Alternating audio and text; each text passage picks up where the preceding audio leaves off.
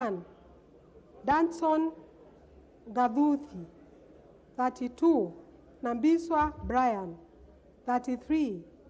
Katukoi K. Romanos, 34. Amos Otieno Ochuka, 35. Frederick Otieno Gaya, 36. Gadi Irungu, 37. Joseph Mijire Gaku. Honorable members, by the close of the nomination period on Wednesday, 7 September 2022 at 8:30 p.m., the following 19 persons had returned to the clerk their respective nomination papers for election as Speaker of the National Assembly. 1. Dr. Noah Winja. 2. Moses Masika Wetangula. 3. Gideon Kiplangat Cheruyot. 4.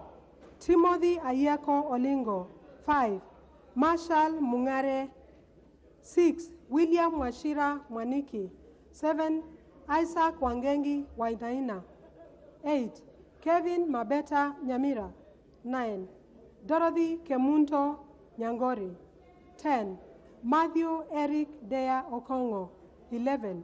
Joshua Kipkemoi Boit. 12. Viangeta Frederick Mukaria. 13. Dr. Mbi Augustine Kavindu. 14. Jinan Zioki Mbiuva. 15. Samuel Mwangangi Zamalu. 16. Kenneth Otiato Marende. 17. Josh Gitangu Thiongo. 19. David Ikava Mwangangi. 19. Danson Gaduthi Karaya. Honorable members, I wish to also notify the House that I also received a letter from one Mr. Omar Dambi, dated 7 September 2022, withdrawing his candidature for election as the Speaker of the National Assembly. Additionally, honorable members, I wish to report that Mr. Isaac Aluoch Polo Aluochir, one of the persons who collected nomination papers, did not return the completed form. However, he did appear before the clerk and verbally withdrew his candidature. Further, honorable members, the following 15 persons who returned their nomination papers did not qualify as candidates for election as Speaker of the National Assembly, as their nomination papers were not accompanied by names and signatures of 20 members in support of their respective candidates as required by Standing Order 5-3. 1. Dr. Noah Winja. 2. Gideon Kiplangat Cheruyot. 3. Timothy Ayeko Olingo. 4. Marshall Mongare. 5. William Washira Mwaniki. 6. Isaac Wangengi Wainaina. 7. Kevin Mabeta Nyamari. 8. Dorothy Kemunto Nyangori. 9. Joshua Kipkemoi Boit. 10. Dr. Mbi Augustine Kavindu. 11. Jinan Zioki Biuva. 12. Samuel Mwangangi Nzamalu. 13. George Gitangu Thiongo. 14. David Ikavi Mwangangi. And 15. Danson Gaduthi Karaya. Honorable members, you will recall that at the close of the nomination period yesterday evening, I did notify honorable members of the 2 candidates qualified to participate in the election of the Speaker of the National Assembly. In my notification, I stated that my office was in the process of verifying the documentation submitted in support of 2 other applicants, namely Mr. Viangeta Frederick Mukaria and Mr. Okongo Matthew Eric Dea. Honorable members, I wish to inform the House that verification of the documents submitted by the two applicants against the copies of identification documents are available to my office by the various members purported to have supported the candidature for today's election reviewed glaring anomalies. With regard to the nomination papers returned by Mr. Viageta Frederick Mukaria, it was noted that the Kenya National Identification numbers purported to appended to the names of several honorable members are at variance with the information officially available by honorable members to Parliament as part of their biodata. Similarly, honorable members, it was noted that the nomination papers returned by Mr. Okongo Matthew Eric Dare appended signatures purported to belong to several members that did not tally with the signatures recognized by my office from the biodata forms signed by the affected members. Indeed, I have today since received written complaints from a number of the affected members regarding falsification of their support to the two candidates. In particular, honorable members have disowned their purported endorsement of the said candidates.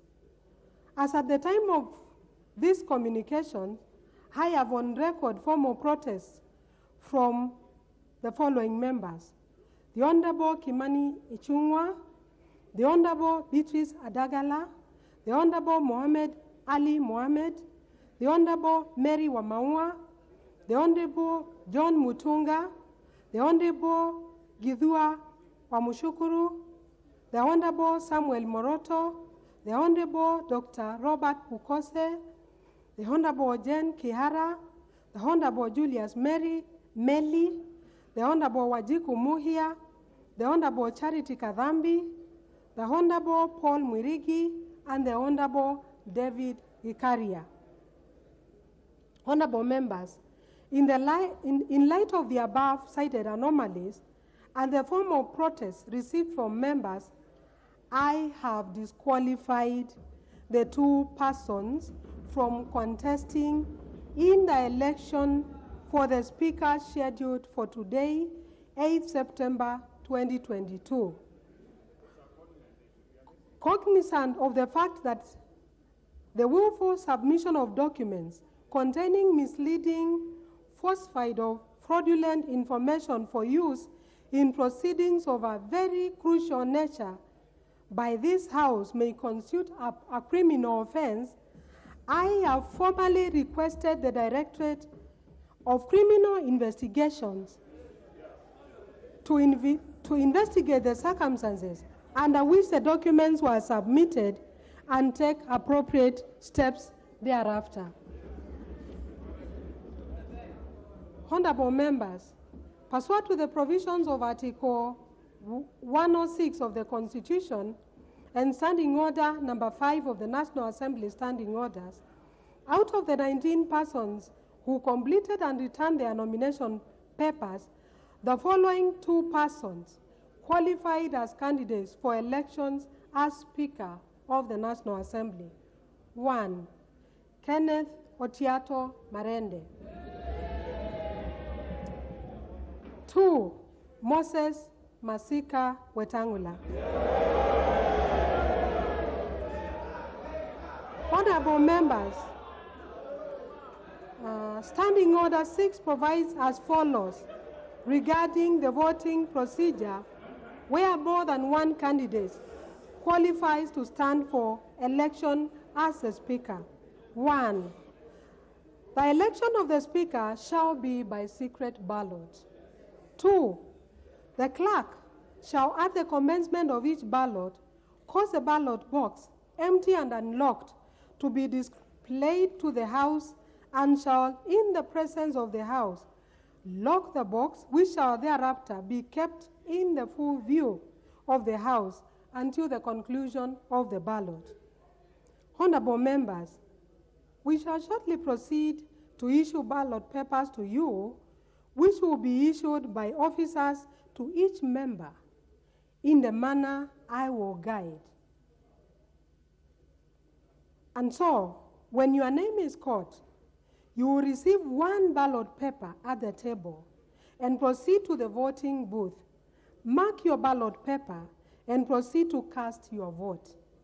For clarity, honorable members, a member who wishes to vote shall mark his or her ballot paper by placing a visible mark in the box provided for beside the name of the preferred candidate as a member wishes to vote for.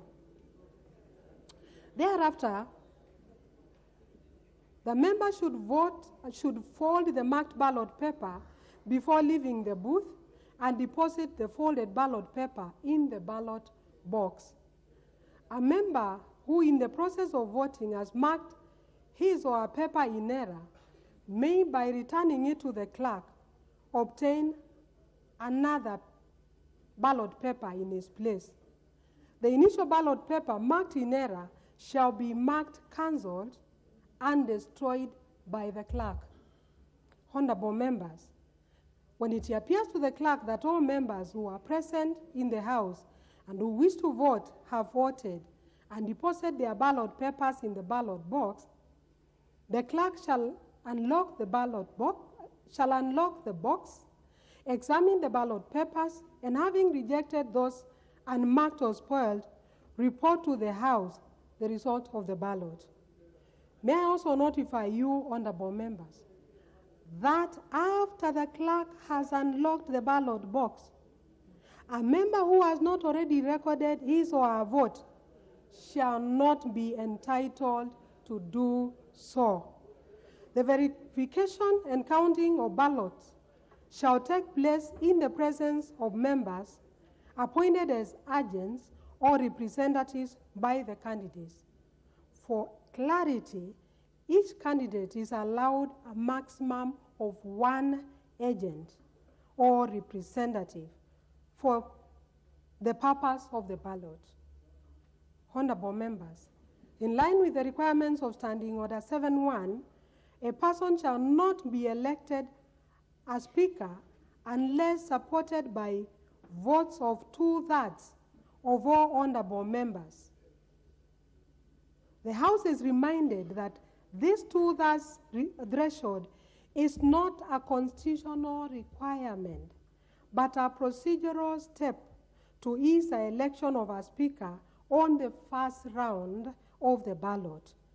The procedural threshold applies only to the first round of voting and does not affect the quorum required for the commencement and continuation of the sitting and the election. Honorable members, pursuant to the provisions of Standing Order 7.2, in the event that no candidate is supported by the votes of 2/3 of all members at the first round of voting, the candidate who receives the highest number of votes and the candidate who receives the next highest number of votes shall alone stand for election in the next round. The candidate who receives the highest number of votes in the second round shall stand elected Speaker. Honorable members, we have arranged the voting booths next to the dispatch table. There are 2 booths on each side of the table.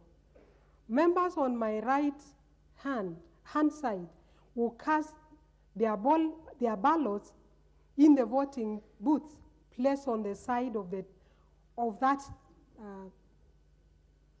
side at the table, and vice versa for the members on my left.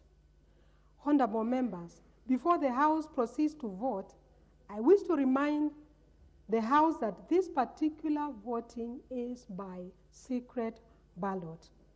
Members are not allowed to display their marked ballots to the House or to the galleries.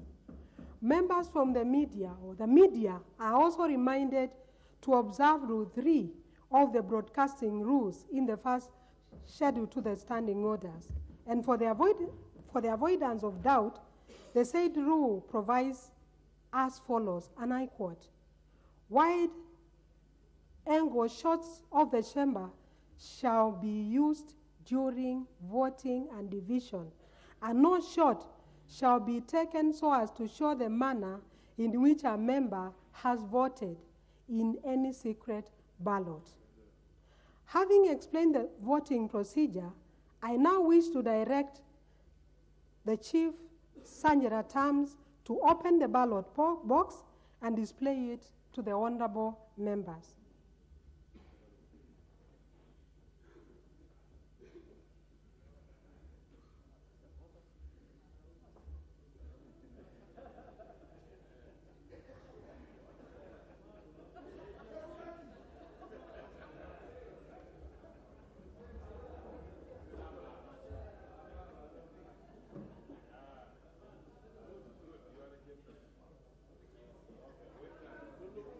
Honorable members, you have witnessed for yourself that the ballot box is empty. And I now direct the Chief Sanjara Terms to close and lock the ballot box.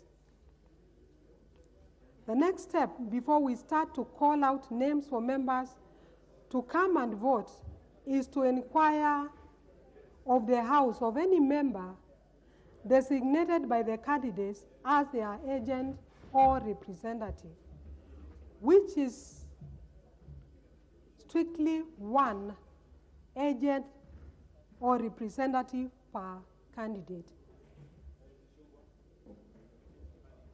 If any, I request them to step forward and approach the table so that we can proceed.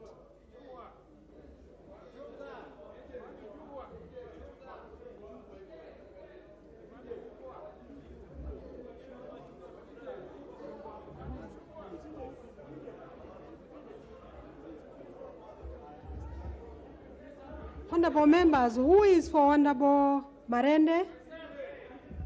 Okay. Okay. So the Honorable T.J. Kajwang. And who is for the Honorable Wetangula? The Honorable Dr. Pukose. Okay.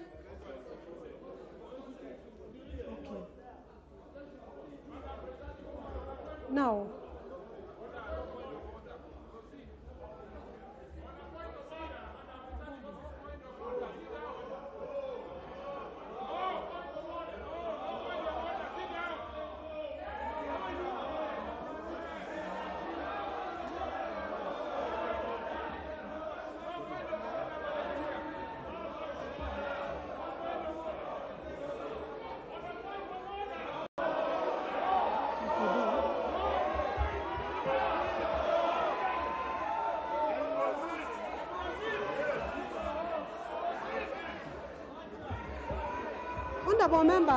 honorable members,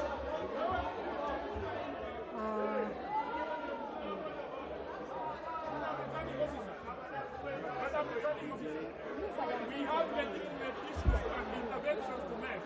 You said that after this you are going to call me. That is why I'm asking that you should have allowed us to make interventions. Honorable members,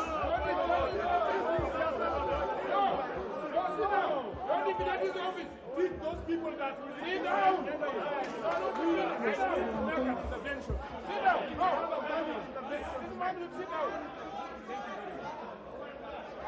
members, please be seated so that I can guide the House.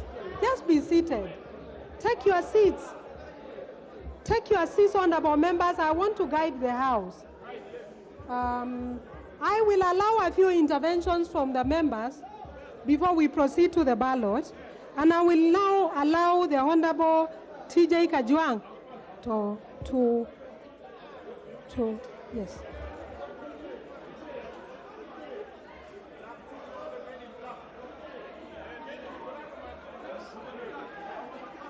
Yeah, I will give you. I will invite you. Just one question.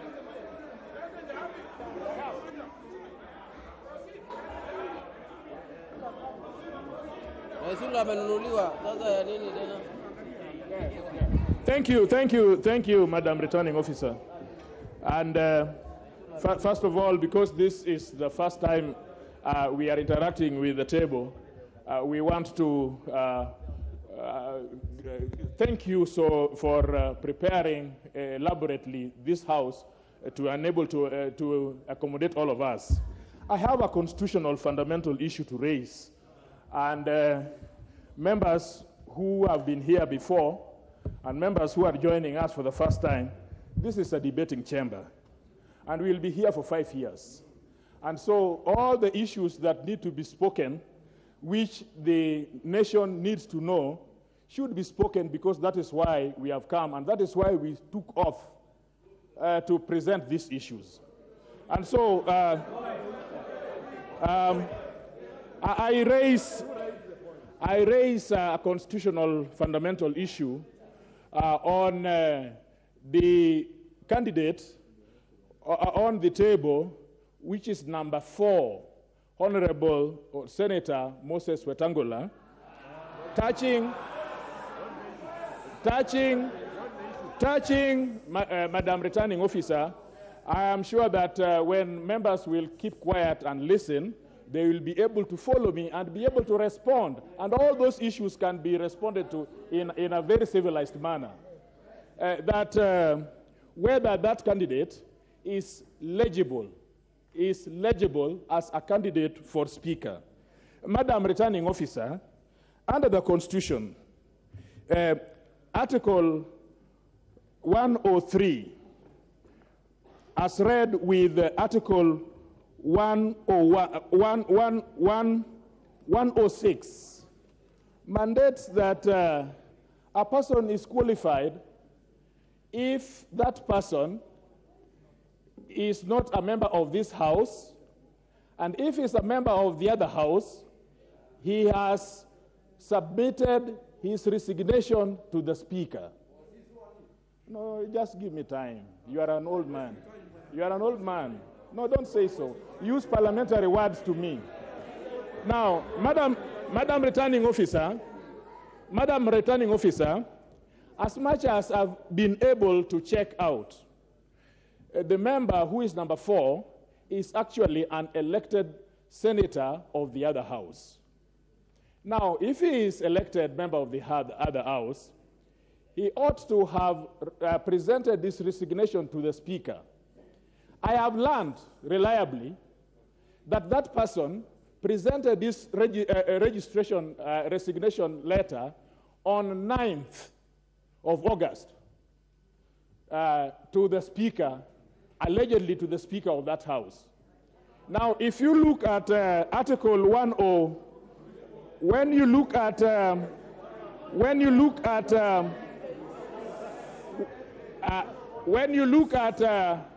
allow me, order.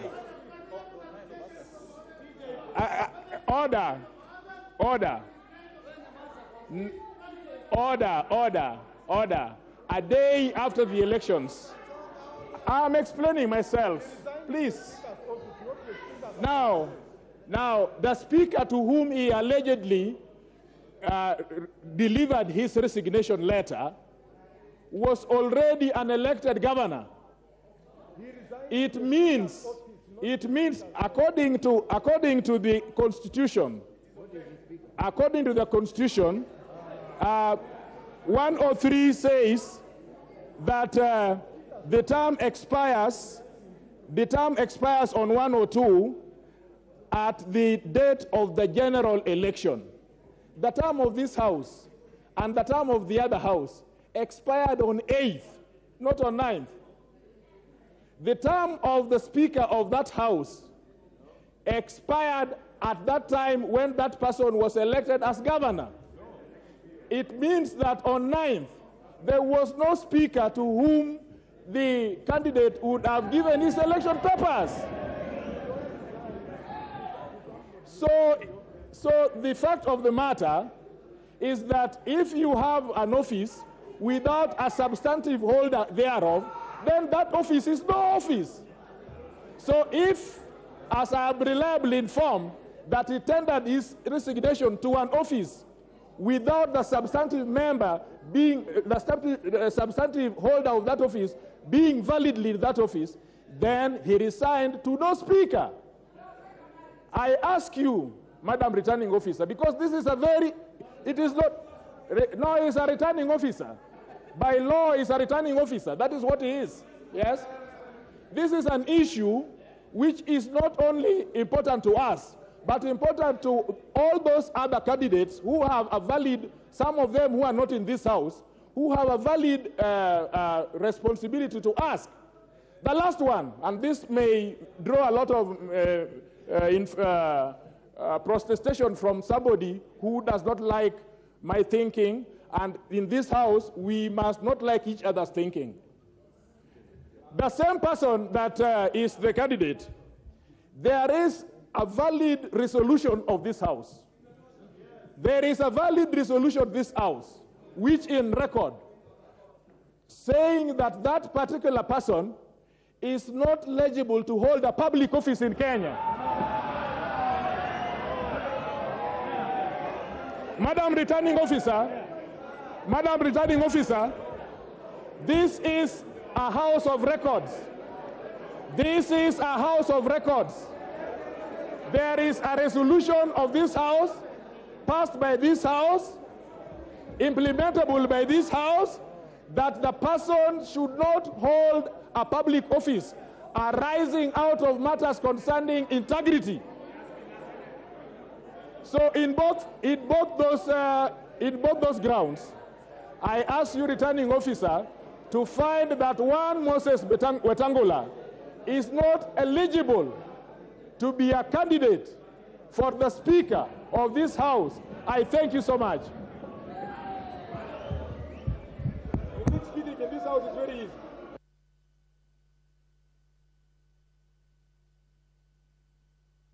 Honorable members, I will now allow the Honorable Ichung'wah to raise his point of order.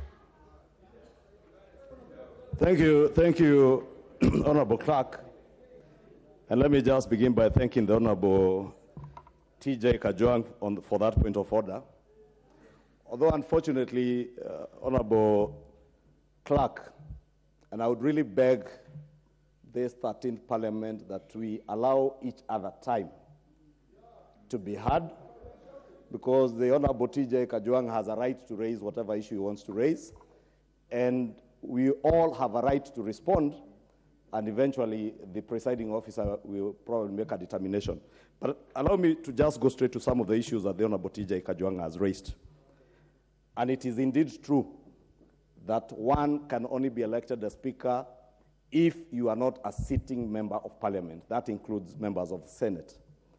But it is also not true what the Honorable T.J. Kajwang alleges, that the Honorable Senator Wetangula resigned on the 9th of August.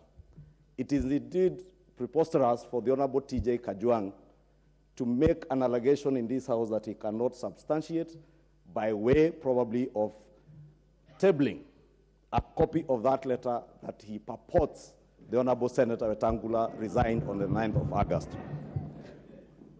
It is also in my know, Honorable Clerk, that the Honorable Moses Wetangula indeed resigned 2 days after the gazettement of senators by IEBC in the Kenya Gazette.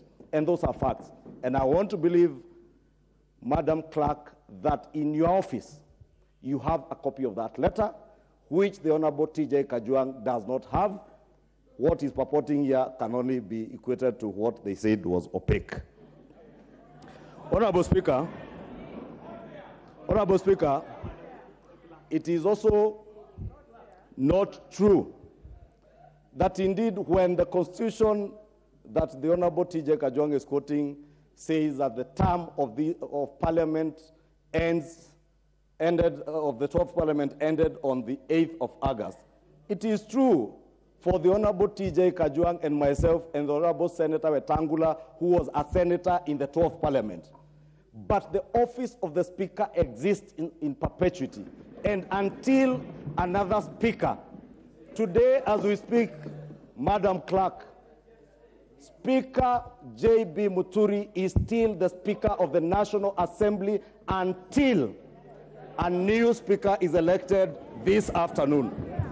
Honorable Speaker, what the Honorable TJ Kajwang, and he knows because he's a seasoned lawyer, he knows what he's telling the country on live television as a lawyer is not true, because the Speaker's office exists into perpetuity, and it will until and unless we elect a new Speaker. Speaker J.B. Muturi remains in office. In fact, as we speak, TJ Kajwang, you know Speaker Muturi is seated in his office and transacting business.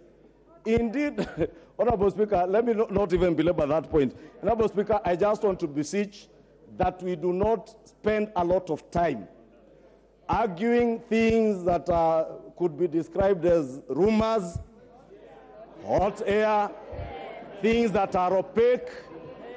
And Honorable Speaker, I would beg that you, Honorable Clerk, I would beg that you stick to the rules and procedures of this House and occasion the election of a new Speaker to progress without wasting much time. We saw these shenanigans in Bomas of Kenya. The same people who were in Bomas, some of them are here, Mr. Speaker, Honorable Chair, and I really want to beg that you do direct that we proceed. Thank you, Honorable Clerk. Honorable members, I will allow 2 more members. I will allow the Honorable Wandai. Yes, it's a different issue. Not about election of Speaker. Okay, then I will allow the Honorable Duale, please.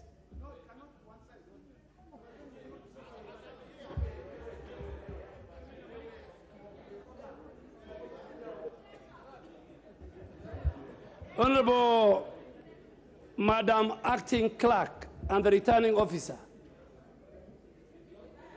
Madam Acting Clerk, and I think I want first to ask the House that it's great to welcome the new members and everybody here in the 13th Parliament. Honorable TJ, and I really want us to listen to each other, and then at the end of the day, we will vote. Honorable TJ raised 2 issues, and Honorable Ichungwa answered 1.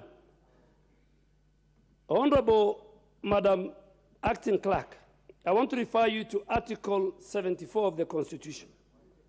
And it says, before assuming a state office, or acting in a state office, or performing any function of a state office, a person shall take and subscribe the oath or affirmation of office in a manner and form prescribed by the 3rd schedule under an Act of Parliament. Madam Acting Clerk and the presiding officer for this afternoon, until this morning, before I took an oath as a member for Garissa Township, I was not a state officer. And in that consequence, the Honorable Moses Masika Wetangula ceased to be the senator for Bungoma on the 9th of August 2022. From the 9th of August to this afternoon, the Honorable Moses Masika, before he submitted his resignation, is a senator-elect. Is a senator-elect, and so is not a state officer.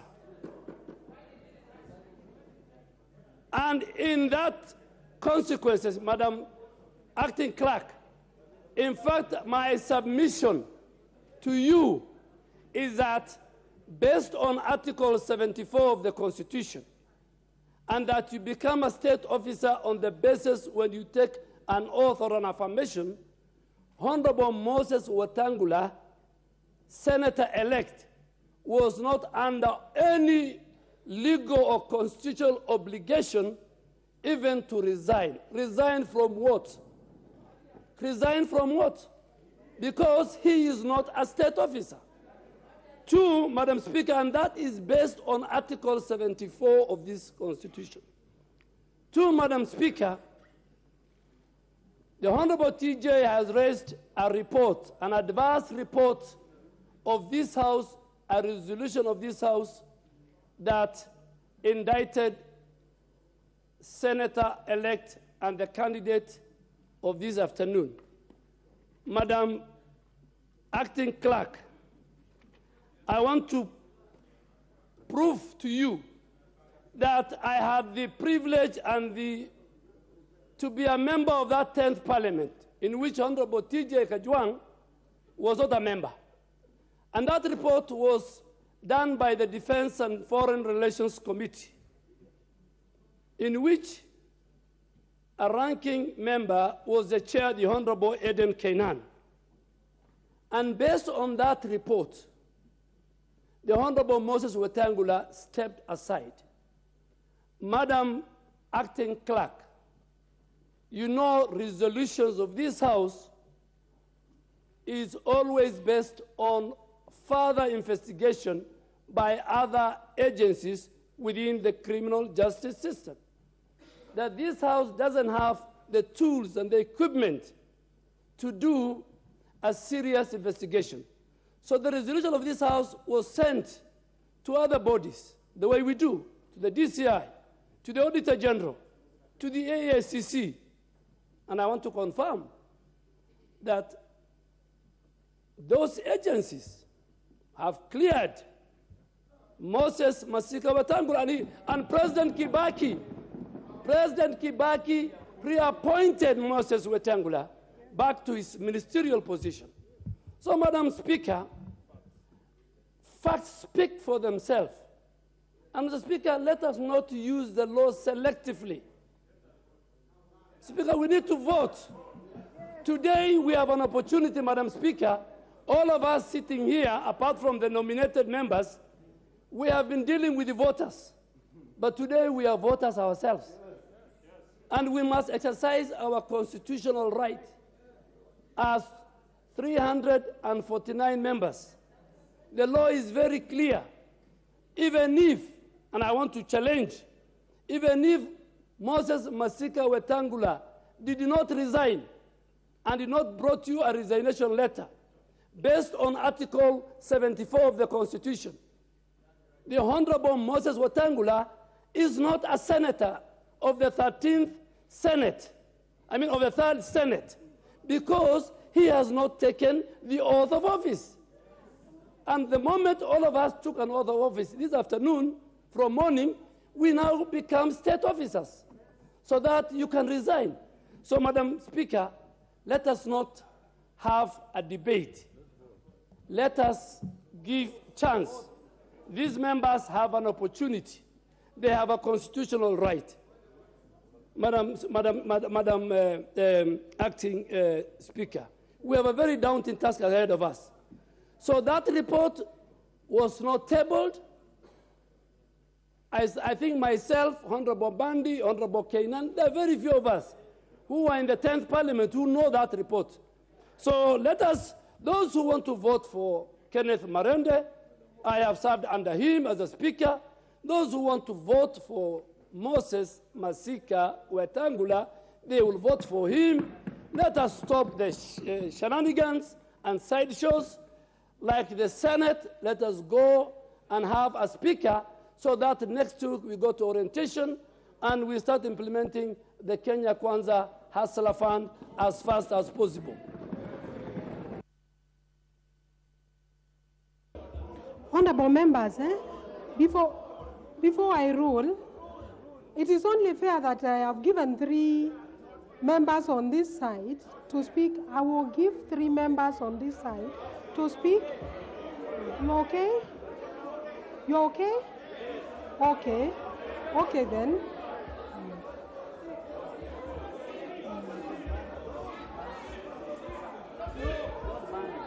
I will allow the Honorable Bandi, please. Let me give the Honorable Bandi. Thank you very much, Madam Presiding Officer. Madam Presiding Officer, allow me also she's presiding over the elections. She may be returning officer. I don't know whether she was gazetted or she gazetted herself. But I also want to take this opportunity to congratulate all members who have made it to the 13th Parliament. I know it was not easy, but having said that, allow me just to say one thing. Madam Presiding Officer, this matter, I think, even if it may not be resolved today and we'll proceed and vote, it is something that the people of Kenya need to look at. At what point would an elected member be considered a member of parliament? By the time, that is your opinion, let me speak my opinion. I'm intelligent enough. Assuming office is not the same thing as being elected. The moment the returning officer in your electoral area pronounces you as elected, it is only the court of law. It is only the court of law which can reverse that decision, whether you take oath of office or you don't take oath of office. Once you have been elected, pronounced as such, gazetted in the Kenya Gazette, as a senator, you become a senator-elect. Whether there is elect after your name or the senator, it is still there. So this is a matter that cannot just be wished away. In fact, I think the people of Kenya made a mistake when we passed this constitution.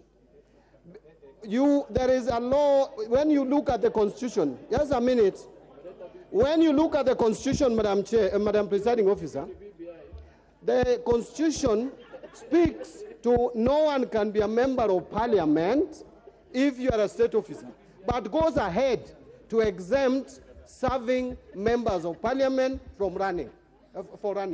Now the same should have happened. I don't see why a sitting member of National Assembly cannot run for the office of the Speaker and resign after being elected. That is what happened in 2008 when Kenneth Otiato Marende was the MP for Emuhaya. So if something is wrong with our laws, we need to accept it. Let us not speak, just take sides. You took an oath just a few minutes ago to protect this constitution. There is a problem in the constitution. We need to fix it. But as it is today, there is gray area. And therefore, Madam Presiding Officer, whether you let Honorable Moses Wetangula to run or not, the people of Kenya will have to deal with the elephant in the room, that there is a problem with that provision of the law requiring even sitting members of parliament to resign before they become the Speaker of either House of Parliament. I submit my case. Let us vote. Let's vote. Thank you very much, Acting Clerk. I'd like to thank you. And I just like to say that I believe in freedom of speech. But I just want to raise, Madam Clerk, pursuant to Standing Order number 83, as read together with Standing Order number 107. I'm very surprised that you've been allowing people who have been in this house for some time just to rise on points of order based on no particular order. You know, you know, like my very good friend, Honorable Mbadi, I respect him a lot, but he just rose on no point of order. But you know, there was no debate. There's no debate. There is no bill. There is no bill in the House, Madam Acting Clerk. I would like to say this. One, Madam Clerk, you have issued a statement. My very good friend, the Honorable TJ Kajwang, who is a lawyer like myself, he knows that once you have issued a statement, your statement is either factual, in accordance with this House and standing orders and the Constitution, or he gives further information that he has. But he cannot bring third-rate hearsay into this House to challenge your statement. You know, your statement cannot be challenged on the basis of what somebody has heard. You must produce documentary evidence to countenance your statement. In the absence of that, Madam Clerk, you should rule everybody out of order. May I read, Madam Clerk? According to Standing Order 107, a member commits an act of disorderly conduct of that member if he deliberately gives false information to the House. We were told that Senator Moses Wetangula resigned on the 9th of August. That information has not been given to us here. And you just allowed that member just to sit. And he's a very senior member in the bench, of the bar. And I have a lot of respect for him. My submission, kura tutapiga, we are going to vote. My submission, Madam Clerk, in the absence of any documentary evidence contrary to your statement, I submit that we vote. Thank you.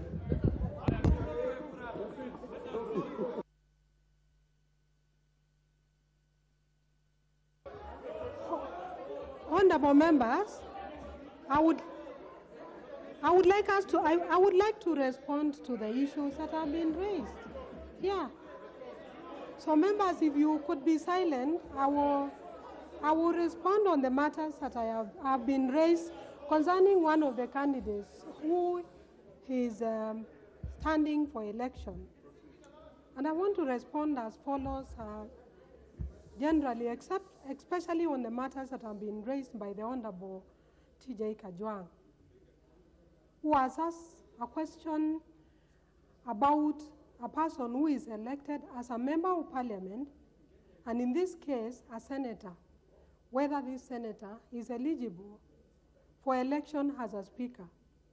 And I have also listened to the various submissions on the matter by the members who have spoken from both sides of the House. I have also looked at the relevant provisions of the Constitution and the law, and I now wish to communicate my findings on this matter. Honorable members, Article 106(1)(a) of the Constitution provides that there shall be a Speaker of each Parliament who shall be elected by the House in accordance with the standing orders from among persons who are qualified to be elected members of Parliament but are not such members. The relevant qualification for election as a member of Parliament are set out in Article 99(1)(a) and (b) of the Constitution. That is, that the person is registered as a voter and also has satisfied any educational, moral, and ethical requirements prescribed by the Constitution or by an Act of Parliament.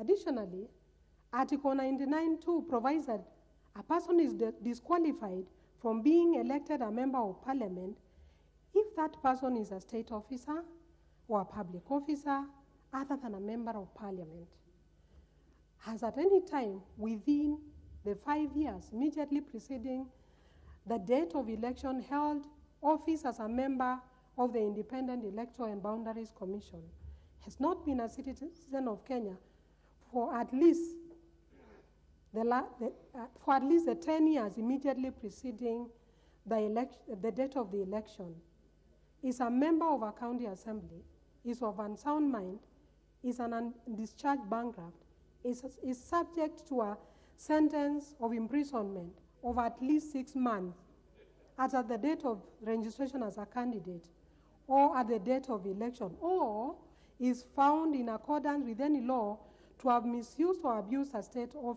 public office, or in any way to have contravened the provisions of Chapter 6 of the Constitution.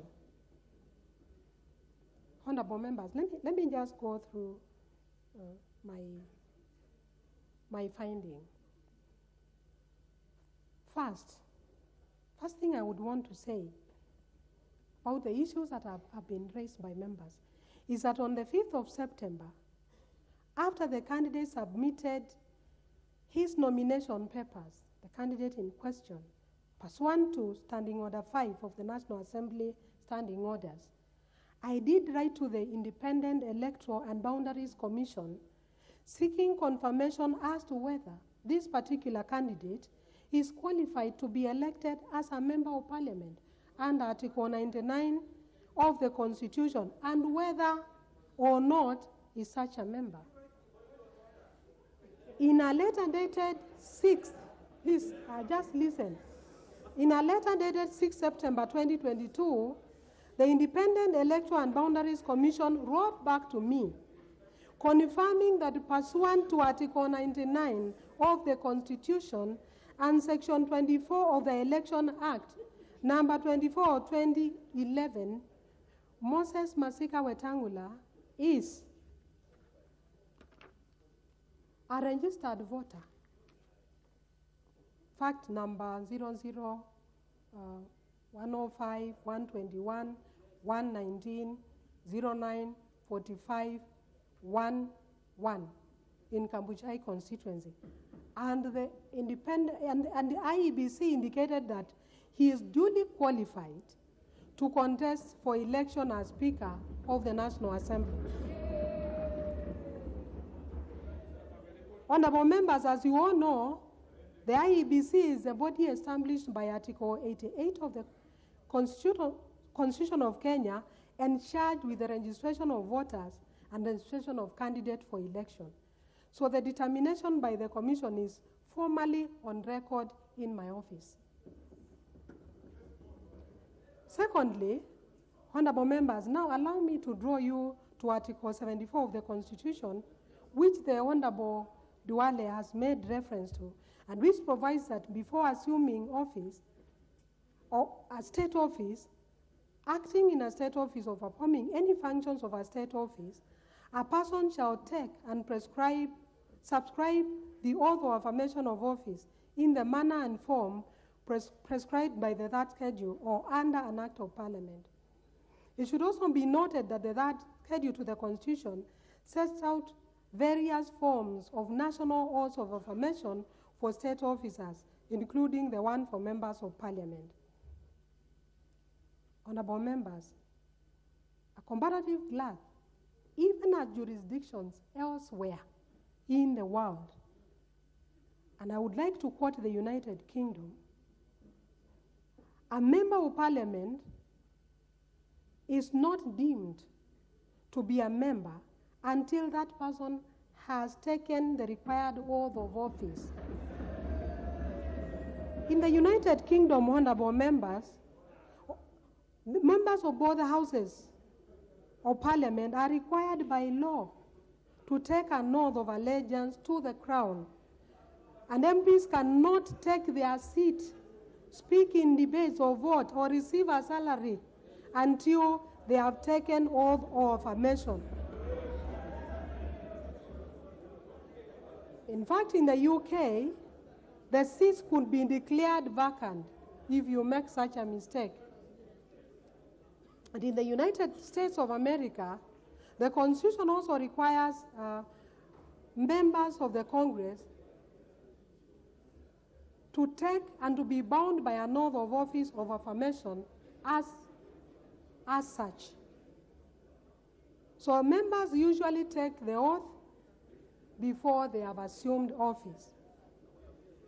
In view of the stated provisions of Article 74 of the Constitution, members, it is clear that a person who has been elected to serve as a member of parliament retains his status as a member of the public until they assume office as a member of parliament by taking or subscribing to the oath or affirmation of a member of parliament as set out in the third schedule to the Constitution.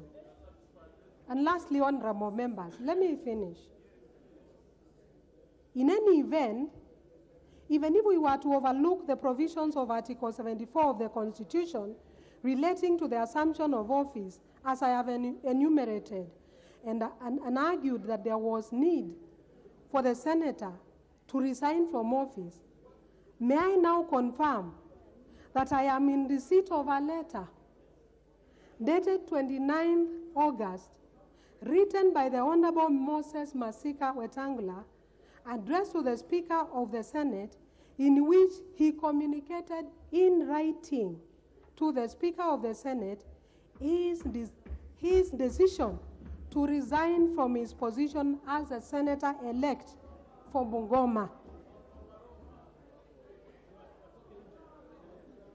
Now, this letter is addressed to the office of the Speaker of the Senate, which by virtue of the provisions of Article 106(1)(2) only became vacant when the new Senate first met today.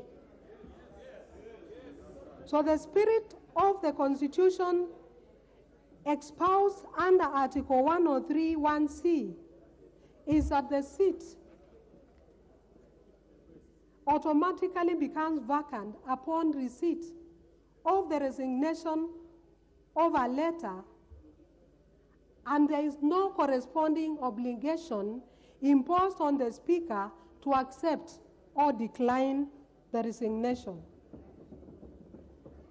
Therefore, honorable members, in the present circumstances and guided by the provisions of Article 74 of the Constitution and the letters from the Independent Electoral and Boundaries Commission and from the Honorable Moses Wetangula, I have satisfied myself that the Honorable Moses Masika Wetangula is qualified for election as a Speaker of the National Assembly. The House is accordingly guided.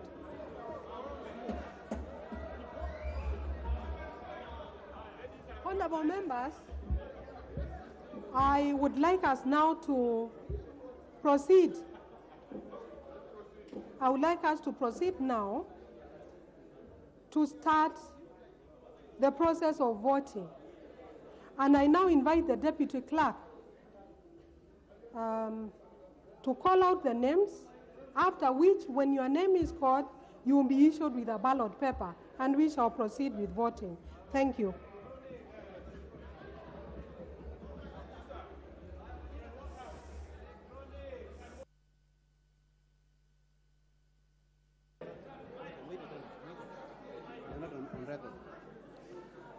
Duale Adan Bare.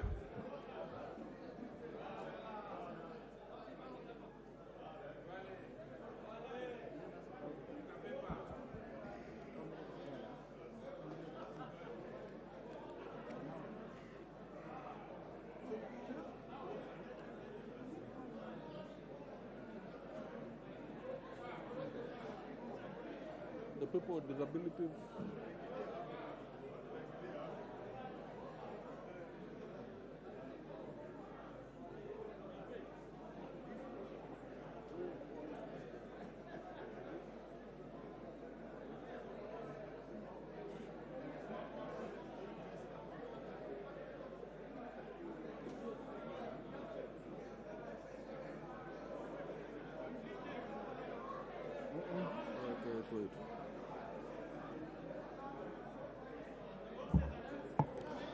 Ngongo John Buddy.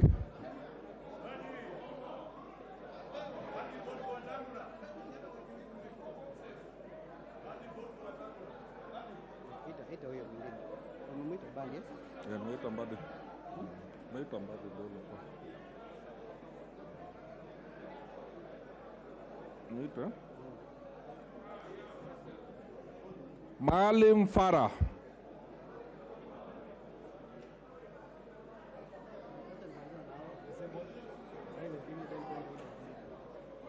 Maisha. Disability.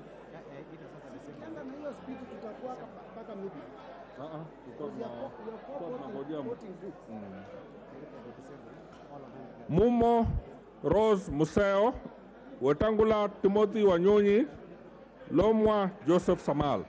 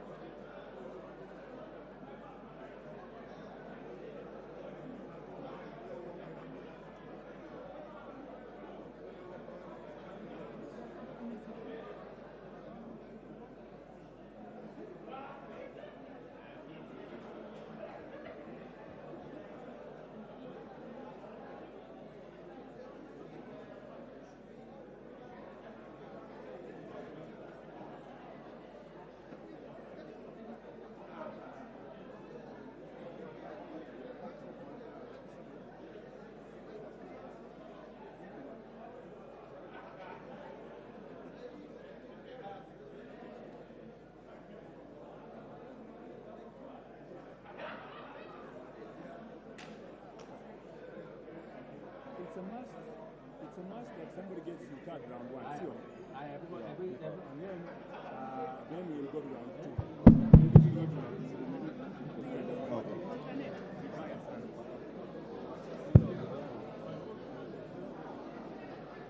Sir, use this one. The other one is not audible.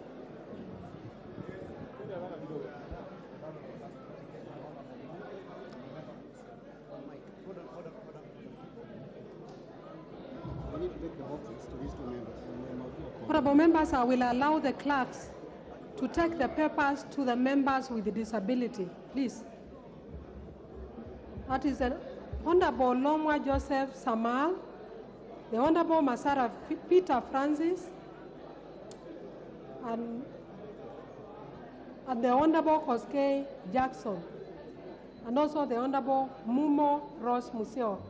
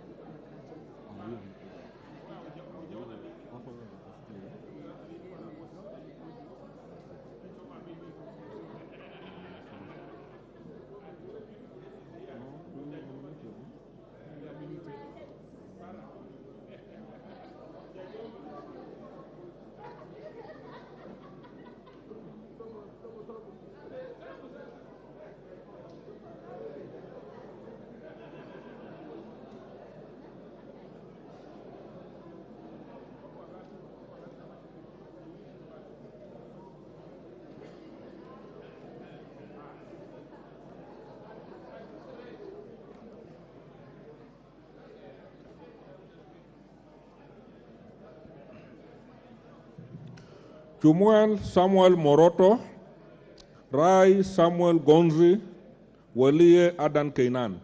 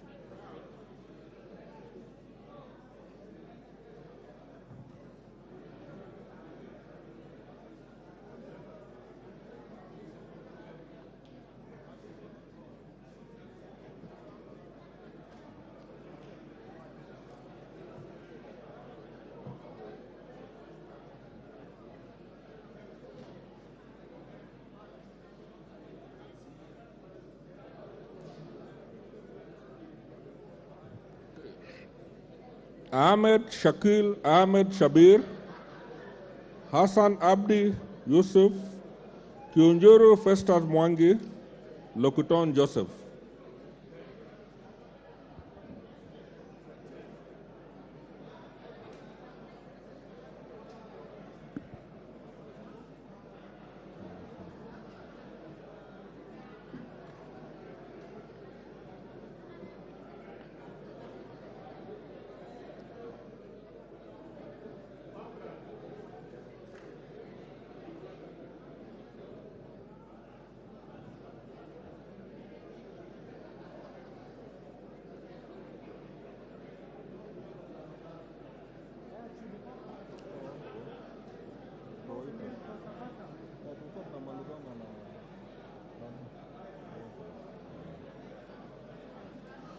Mbiuki Jafet Miriki Kareke,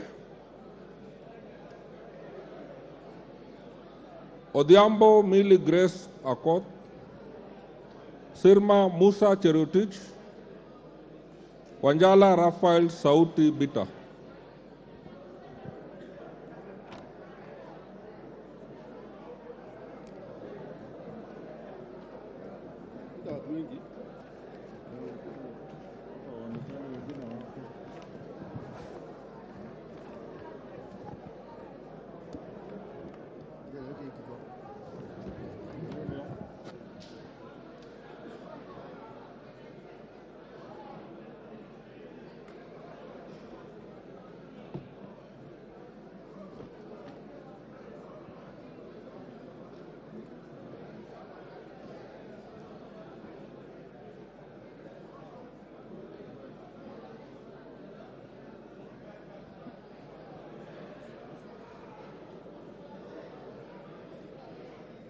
Abdul Rahim Dawood, Arama Samuel, Aramat Lemanken, Badi Twalib.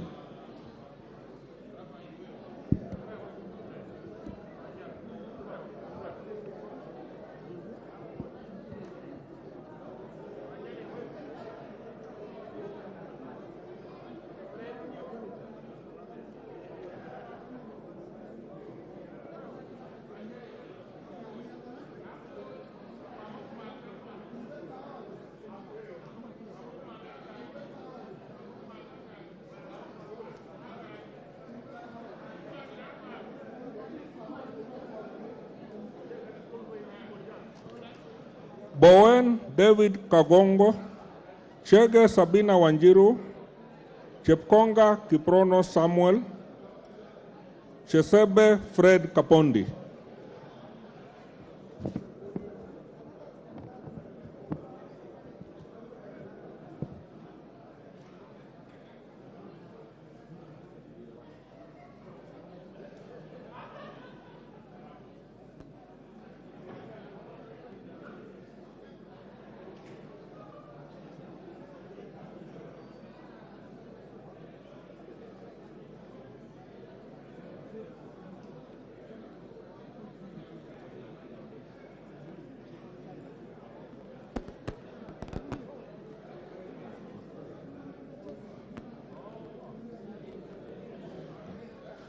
Francis Kajwang Tom Joseph, Gakuya James Mwangi, Gikaria David, Gimose Charles Gumini.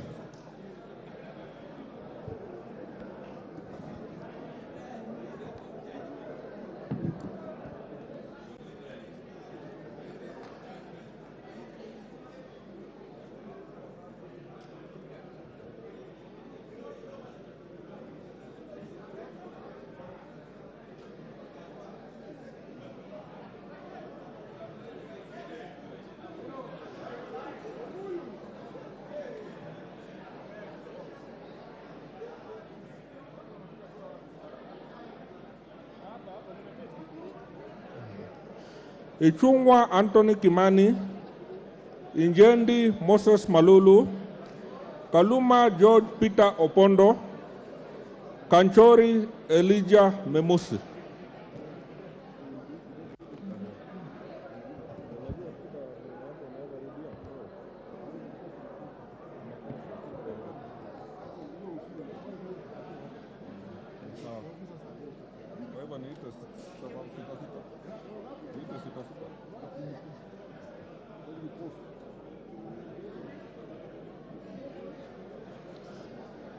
Kiaraho David Njuguna, Kihara Jane Wanjiru Njeri, Kingola Patrick Makau, Kibuot Julius Meli, Kipiogon Johanna Ngeno.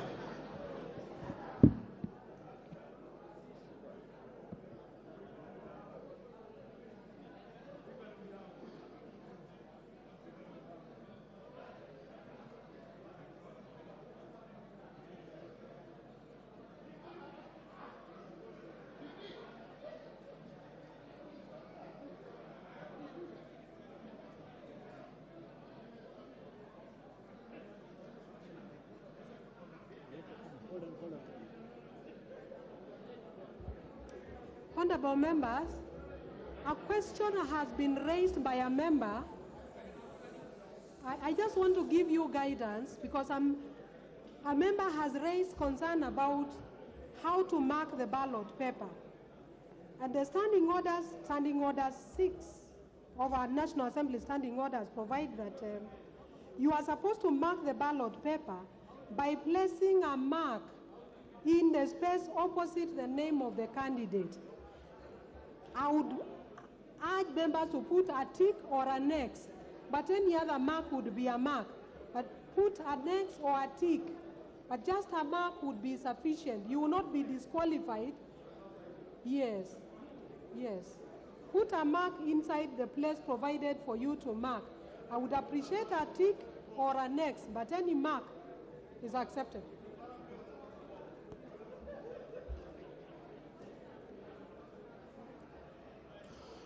Kombe Harrison Garama, Correres Sara Paulata, Koi John Waluke, Koyo James Onyango, Langat Benjamin Kipkurui, Balu Jessica Nduku Kiko, Boko Mishi Juma Hamisi, Mbui Robert, Mohammed Junaid Sheikh Nur, Mule Stephen Mutinda.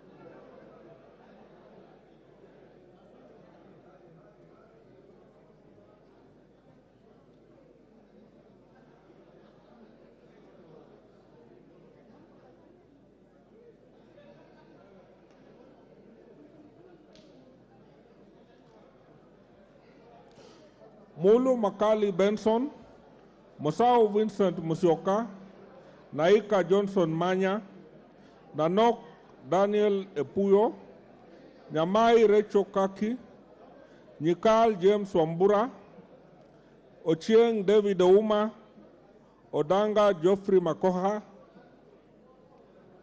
Odwor Christine Ombaka, Ogola Gideon Ochanda.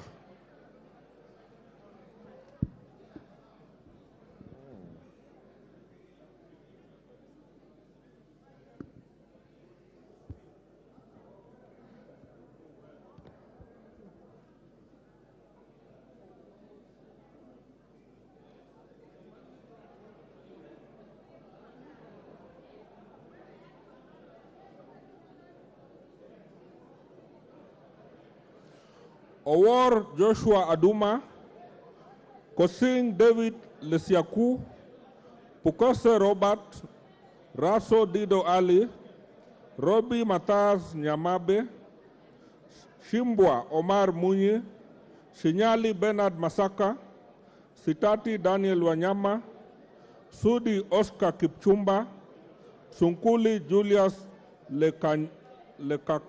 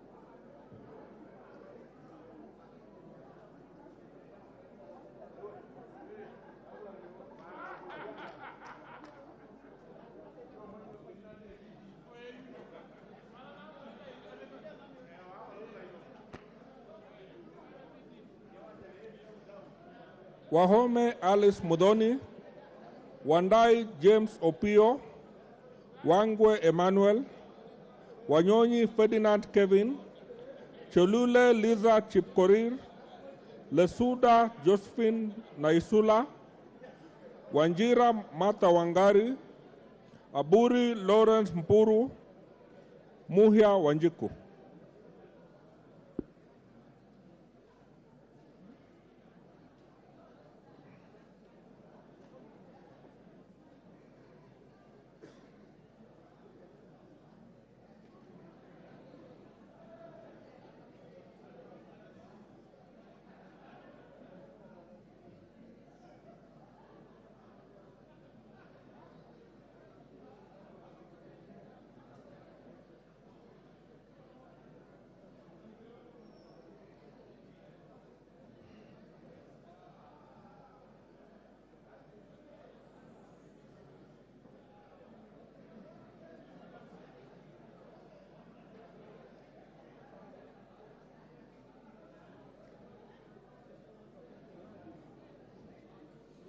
Oundo Wilberforce Odiambo, Abdullahi Bashir Sheikh, Adagala Beatrice Kahai, Akuja Protas Ewasit, Alpha Miruka Ondieki, Amolo Paul Otiende, Atandi Samuel Onunga, Badar Salim Faisal, Baya Owen Ya, Bedzimba Rashid Juma, Buyu Rosa Akinyi.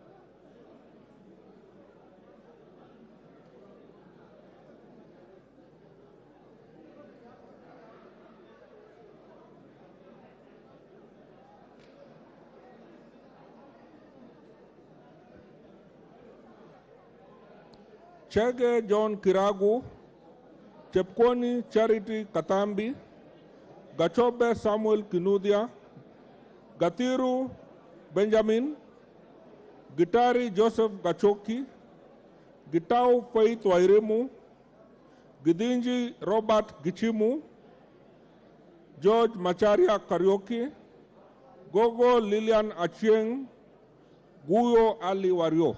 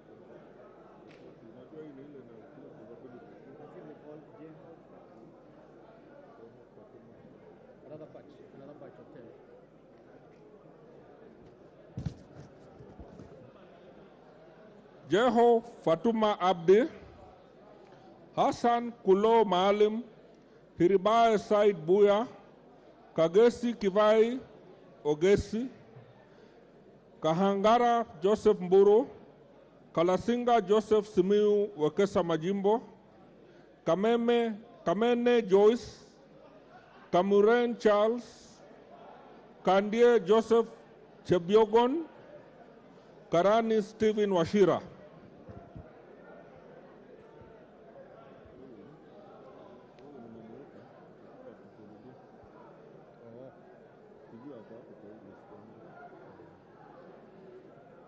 I already have a minute. 240.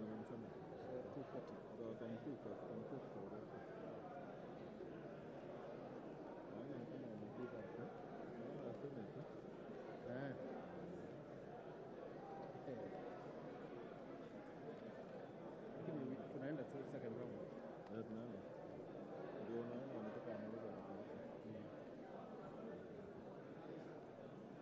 Alafu 340 also has not been sworn in. Lakini hautafika 340. Not sworn in. 2 Bidu Mohammed. She was not sworn in. Bidu. 340. Baada ya huko ni mbali, mtu mwingine tunaongea. Ngoja. Nimefika hapo. Ngoja. Hao wako wengi sana. Namba 49 mbona nimeitwa? Naika 49. Uliitwa. Nimeitwa. Nenda tu upige. Ingia tu pale. 49. Nimekuja.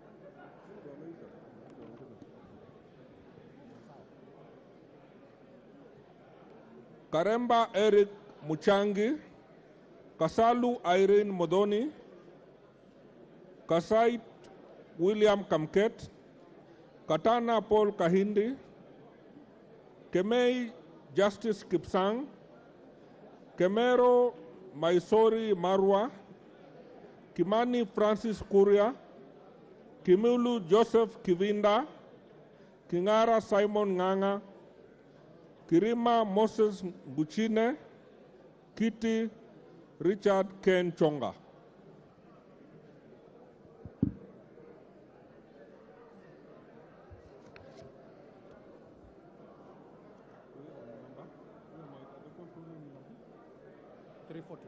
But I realized this one is different. To be Bidu Mohammed. Around 340 or 341.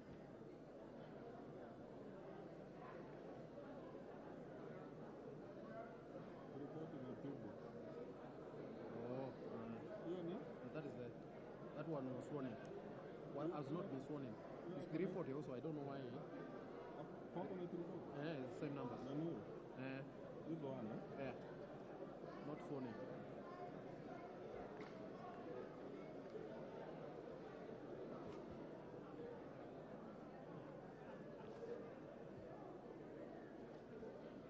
Hapo umefika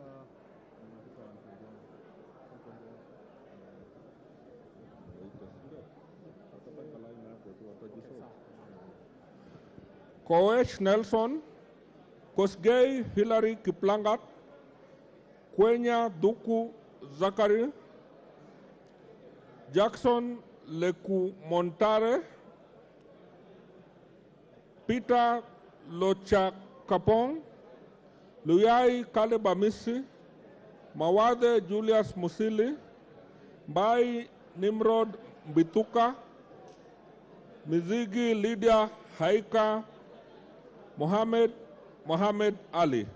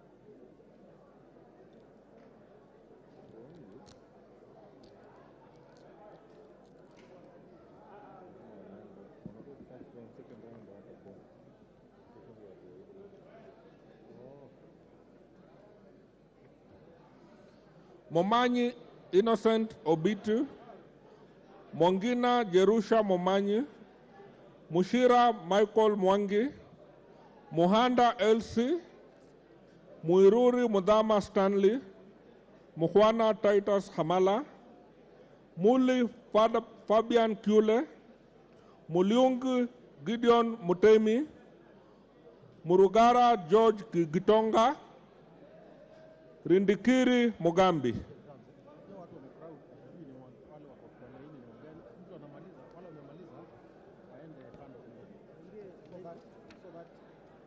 The only people who are there are the ones who are voting.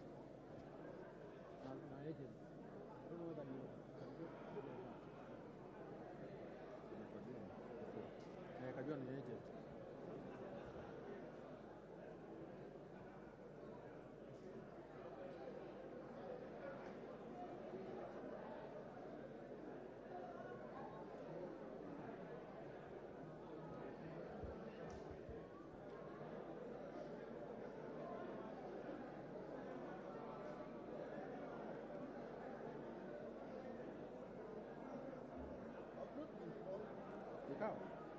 No, we are almost there. We are almost there. We are almost there. Members, please, I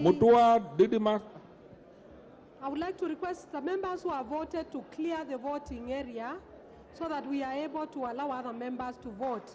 Thank you.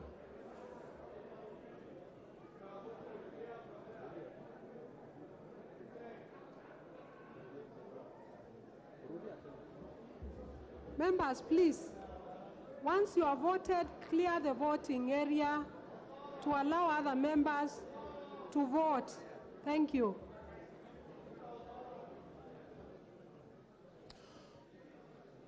Mutua Didimas Wekesa Barasa, Mutunga John,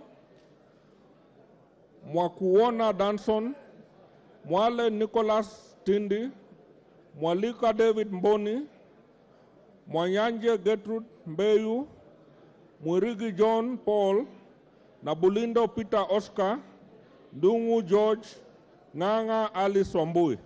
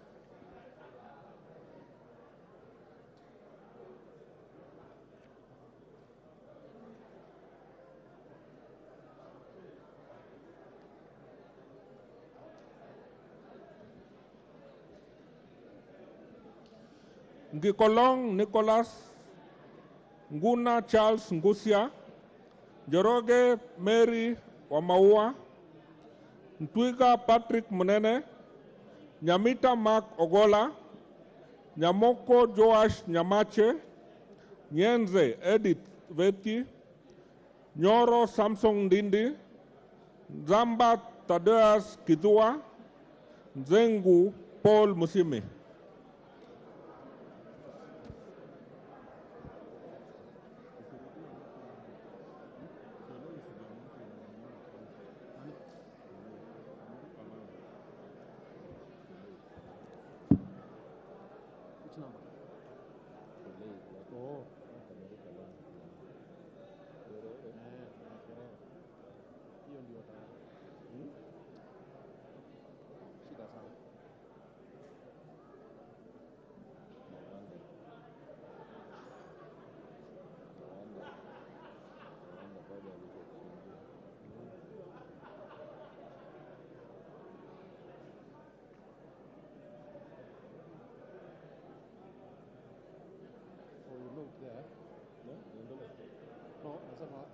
note kwa Bo Shule that she has voted. But has she? Lakini utazoma tu.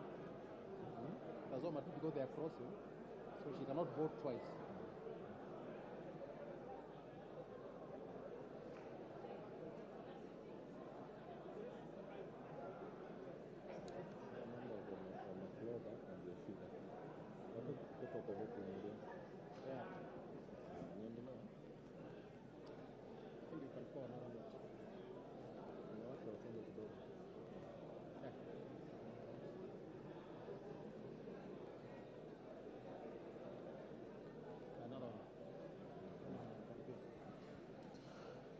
Ndioka Erastus Kivasu, Obare Eve Akinyi, Obo Ruwaida Mohammed, Odege Tom Boya, Odhiambo Elisha Ochieng, Odoyo Okelo Jared, Oku Edward Kaunya, Okwame Andrew Adipo, Oluosh Anthony Tom, Omboko Milemba Jeremiah.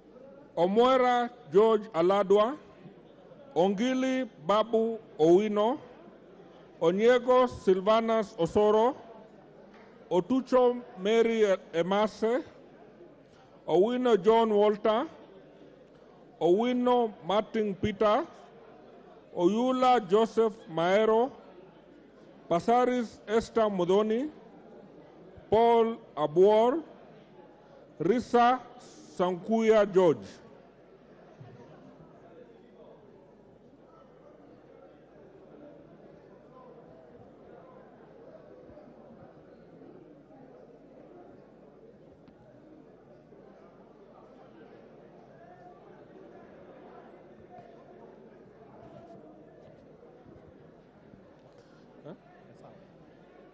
Sane Ibrahim Abdi, Sholei Gladys Bose, Shurie Abdi Omar, Sitenei Janet Jepkomboy, Tandaza Kasim Sawa, Tongoyo Gabriel Koshal, Tonui Joseph Kipkoske, Washira Rahab Mukami, Wamasukuru James Gidua.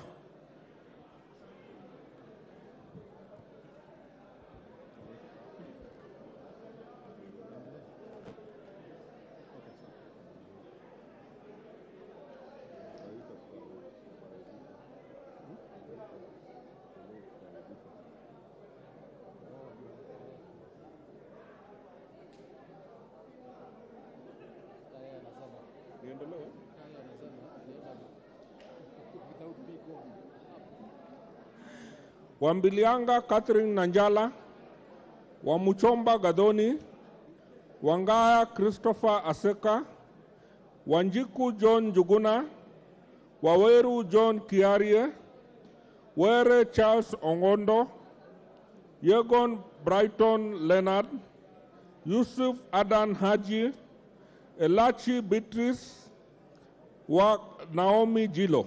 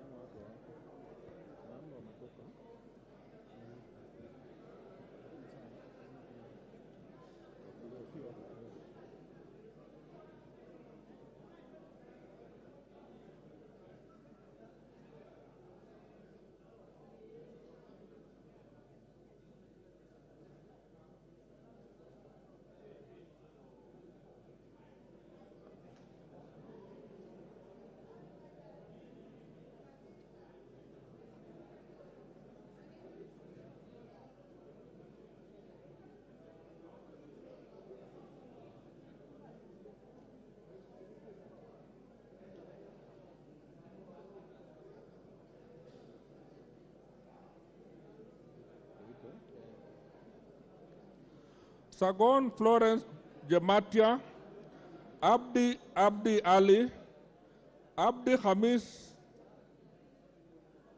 Abdirahman Hussein Mohammed,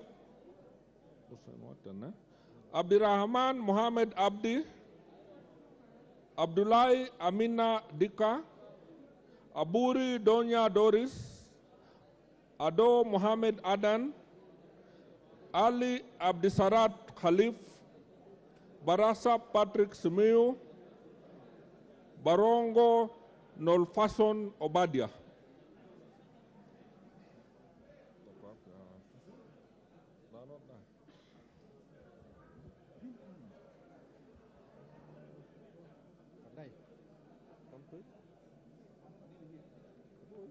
No, Flikuita ni vile, I think it was consultations allowed. Rogers.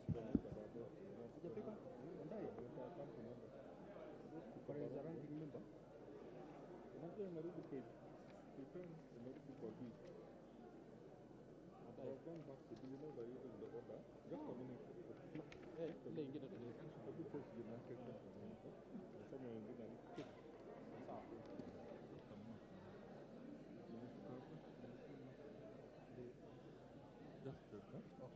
Bare Hussein Abdi, Bato Phyllis Jepkemoi, Basil Robert Ngui, Diego Paul Kibuchi, Bisau Morris Kakai, Bona Mumina Golo, Busia Ruth Adiambo Odinga, Buire John Okano, Caroline Jepto, Chebor Paul Kibet. Flikuita mheshimiwa 72. 72. Just get him to the line.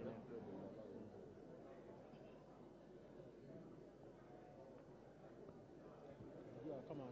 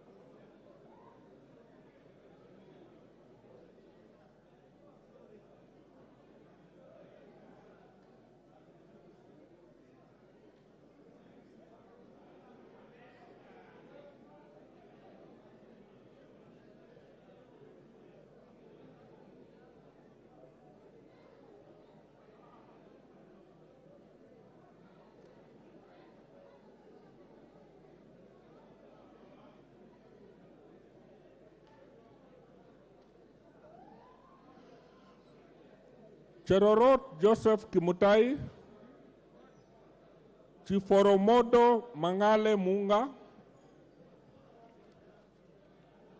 Chimba Zamzam Mohammed, Denar Joseph Hamisi, Dabolen Pamela Njoki, Emate Joseph, Farah Yusuf Mohammed, Gachagua George N, Gichoi Kagucha John Philip, Gichuki Edwin Mugo, Gisairo Cliff Ombane.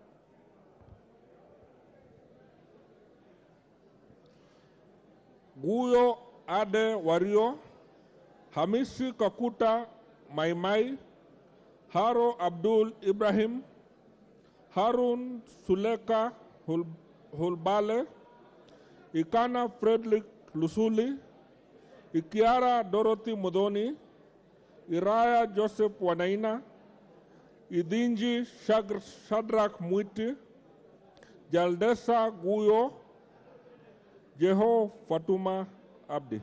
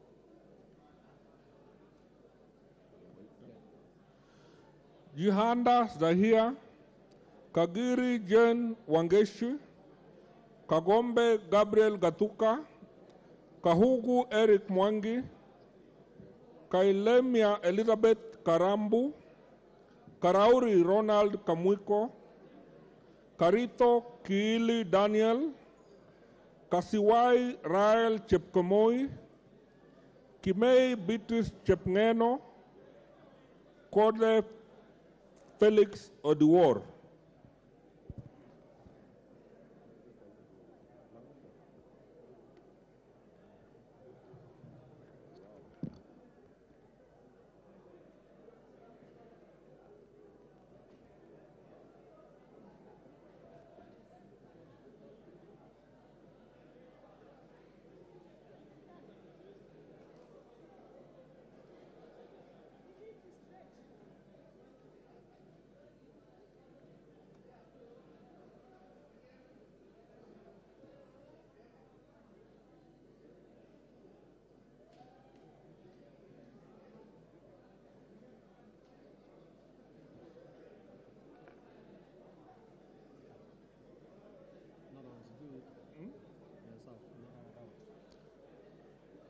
Kiamba Susan Dunge, Kibagendi Anthony, Kihungi Peter Irungu, Kilel Richard Cheriot, Kipkoech Gideon Kimayo, Kipkoros Joseph Makilap,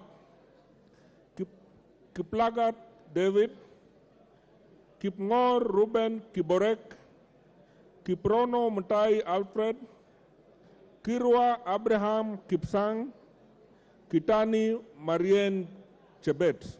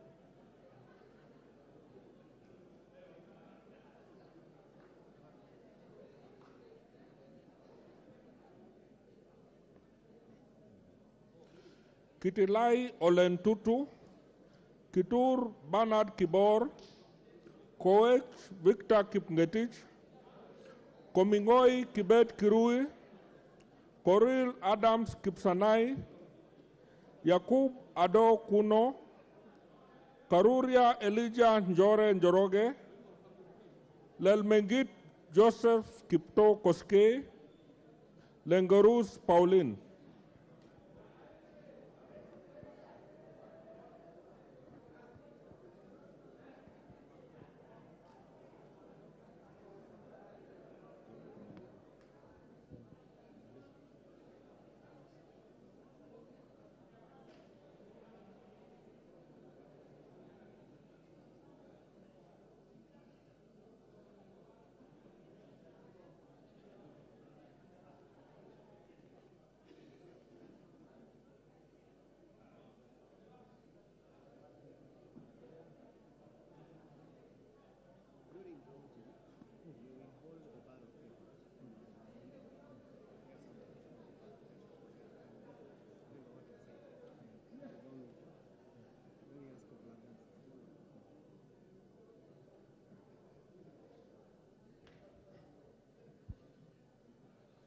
Letipila Dominic Eli, Lynette Chepkorir, Logova Sloya Clement, Titus Loti, Mnaiba Julius Taitumu, Michelle Mohamed Sood, Maina Betinjeri, Maina Jen Jeri, Maina Mwago Amos, Maingi Mary, Makali John Okwisia, Mamwacha Onchoke Charles.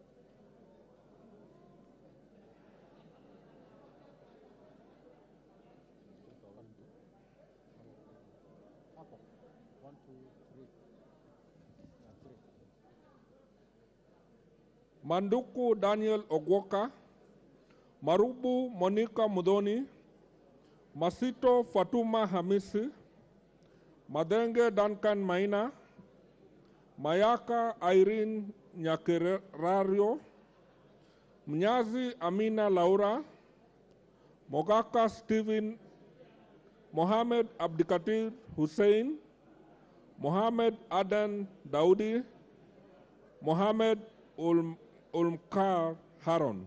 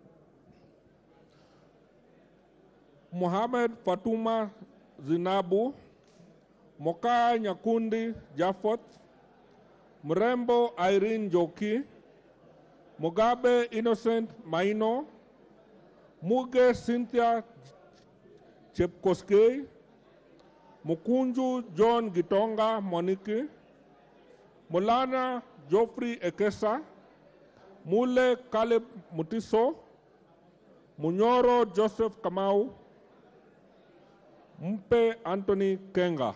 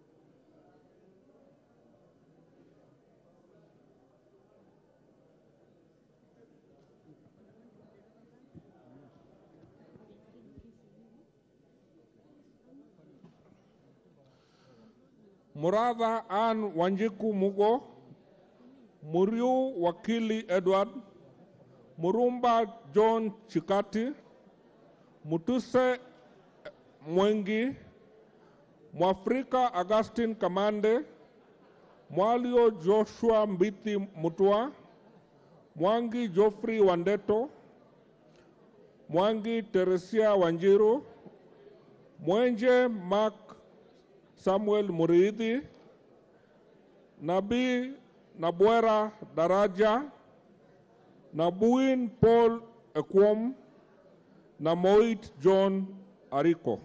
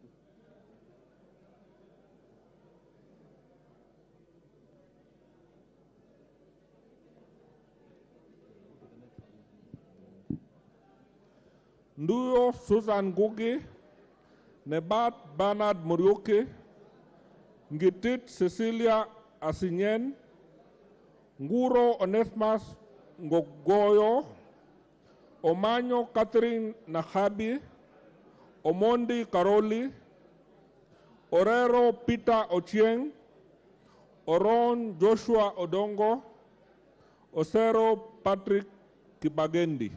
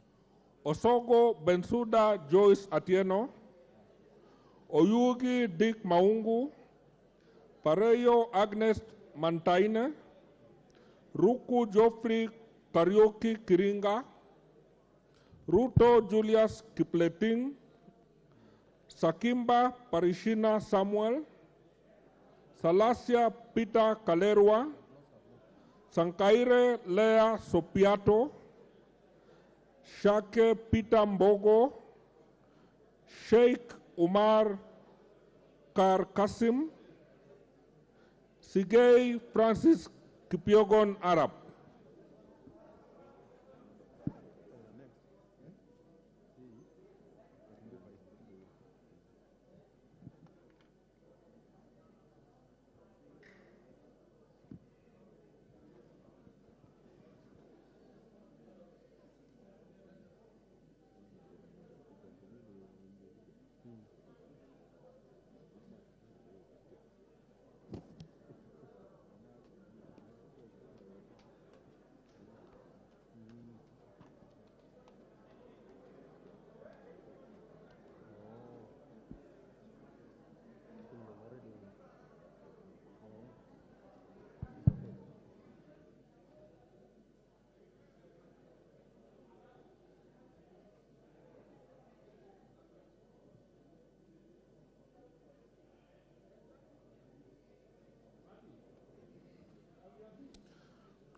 Siad Amina, Siyoi Lilian Chibet, Tonkei Rebecca, Toroitish Timothy Kipchumba, Tungule Charo Kenneth, Wanaina Anthony Njoroge, Wanaina Michael Wambugu, Waidaka John Machua, Wamboka Nelson Jack.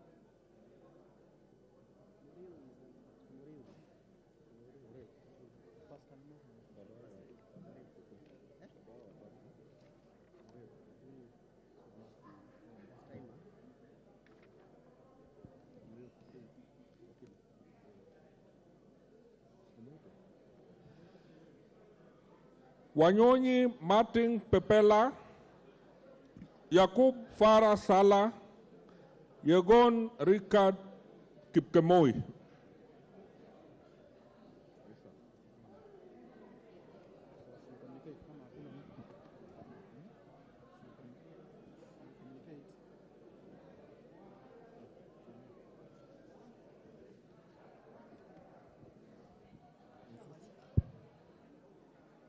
She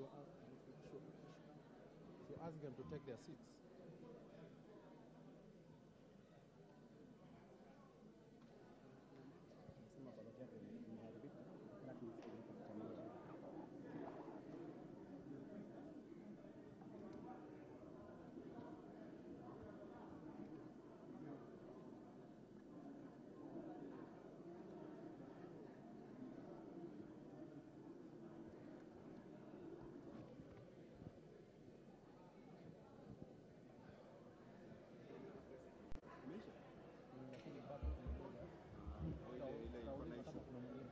Honorable members, we are almost coming to the conclusion of the voting. Before we do that, I have received a request from one member, the Honorable Murio Wakili, a member for Gatanga. He has indicated to me that he has spoiled his ballot. I will indulge to be issued with another ballot. I have the ballot that he had already marked, and I will proceed to cancel this ballot. Now I have cancelled it, and I have destroyed it. No, I am not. Yes. We were not hard on the matter, and I had raised objections on it. Yes. He has, honorable members, the member has not cast this ballot. But he has So made because a decision. The person has clearly marked the box, and he has not marked two boxes. since he has not cast his vote and he has made the request, Look at the standing order. and he is the voting. standing order says in error. You have to prove that it is in error. Look at that standing order. Refer to it. No. Ngoja kidogo. I'm doing my work as an agent. Look at that. It means you have to show that it is in error. Honorable members, to the best of my knowledge, voting is you vote by will. You vote for who you desire to vote for. So I will allow the member to pick another ballot and vote according to his will. Yes.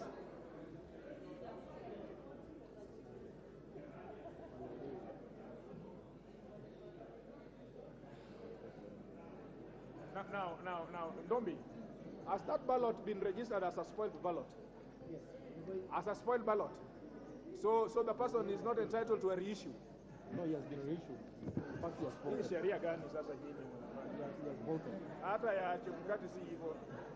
If you have spoiled your ballot box, huwezi kupata kura ingine. So the communication was, if you spoiled, you are reissued with a new one. Murui Wakili Edward. Share vote. Huh? The vote. Yes, cast. So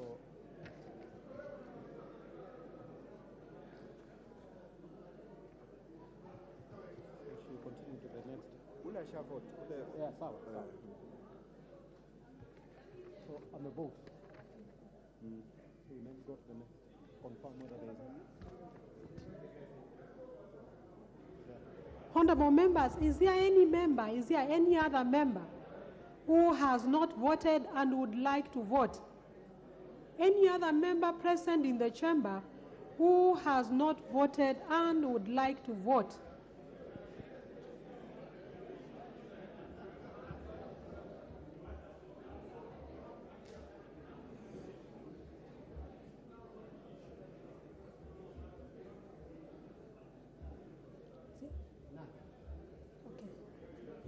So, honorable members, it appears to me that the last ballot has been cast.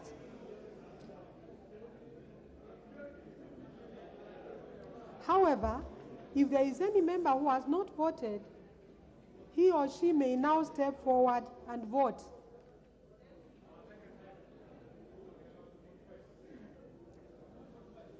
Is there any? Okay, there is none. So, honorable members, pursuant to Standing Order 6.6, it does therefore appear to me that every member present who wishes to vote has voted. Now, therefore, I invite the two agents, one for each candidate, to come forward and witness a counting. Witness accounting. Nenda hapa chini.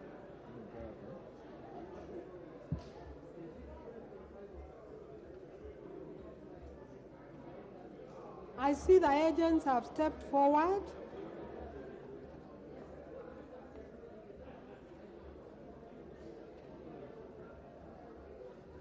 I now order that the ballot boxes be unlocked for examination of the ballot papers.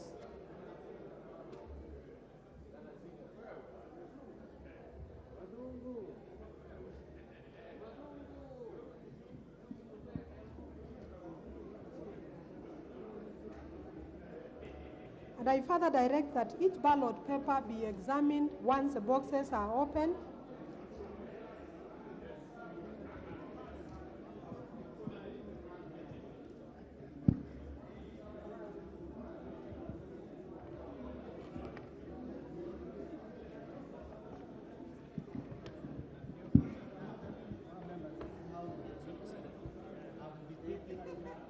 Officers, please proceed to count and tally the votes.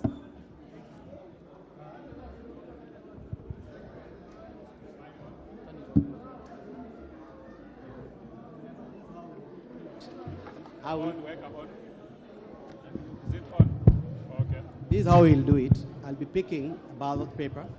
I display it. I read out the name. I display it.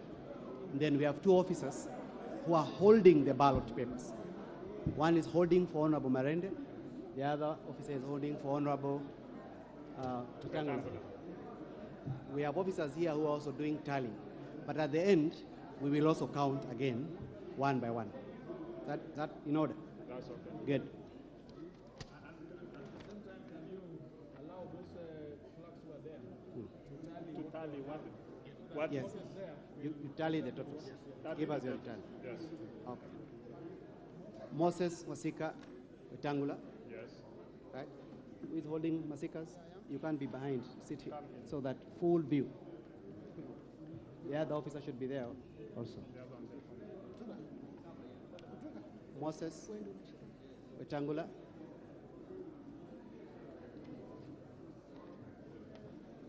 Kenneth Otiato Marende.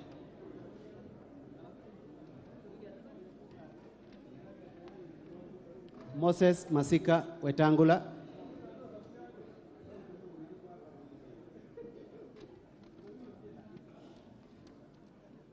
Moses Masika Wetangula.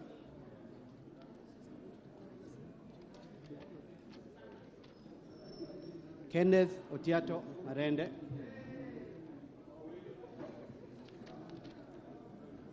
Moses Masika Wetangula.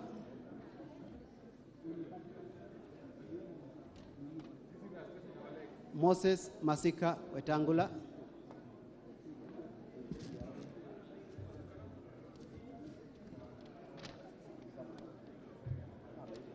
Kenneth Otiato Marende.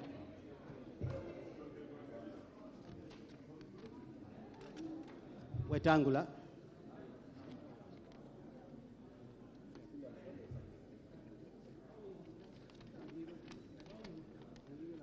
Marende.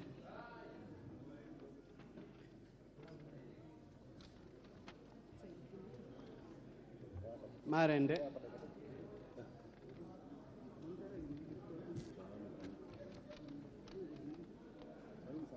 Marende.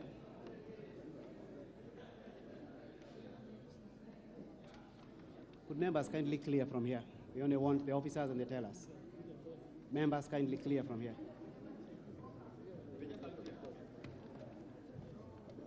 Marende.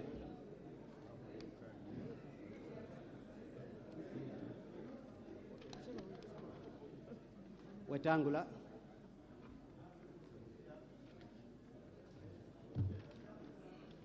Marende.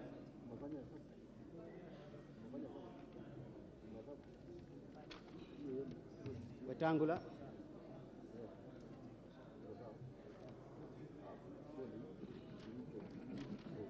Marende.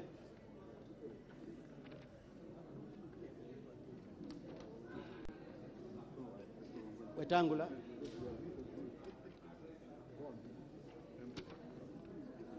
Marende.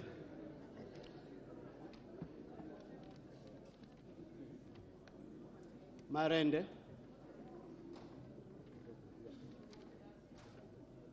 Marende. Marende. Wetangula.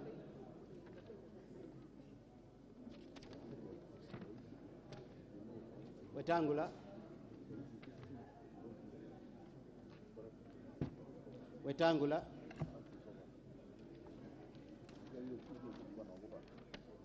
Marende.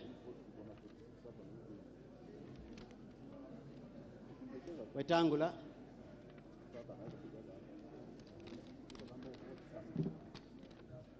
Wetangula.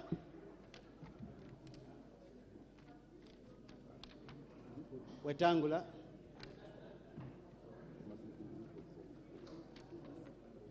Wetangula.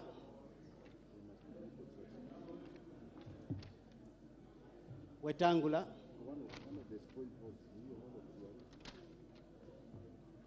Wetangula.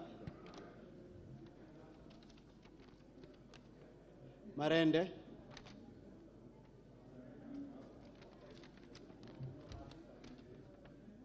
Wetangula.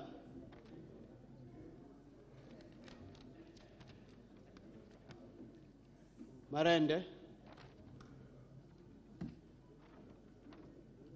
Wetangula.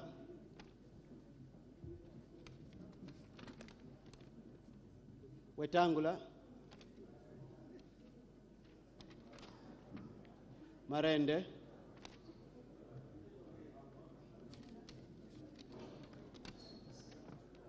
Wetangula. Wetangula.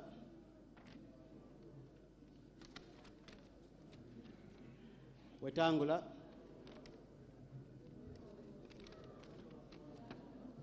Wetangula.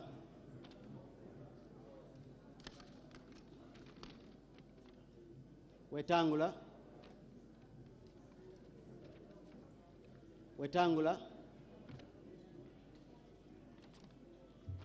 Please push back a bit. Kindly. Wetangula.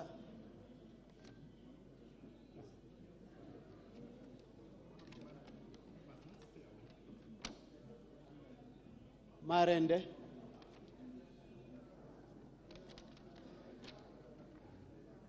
Wetangula. Wetangula.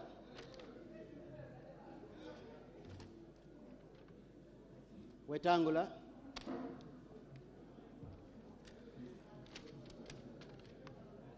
Marende.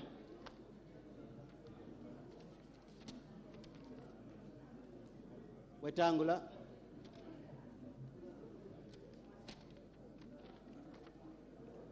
Marende. Marende. Wetangula.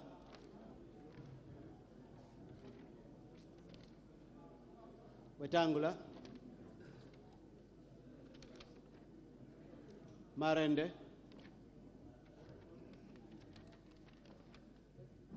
Wetangula. Wetangula. Marende.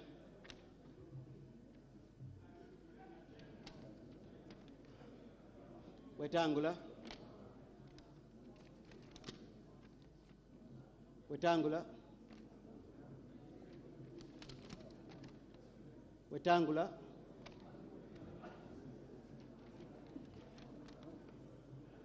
Wetangula.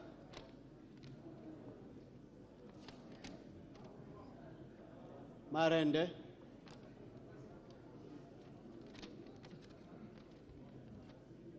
Marende.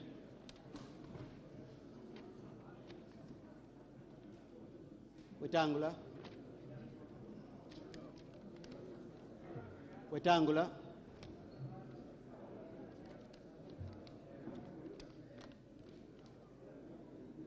Marende.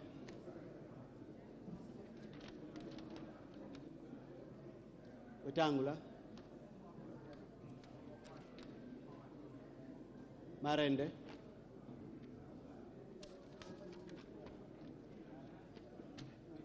Wetangula,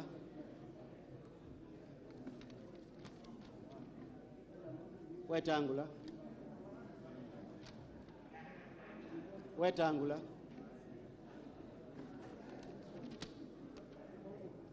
Marende, Wetangula,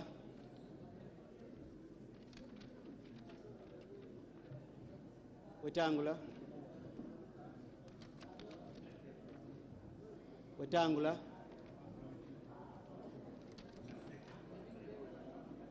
Wetangula,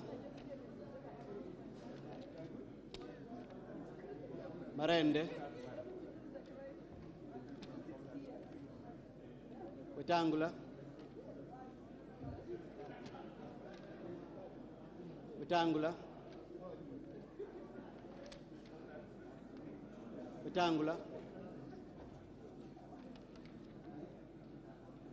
Marende,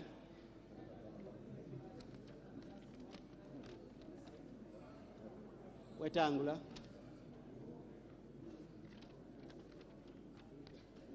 Wetangula,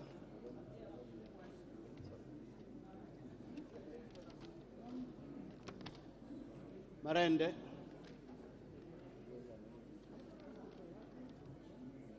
Marende,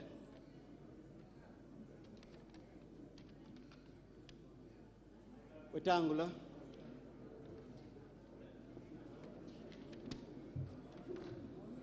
Marende,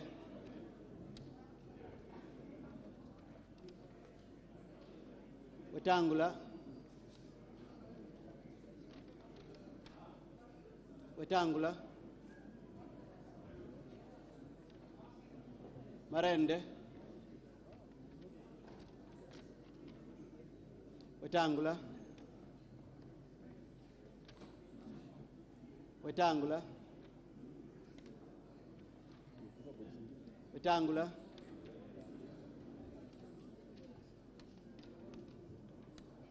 Marende,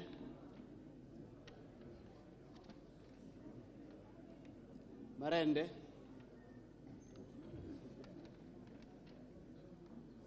Wetangula,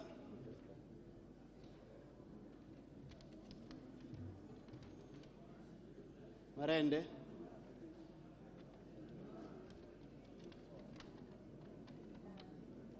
Wetangula,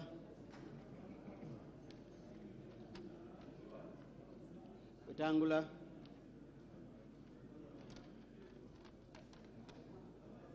Marende,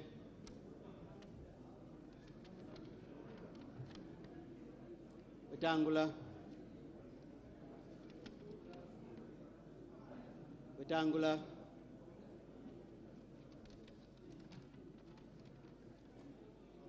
Marende, Marende, Wetangula,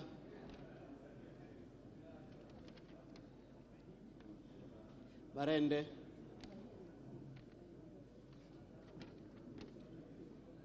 Wetangula,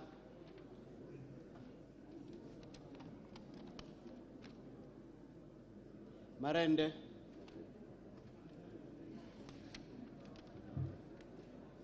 Marende,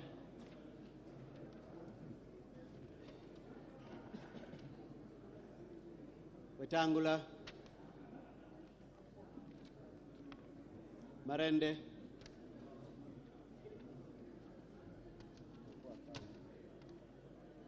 Marende, Wetangula, Wetangula, Wetangula, Wetangula,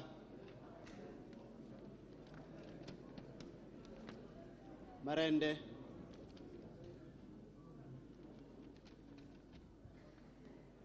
Wetangula, Marende,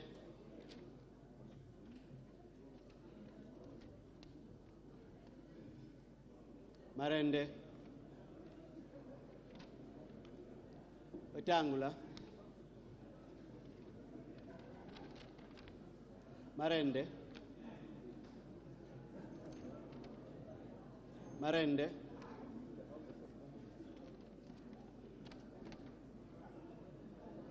Wetangula.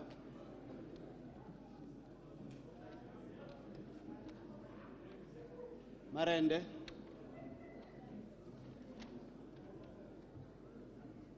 Marende. Wetangula.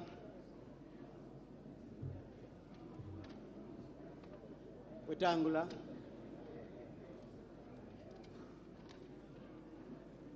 Wetangula. Marende. Wetangula.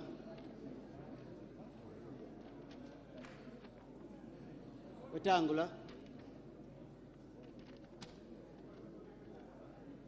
Wetangula.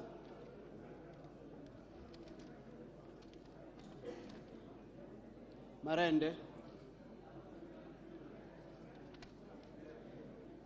Marende. Wetangula.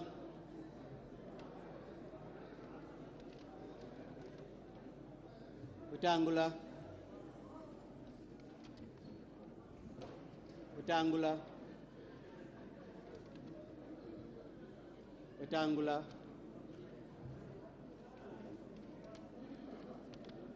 Marende. Marende. Marende. Marende. Marende. Wetangula.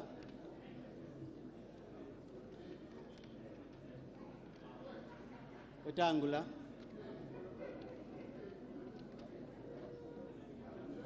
Marende.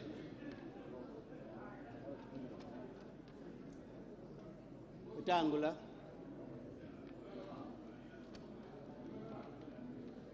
Marende.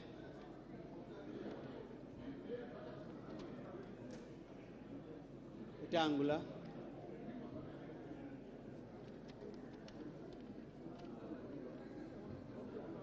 Wetangula.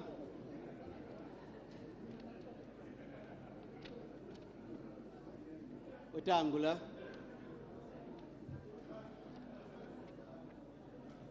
Wetangula.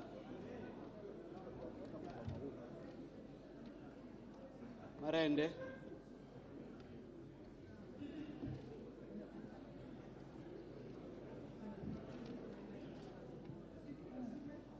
Wetangula.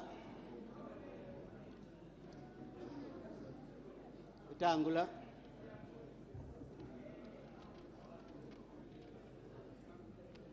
Wetangula. Wetangula.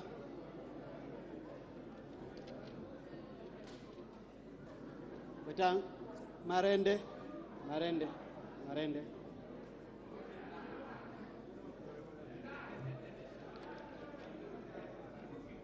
Wetangula.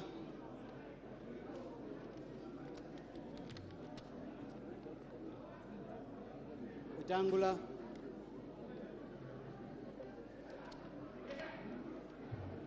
Wetangula.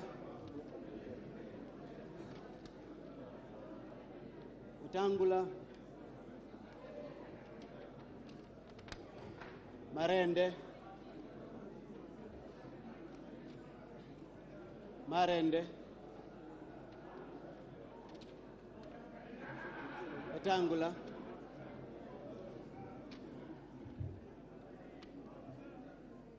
Wetangula. Wetangula.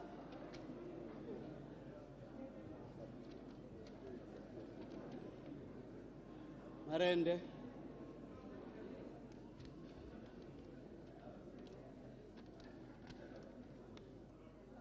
Wetangula.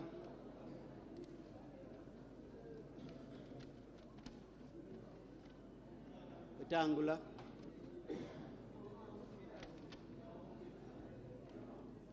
Wetangula,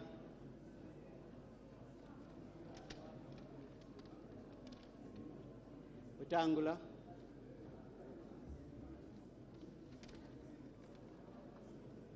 spoiled.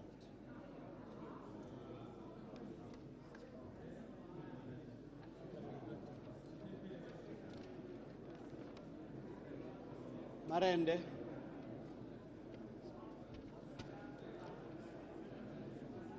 Wetangula,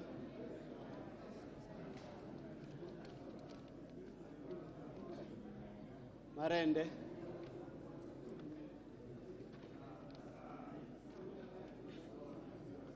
Marende,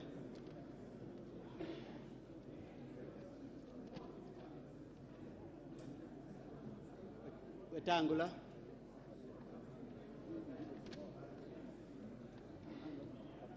Wetangula,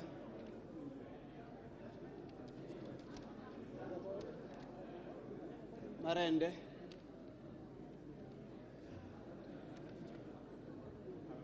Marende,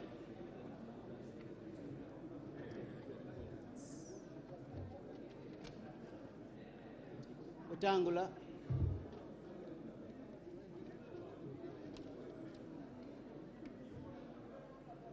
Marende, Wetangula,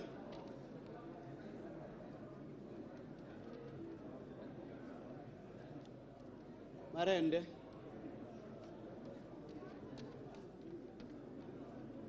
Marende, Wetangula,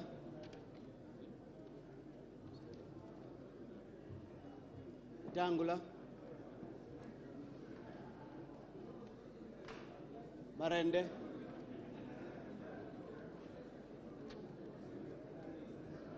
Marende, Wetangula,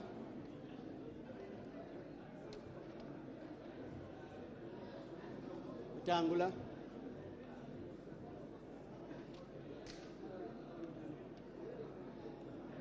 Wetangula,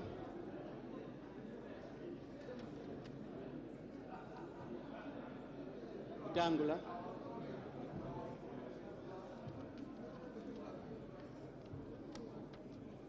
Wetangula,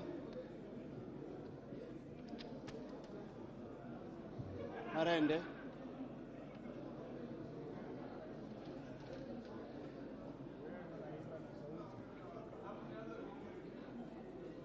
Wetangula,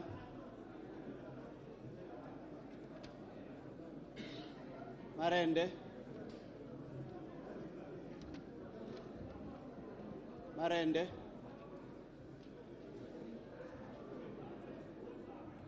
Marende,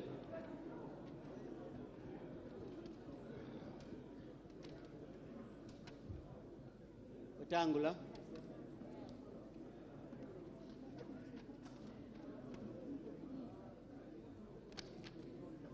Wetangula,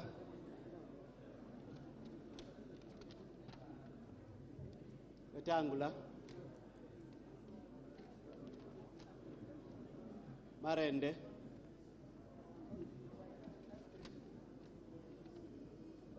Wetangula,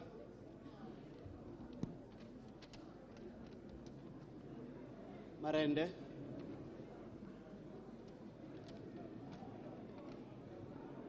Marende,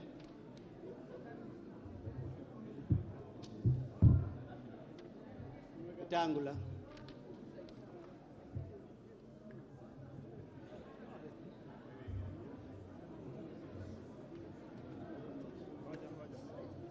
Please open the second ballot for me. Now open. this one is spoiled.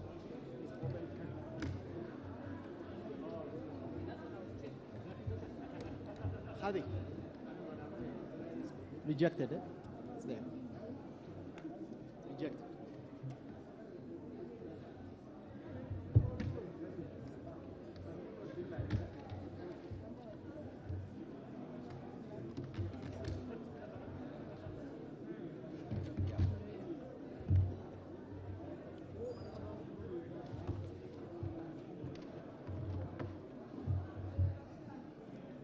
Marende.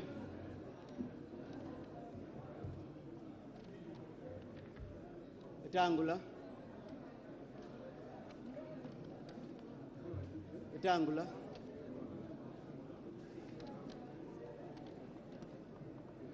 Wetangula.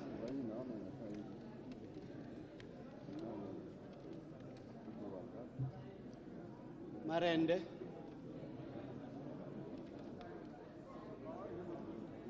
Marende.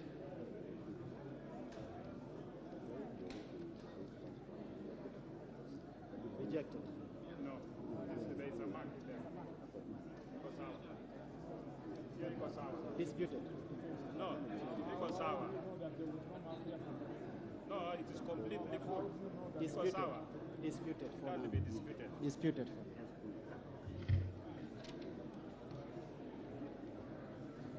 Wetangula.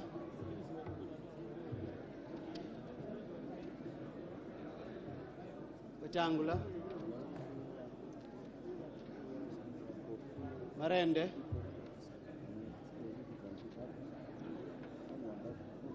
Wetangula.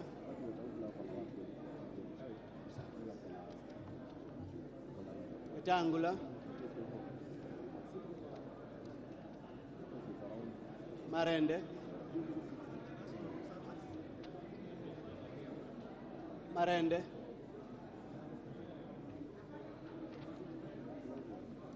Marende.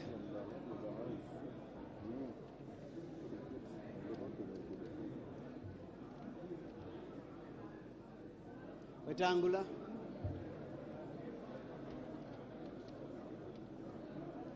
Wetangula.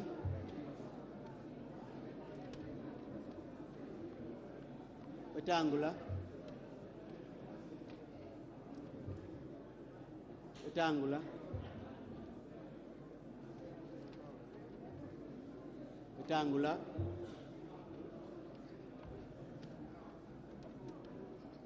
Wetangula.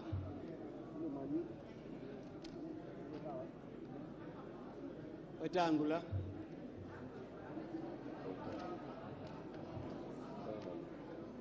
Wetangula.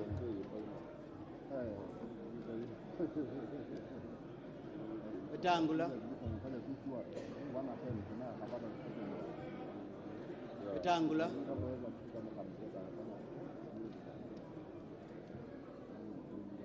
Wetangula.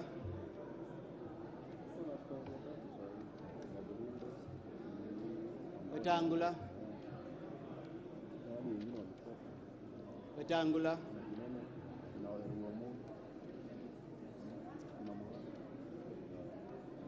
Marende.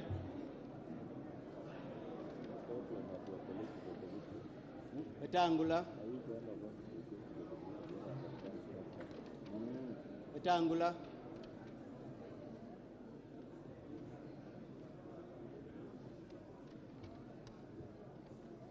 Marende. Marende.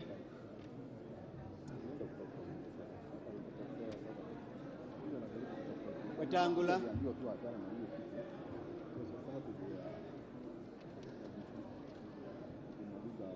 Marende.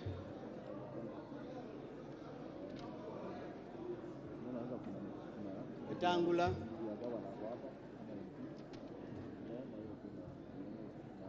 Wetangula. Wetangula.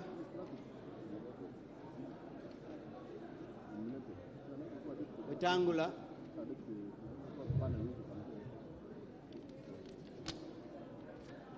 Wetangula. Marende.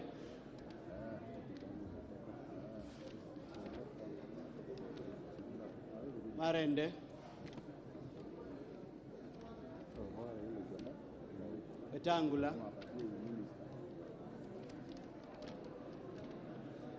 Wetangula. Wetangula.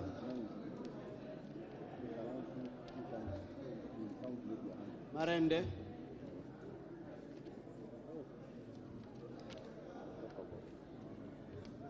Marende. Marende,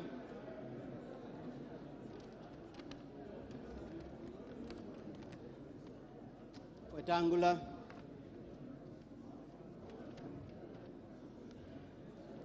Wetangula,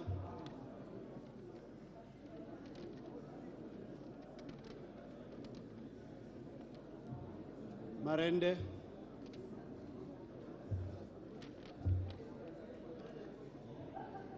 Wetangula,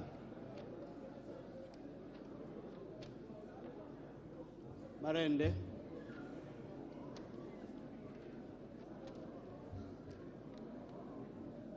Wetangula, Marende,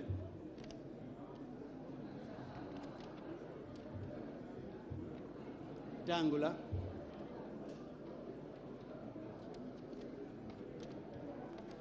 Marende, Wetangula, Wetangula,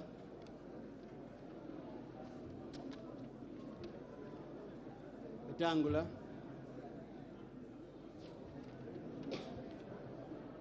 Wetangula, Marende, Marende,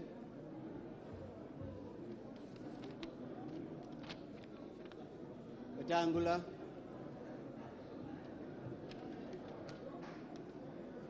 Marende,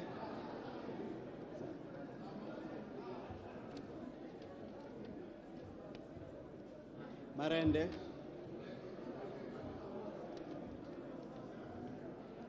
Wetangula,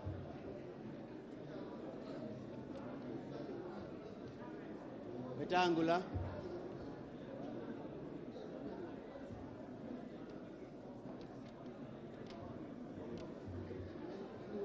Wetangula,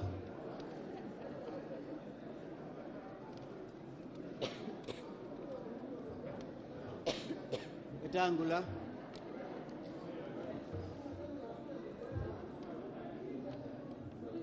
Wetangula, Wetangula, Wetangula, Wetangula, Marende,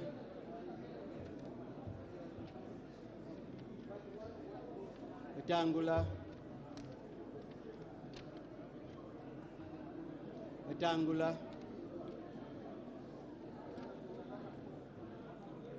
Marende,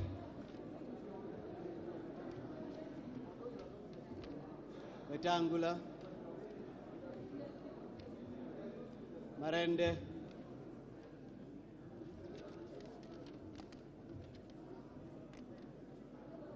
Wetangula, How many marks are those?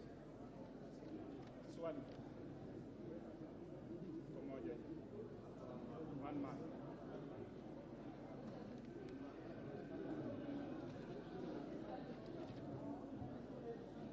Wetangula,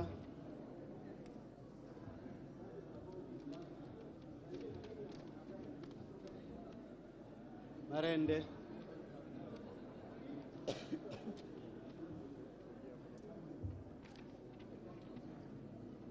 Wetangula,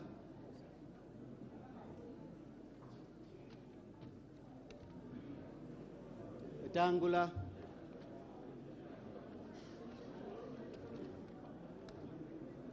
Wetangula,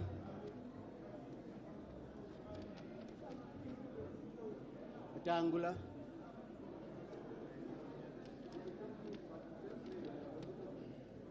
Marende,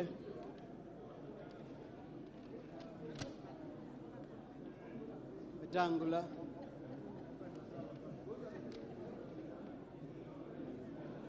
Wetangula,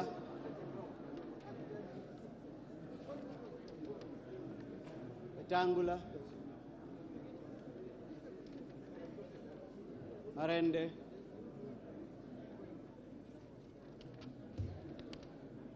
Wetangula,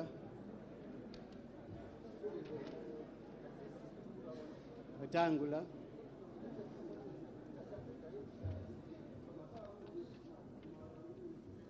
Marende,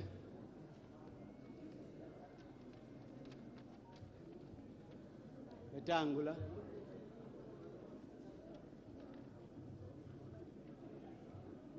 Marende,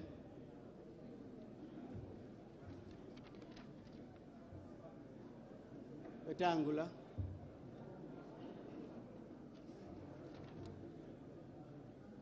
Marende,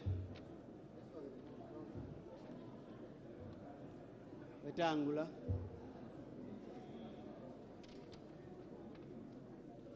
Wetangula,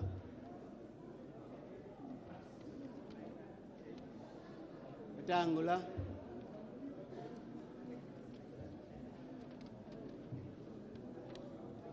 Wetangula,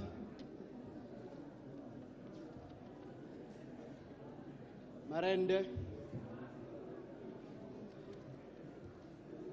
Marende,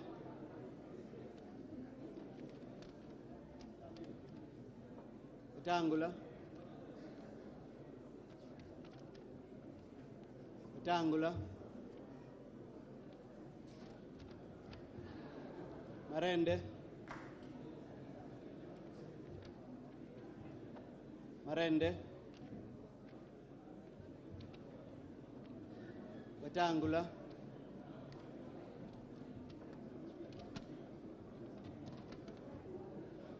Wetangula,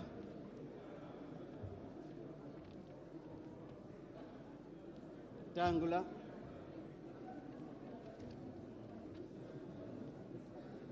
Wetangula,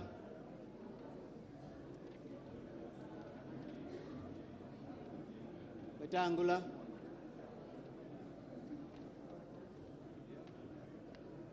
Wetangula,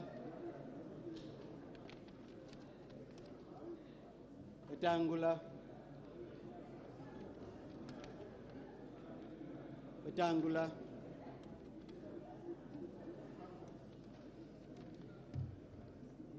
Marende,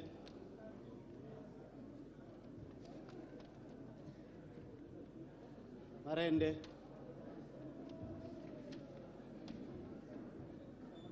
Wetangula,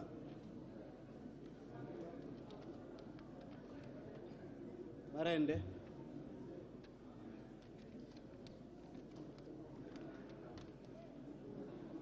Wetangula,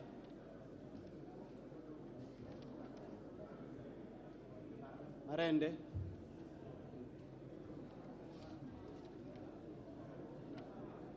Marende,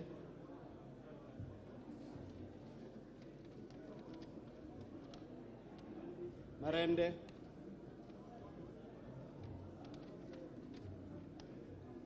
Wetangula,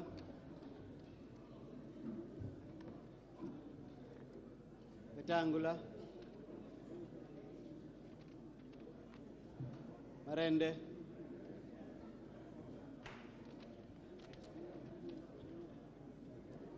Wetangula,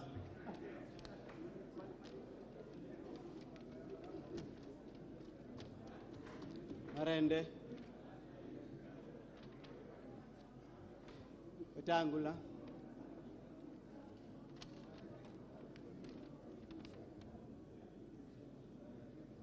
Wetangula,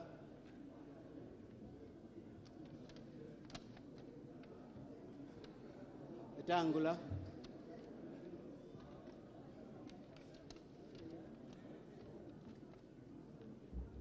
Marende. The small piece here It's part of the other one. that seems to be part of this. Yes. I will leave it. I will leave it to the tellers. No, it is part of that. It's all of this out. It is, yes. It is complete. Okay, let us argue that. It is complete. Thank you. We will call it disputed. In the meantime, we will do the tally. But why can't we sort it out? That is part of that. It is the returning officer will say. Okay. Right.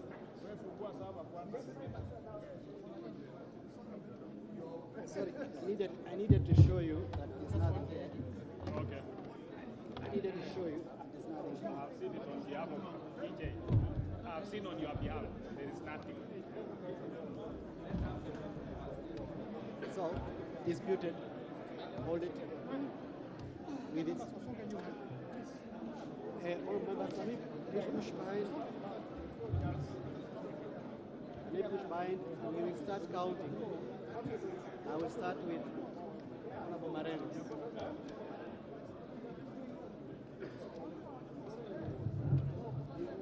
Tell us. Yes. Tell us, officers.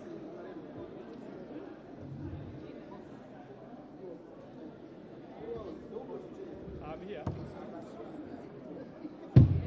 Do I have your permission? Yes. Huh? And I said, hey, Honorable TJ, I am starting, and when I count, I'll return it back. So this is for Honorable Marende. Okay. This is for Honorable Marende. Honorable Mbaya, please. You're not a teller. So we start. Okay. 1, 2, 3, 4, 5, 6, 7, 8, 9, 10, 11, 12, 13, 14, 15, 16, 17, 18, 19, 20, 21, 22, 23, 24, 25, 26, 27, 29, 28, sorry, 29, 30, 31, 32, 33, 34, 35, 36, 37, 38, 39, 40, 41, 42, 43, 44, 45, 46, 47, 48, 49, 50, 51, 52, 53, 54, 55, 56, 57, 58, 59, 60, 61, 62, 63, 64, 65, 66, 67, 68, 69, 70, 71, 72, 73, 74, 75, 76, 77, 78, 79, 80, 81, 82, 83, 84, 85, 86, 87, 88, 89, 90, 91, 92, 93, 94, 95, 96, 97, 98, 99, 100, 101, 102, 103, 104, 105, 106, 107, 108, 109, 110, 111, 112, 113, 114, 115, 116, 117, 118, 119, 120, 121, 122, 123, 124, 125, 126, 127, 128, 129, 130. For Marende. That's for Marende. 130. Please get envelopes. See these papers on an envelope. Don't see it yet because we'll use the boxes. We're going to use those boxes. Don't see it. Don't see them.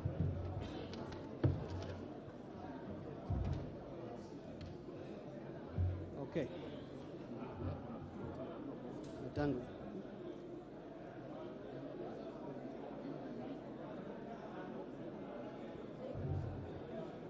We're counting for Honorable Wetangula, right? 1, 2, 3, 4, 5, 6, 7, 8, 9, 10, 11, 12, 13, 14, 15, 16, 17, 18, 19, 20, 21, 22, 23, 24, 25, 26, 27, 28, 29, 30, 31, 32, 33, 34, 35, 36, 37, 38, 39, 40, 41, 42, 43, 44, 45, 46, 47, 48, 49. That is 49. The one you've dropped now is 49. Sure? Yes. 49. So you're going to 50, yeah. Okay. 50, 51, 52, 53, 54, 55, 56, 57, 58, 59, 60, 61, 62, 63, 64, 65, 66,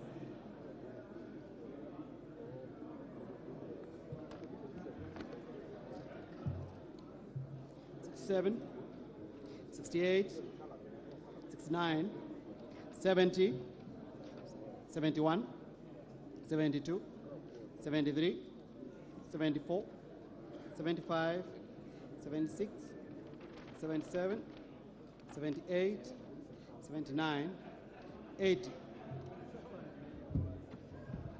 81, 82, 83, 84, 85, 86, 87. Let's hold on.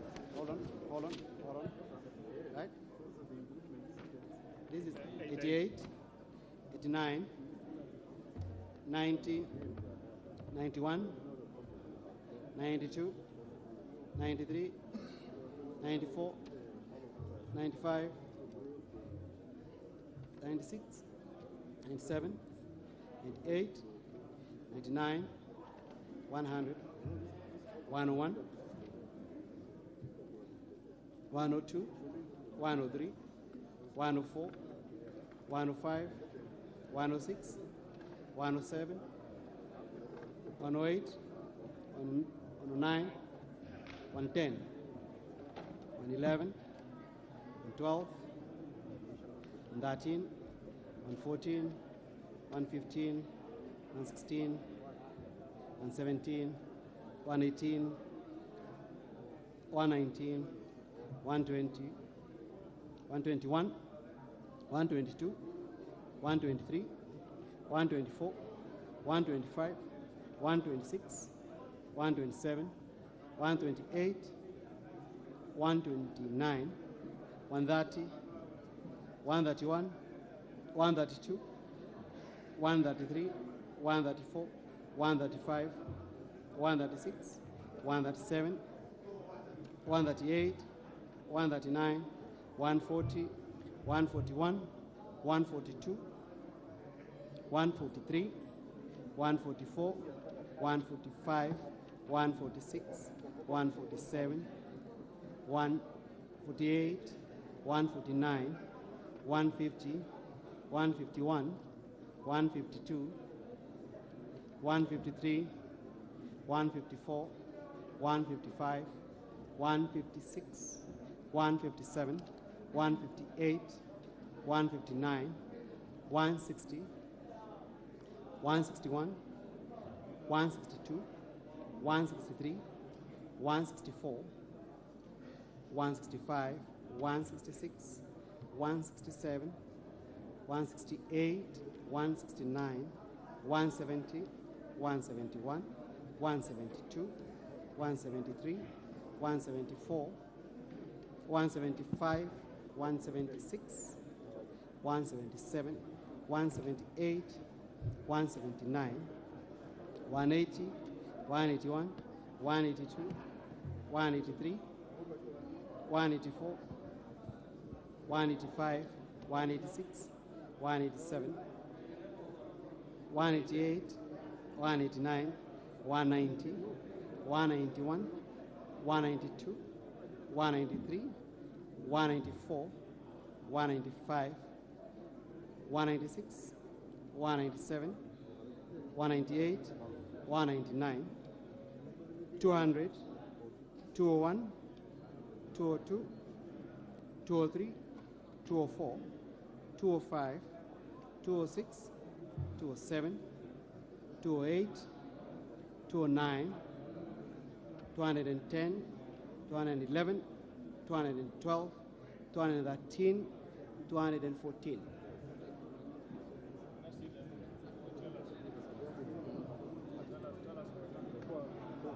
Tell us for Wetangula. It is there. That is it. 214. 214 on that. Is that the same number you have? The same number. Same number? Good. Now we have one disputed. One disputed. We have one disputed. So we'll Let's ask agree.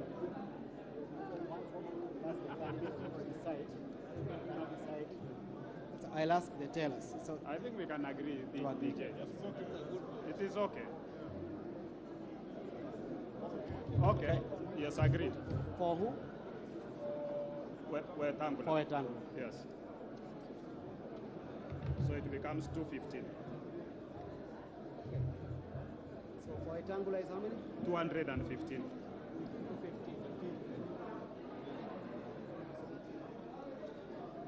Marende? 130.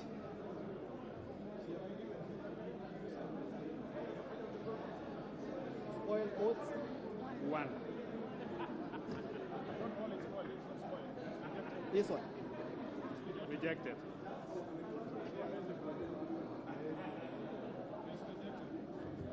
Rejected vote? 1. 1. Abstention? 0. Abstention? Nobody recorded. So let's do the tally. Yes, sir. Can they register? Can the officers... This comes to 340. The officers who are the 345, 346. Ms. Maritim, Mr. Finley. Ms. Maritim. This comes to 346.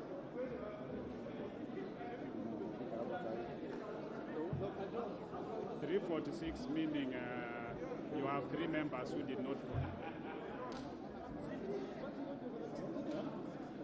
Mr. Tiampati, how many? Your list. Okay. 346. Miss Maritim, where is the list? Susan. That you are cancelling with Mr. Finley.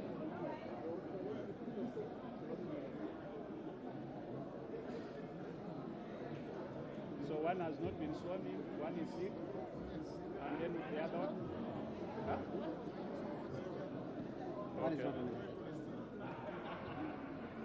Miss Maritim, Mr. Finley Muriuki. Yes?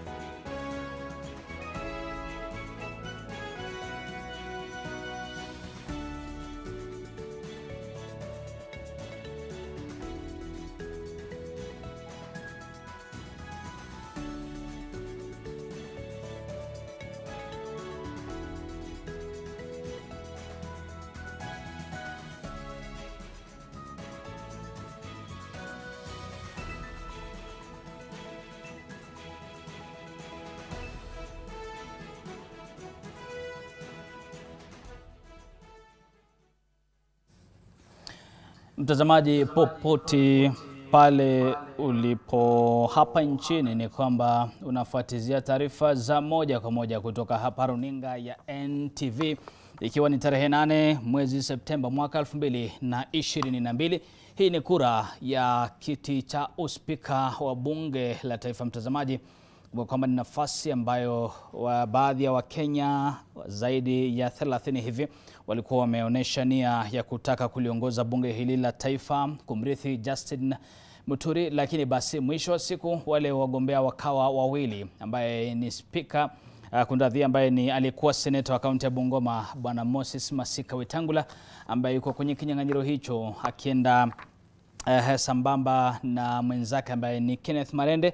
Bila shaka wamekuwa kwenye hiyo kura, mtazamaji, lakini baada ya raundi hii ya kwanza ya kupiga kura, idadi ambayo bila shaka imepatikana kufikia sasa ni kwamba Moses Masika Wetangula amepata kura 215, huku mwenzake Kenneth Marende akipata kura 130. Naam, mtazamaji, kwa taarifa yako tu ni kwamba ili mmoja aweze kupata nafasi hii ya uspika kati ya wabunge 349, ni sharti basi atimize thuluthi tatu ya kura za wabunge wote katika bunge hili. Na kufikia sasa basi inaonekana kwamba wale waliopiga kura ni wabunge 346. Hivyo basi kumaanisha kwamba iwapo mmoja anahitaji kuchukua nafasi hii ya spika katika bunge la taifa, mtazamaji, ni sharti awe na kura 233. Tunasubiri tuone uamuzi ambao utatolewa katika bunge hili ni wa aina gani. Je, tutaenda kwenye raundi ya pili ama kwenye mkondo wa pili ama itakuwa namna gani, mtazamaji? Na mengine mengi mwenzangu ambaye ni Vincent Odora anazidi kufuatizia kutoka pale katika bunge la taifa. Bila shaka tutakuwa napata mwelekeo muda si mrefu kutoka kwa bunge la taifa ambalo wabunge wake wamekula kiapo mchana wa leo, mtazamaji, kwa kikao cha kwanza kabisa katika bunge la 13. Kumbuka kwamba ni baada ya uchaguzi mkuu uliofanyika tarehe 9 mwezi wa Agosti. Bila shaka mtazamaji, hili ni zoezi ambalo linazidi kutazamwa na Wakenya kutoka pembe mbalimbali. Moses Masika Wetangula ametoka katika upande wa muungano wa Kenya Kwanza, huku Kenneth Marende akiwa ametoka katika upande wa Azimio One Kenya. Tunajiuliza swali, je, nani ambaye atakuwa anachukua hii siku ama atakuwa anachukua nafasi hii ya uspika wa bunge la taifa mwisho wa siku? Salia hapa mtazamaji, kuanzia sasa hadi tamati. Bila shaka tutakuwa kufahamisha kwa kina zaidi kuhusiana na zoezi hili. Ni kufahamisha tu kwamba katika bunge la Seneti tayari zoezi hili limekwisha kukamilika, na ni kwamba spika aliyetangazwa katika bunge la Senate kufikia sasa ni aliyekuwa gavana wa kaunti ya Kilifi bwana Amason Jeffa Kingi, ambaye amechukua nafasi hiyo ya spika, na bila shaka akasimamia zoezi la kumchagua naibu wake, mtazamaji. Sasa hilo limekamilika katika bunge la Senate. Tukasalia hapa kwenye bunge la taifa, ni taarifa ambazo tunazidi kuzifuatizia, na nikufahamishe tu kwamba awali kulikuwa na maswali kuhusiana na uwezekano wa Moses Masika Wetangula kutokuwa kwenye kinyang'anyiro hichi, huku kwamba kuna madai kwamba zoezi lake la kujiuzulu kama seneta mteule wa kaunti ya Bungoma basi halikuwa limefuata sheria, lakini hilo basi limezungumzwa pale katika bunge hili la taifa, na ikakubalika kwamba mwisho wa siku karani wa bunge kama ilivyo sasa ama kaimu karani wa bunge akakubali kwamba hili zoezi ama Moses Wetangula amefikia viwango vya kuwania nafasi hii ya uspika katika bunge la taifa. Vile vile ameweka wazi kwamba aliandikia tume ya ABC ambayo iliidhinisha kwamba ni kweli kwamba Moses Masika Wetangula alijiuzulu kwa wadhifa wa seneta mteule wa kaunti ya Bungoma, hivyo basi alikuwa sawa kuwania kiti cha uspika katika bunge la taifa. Hivyo basi ile ni zoezi ambalo tunalifuatilia, mtazamaji. Kama unavyoona kwenye runinga yako ni kwamba ni wabunge pamoja na viongozi na wasimamizi katika bunge la taifa pale wakiongozwa na the clerk, bila shaka wako pale wakijadili kwa kina zaidi wafanye nini baada ya hapo, baada ya kura. Nikusomea tu tena kwa haraka ni kwamba Moses Masika Wetangula kwenye raundi hii ama kwenye mkondo wa kwanza amepata kura 215. Kenneth Marende ambaye aliwahi kuwa spika katika bunge la 10 amepata kura 130. Kura moja imeharibika, na hivyo basi kumaanisha kwamba kati ya wabunge 349 waliopiga kura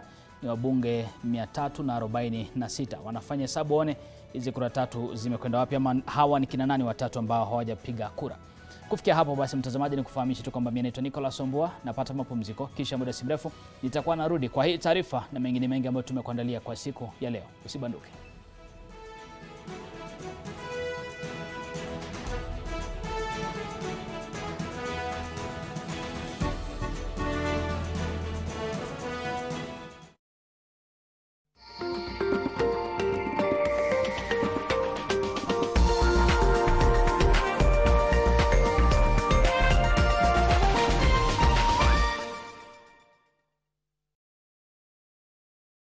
ingredients to the delicious taste of Tupike sifted maize meal. But if you ask me, itabidi wazoe.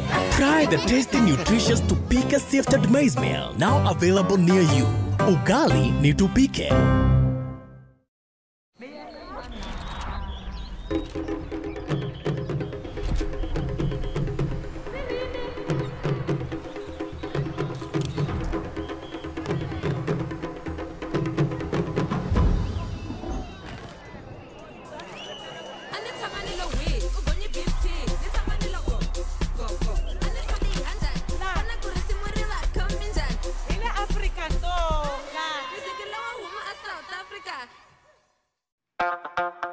Are you ready?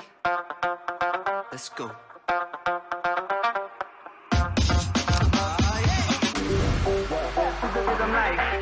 You're going out tonight.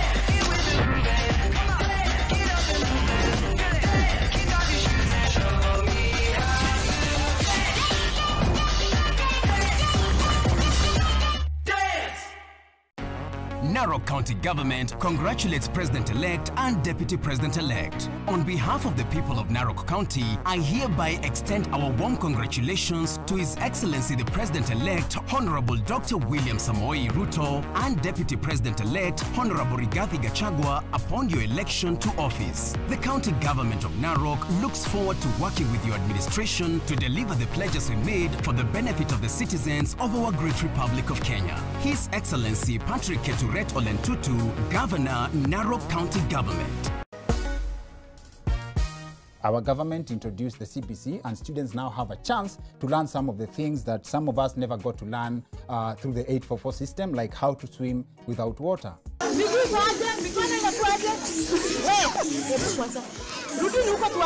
Growing up also with Gibran, I was very, very, very vocal about my husband being very involved in his upbringing as well. You know, someone like my dad, he's always told me, Jibs, if you ever want to do drugs, you know, call me, I'll take you.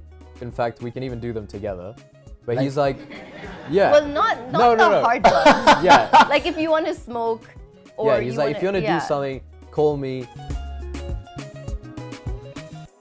Your individual title is ready.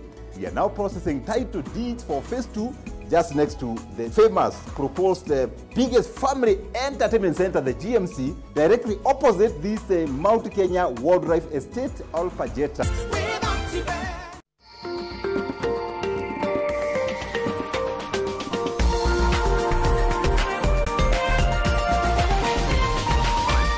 This is NTV.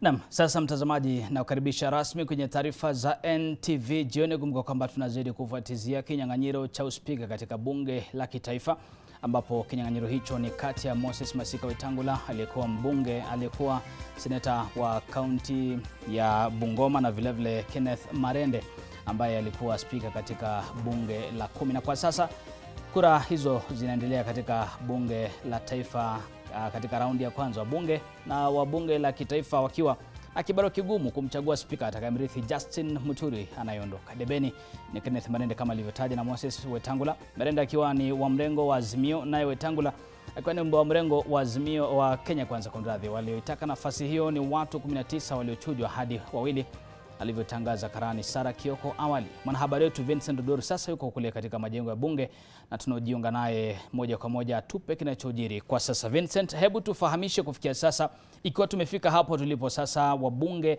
wamepiga kura kwa 215 kwa Masika Wetangula na vile vile 130 kwa Marende, inakuwaje? Naam, hiyo inamaanisha kuwa kwa sasa raundi ya kwanza ya mchuano wa ubabe ya idadi kwenye kinyang'anyiro cha kuchagua atakayekuwa spika katika bunge la taifa imekamilika, na kwa sasa jinsi ulivyosema ni kwamba aliyekuwa seneta wa Bungoma Moses Wetangula ameweza kuongoza kwa kupata kura 215 akifuatiwa na aliyekuwa spika wa zamani Kenneth Marende ambaye ameweza kupata kura 130. Na hiyo inamaanisha nini kwa sasa? Inamaanisha kwamba kwa sababu ili kuweza kutangazwa kuwa spika wa bunge la taifa unafaa kupata angalau uungwaji mkono na wabunge 233, na iwapo katika raundi ya kwanza hakuna atakayeweza kupata idadi hiyo, basi italazimu waende katika raundi ya pili ambapo atakayepata kura zaidi kuliko mwingine ataweza kushinda na kutangazwa spika. Iwapo hiyo ndio inafaa kufanyika, lakini pia kitu kingine ambacho kinaweza kufanyika ni kwamba iwapo Marende ataamua kujiondoa kwenye kinyang'anyiro, basi moja kwa moja Wetangula ataweza kutangazwa kwa spika. Lakini iwapo Marende atasisitiza kuingia katika mchuano katika raundi ya pili, basi itabidi tena wamenyane ili atakayepata kura zaidi aweze kutangazwa kuwa spika. Na kwa sasa hapo, hicho ndicho kitu ambacho tunasubiri, na baada ya shughuli hiyo kukamilika na spika kuweza kutangazwa, ndipo wataweza kuingia sasa katika shughuli ya kuweza kuchagua naibu spika katika bunge la taifa, na mshindani uko kati ya Farah Maalim pamoja na Gladys Sholei ambao watamenyana katika unaibu spika. Na kumbuka kwamba hii ni shughuli ambayo inatarajiwa kukamilika leo, na hapo awali tuliweza kuona pia bunge la seneti liliweza kukamilisha shughuli hii ambapo waliweza kumchagua aliyekuwa gavana wa Kilifi Amason Kingi kuwa spika baada ya kinara wa Wiper Kalonzo Musyoka kuweza kujiondoa kwenye kinyang'anyiro. Manake Kalonzo alifaa kuwakilisha mrengo wa Azimio kwenye kinyang'anyiro hicho, lakini mwendo wa asubuhi ghafla akaweza kujiondoa. Na kwa sasa tu ni shughuli ya kuweza kuamua ni mwelekeo upi utaendelea pale, makarani wakiendelea kusawazisha shughuli pale ndani na kuweza kuona iwapo wataweza kuamua kuingia raundi ya pili. Kwa hivyo bado wabunge wanaendelea kupiga kambi katika bunge. Hebu tusikize wanachosema kule ndani, tuone wameamua vipi. It is clear from these results that none of the candidates has met the threshold required under Standing Order 7.1 to secure the first round of the win. Now, I say this because in the results that I have with me, the results are as follows. Yes.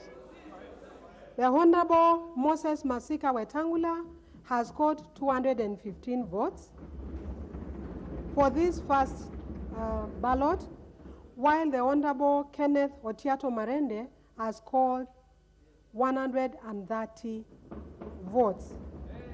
So the total number of valid votes cast is 345. We have one spoiled vote. We have no abstention. We have no abstention. So the total number of votes that were cast, or the total number of votes, is 346. This is signed by the tellers, the Honorable TJ Kajwang, MP, and the Honorable Dr. Robert Pukose, MP. Given this scenario, we do not have a clear winner. What ordinarily ought to happen is that this should take us into the remit of Standing Order number 7.2, which provides that if no candidate is supported by the votes of 2/3 of all members, as has happened in this election, a fresh election shall be held, and in that election, the only candidates shall be the candidate or candidates who received the highest number of votes in the ballot referred to in paragraph 1. In this case, the Honorable Moses Masika Wetangula. And the candidates or candidates who in that ballot receive the next highest number of votes, in this case, the Honorable Kenneth Otiato Marende. Indeed, there are no other candidates, as you are aware. Honorable members, we should therefore be proceeding to the next round of ballot. However,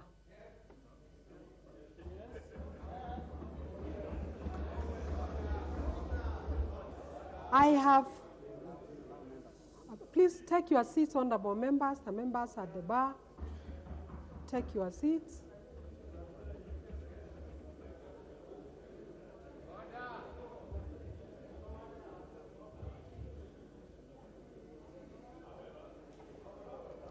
Please take your seats. However, I have received a written communication from one of the candidates, namely the Honorable Kenneth Otiato Marende, indicating that he does not wish to proceed to the next round of ballot.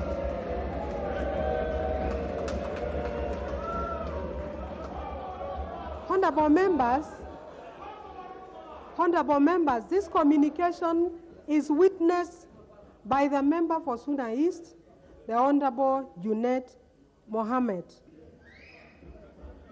In the circumstances, honorable members, noting that there is no other candidates to compete with the Honorable Moses Masika Wetangula,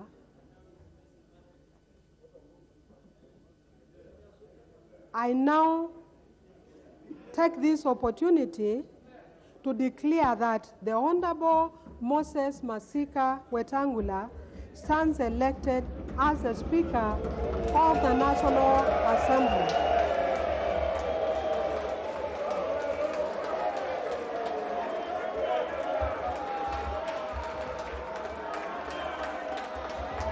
Honorable members, please take your seats.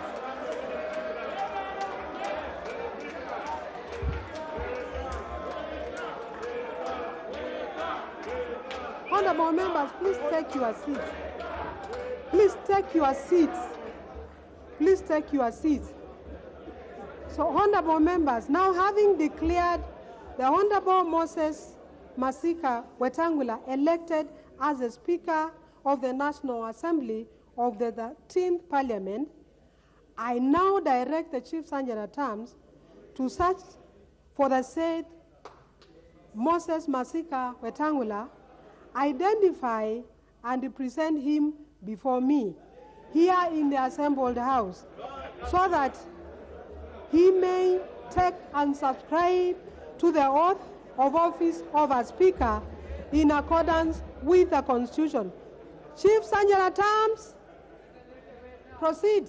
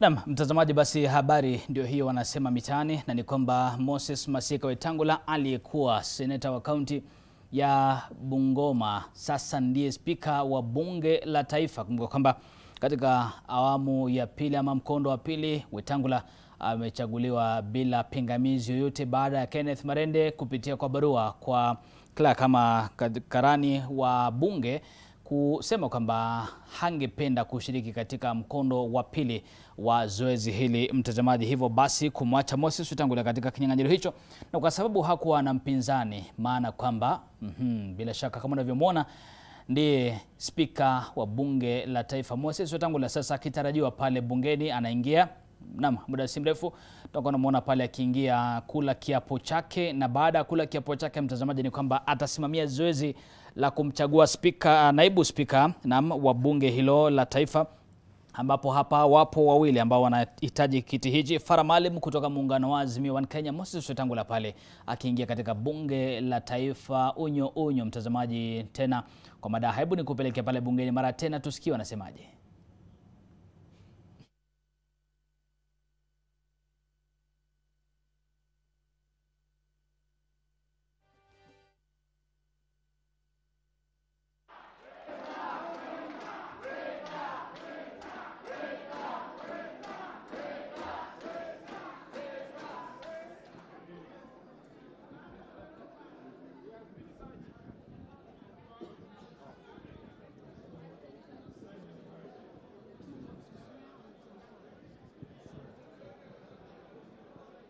Madam Clerk, following your instructions.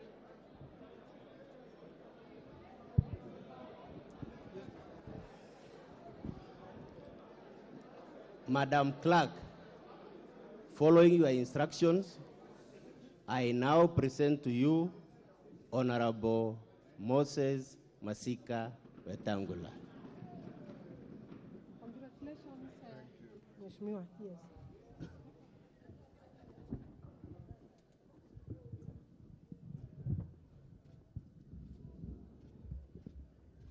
Honorable members, I will now proceed to administer the oath of office to the Honorable Moses Masika Wetangula. Would you like to swear or to affirm? Swear. Swear with the Bible? With the Bible. English or Kiswahili? Whichever. English. Please proceed. And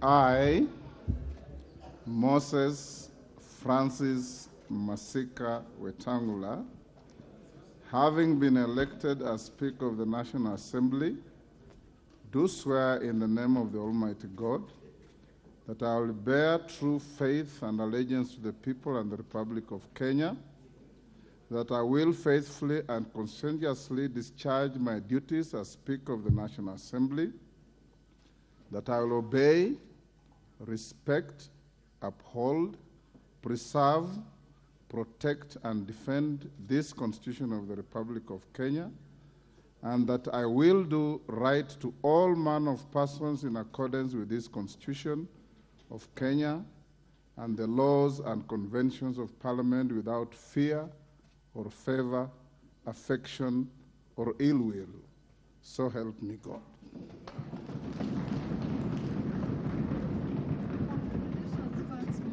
Thank you. proceed to subscribe to the oath of office by signing the oath.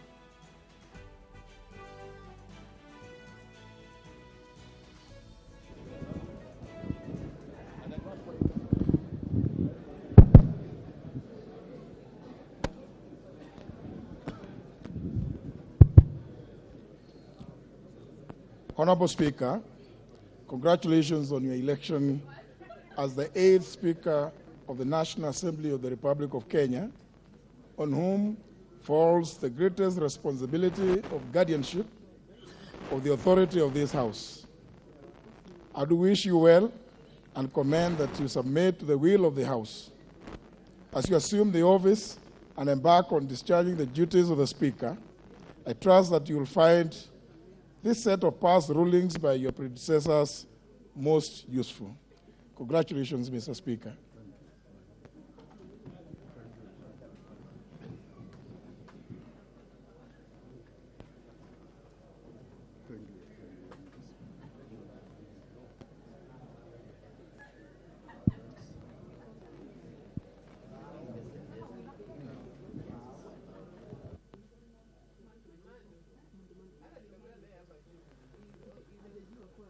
Go.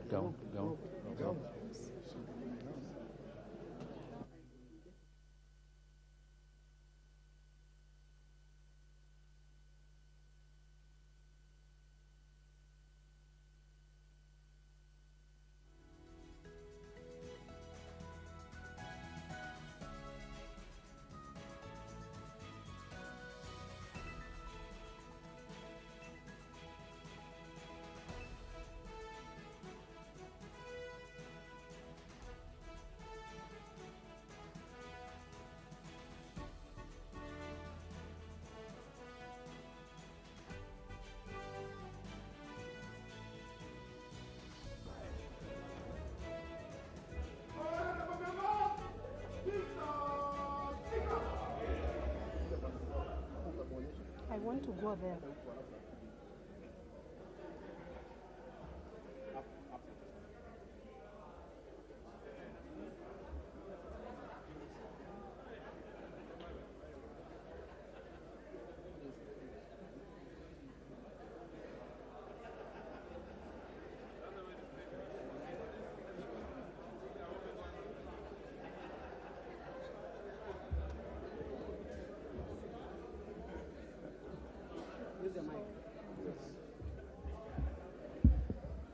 Honorable Speaker of the National Assembly, congratulations. Please do take charge of your House now. Honorable members, the Honorable Speaker presiding.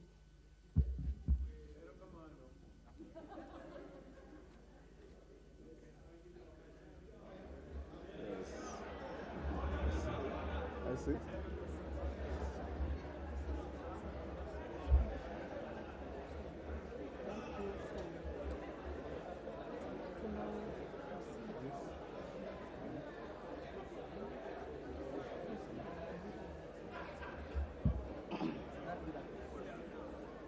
Order, honorable members. Order. Honorable members, the Clerk of the National Assembly, distinguished guests, ladies and gentlemen, I wish to express my heartfelt gratitude to the honorable members here assembled for the high honor that you have bestowed upon me by electing me as the Speaker of this august House. I accept and submit to your will, and I'm ready to serve as the 8th Speaker of the National Assembly since our independence. I commend all the citizens who expressed interest in becoming your Speaker by formally returning their nomination papers and laud the efforts of my worthy opponent in today's election, the Honorable Kenneth Otiato Marende, who also happens to have been one of my distinguished predecessors, having served as the 7th Speaker. My other distinguished predecessors include Sir Humphrey Slade, the Honorable Frederick Mbiti Gideon Mati, the Honorable Moses Kiprono Arap Keino, the Honorable Professor Kimetet Arap Ngeno, the Honorable Kausai Francis Xavier Olekaparo, and my immediate predecessor, the Honorable Justin Beda Njoka Muturi. I am internally humbled and extremely privileged to now occupy this hallowed seat. Honorable members, when I look at you and visualize the grueling campaigns you have all undergone, I must say that I am proud of all of you for ultimately making it to this house a dream for everybody. I commend you. I'm delighted to note that over 55% of members of the last parliament have been re-elected. Of this category, 24 of you served in the previous parliaments. Your re-election demonstrates the confidence that the citizenry has in the leaders that they elect to this house. Spurred by this, we should therefore be confident that if we are true to our oath or affirmation of office and responsive to the needs of our people who are sovereign, we will always be the people's house. Allow me at this point, honorable members, to single out and congratulate part of the leadership of the last previous parliaments who have made it back to this house. These include the Honorable Aden Duale, who was the leader of the majority party in the 11th Parliament and the larger part of the 12th Parliament. My felicitations also go to the Honorable John Mbadi, the immediate former leader of the minority party, and his former deputy minority leader, the Honorable Robert Mbui. Permit me too to recognize the Honorable Farah Maalim, who served as the deputy speaker in the 10th Parliament. My congratulations also extend to the Honorable Emmanuel Wangwe, the immediate former majority whip, the Honorable Junet Mohammed, the immediate former minority party whip, and the Honorable Jessica Mbalu, a former member of the Presidium. I welcome you back to the service of this House. Honorable members, the National Assembly of the 11th Parliament had 68 female members. That number increased to 76 in the last Parliament. Today, this 13th Parliament has seen the number rise to 82, with 29 women having been elected to represent single-member constituencies. This increase is a significant step towards achieving the aspiration of the gender parity in representation as desired by our 2010 Constitution. I wish to single out the Honorable Millie Odhiambo, who is now serving her 4th consecutive term. I salute you, Member for Suba North, for your resilience and continued service to our nation. Particular mention also goes out to the Honorable Lynette Toto Chepkorir, member for Bomet County, who at the age of 24 is the youngest member of the 13th Parliament. Mheshimiwa, you are a great inspiration to the youthful leaders of this country, and we wish you well. I'm also reminded of the premium that our society now places on the leadership qualities of persons living with disabilities when I see seated in this chamber the Honorable Timothy Wanyonyi Wetangula, my young sibling and a leader in his own right.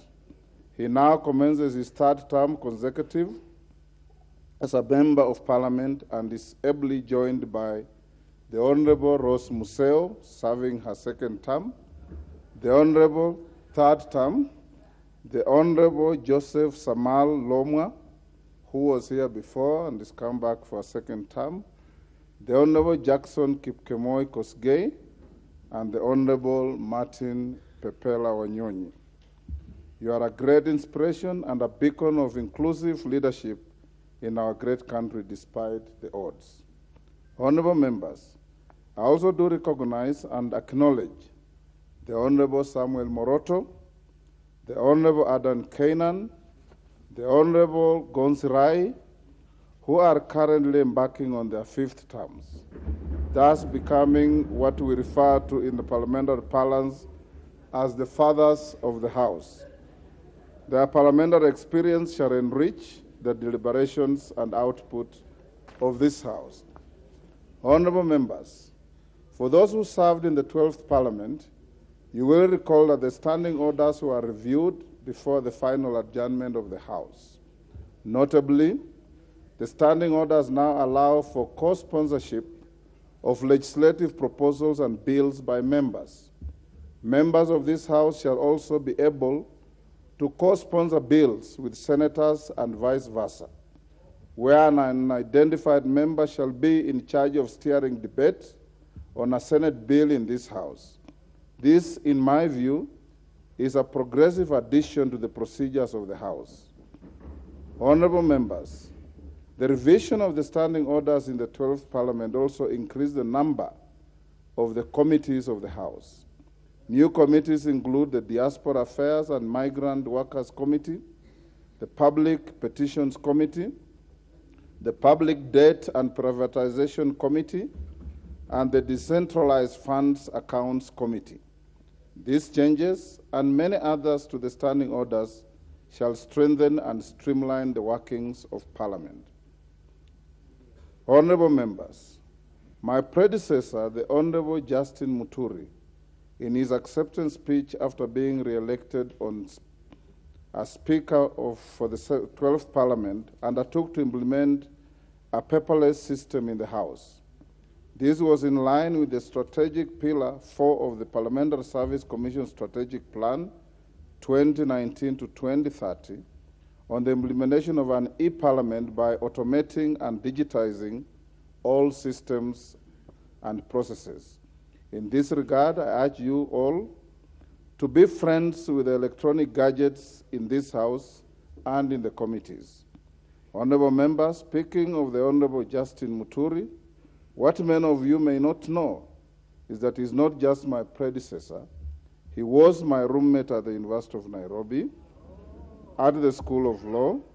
He was also my classmate. He is my age mate and a longtime friend. We made our debut in Parliament together in the 7th Parliament. We were appointed earlier in our years as magistrates on the same date. Indeed, I do not know whether to call it fate, sheer coincidence, or maybe it's God's plan, but whatever it is, our paths in life have always met, and today they meet again. Indeed, although once in a while we have found ourselves in different political sides, our friendship with the Honorable Muturi goes back many years, and I'm therefore honored today to take over from my dear friend. Honorable members, the Honorable Justin Muturi shall be remembered for the great legacy and reforms he leaves behind, and you do not have to look further, just look around. Members who have previously served in this House can attest to this. Members of the 13th Parliament shall move into the new modern offices in the tall brown building you may have seen at the corner of the Parliamentary Square, a project that was well executed under Honorable Muturi's leadership. As the chairperson of the Parliamentary Service Commission, he has left behind an excellent and professional parliamentary service. His communications and rulings on various constitutional, practice, and procedural matters were landmark, novel, and rich in jurisprudence. I could go on, but all I can say, he did a great job for this House and this country. Honorable members, I'm particularly honored that for the first time in the history of Parliament, the Honorable Justin Muturi has also set a precedent through a symbolic and formal handover process that you just witnessed when I was declared the Speaker. This is not only honorable, but it is an act that shall remind us for a long time of his great leadership style. The symbolic handover process by a Speaker should indeed be part of the traditions of this House, and it is a practice we should carry on. Having said this, join me now in applauding the former Speaker of this House, the Honorable Justin Muturi. Thank you. Honorable members, the author Gary Levy, in the book Speakers of the Canadian House of Commons, notes that presiding officers in the Commonwealth customary relinquish their right to participate in debates. Put differently, despite the title, a speaker does not speak but allows members to speak and presides over debate in the House. I'm aware that the Constitution precludes the Speaker from voting on any question proposed for decision in the House. But as your Speaker, I'll let my work speak for me. Honorable members, in this 13th Parliament, I undertake to prioritize two key issues. These are enhancing public trust in this House and the institution of Parliament, and nurturing and upholding comity between our two houses and between the National Assembly and other arms of government, with particular attention to our judiciary, which has often appealed for reasonable consideration by the legislature. Honorable members, the Constitution states that the authority that has been assigned to you and I under oath is a public trust. Hubert Humphrey, the 38th Vice President of the United States of America, is quoted to have stated that, I quote, "Anyone who has ever been elected to public office understands that one commodity above all others, namely the trust and confidence of the people, is fundamental in maintaining a free and open political system." In assuming our respective offices in this House, we are under a constitutional obligation to discharge our mandate in a manner befitting the offices that we have been entrusted to hold. As your Speaker, I undertake to strengthen public trust in the institution of Parliament. I will be keen to midwife, through the Parliamentary Service Commission, live broadcast of committee proceedings and the full operationalization of Bunge TV channels to highlight the work done by this House and its members.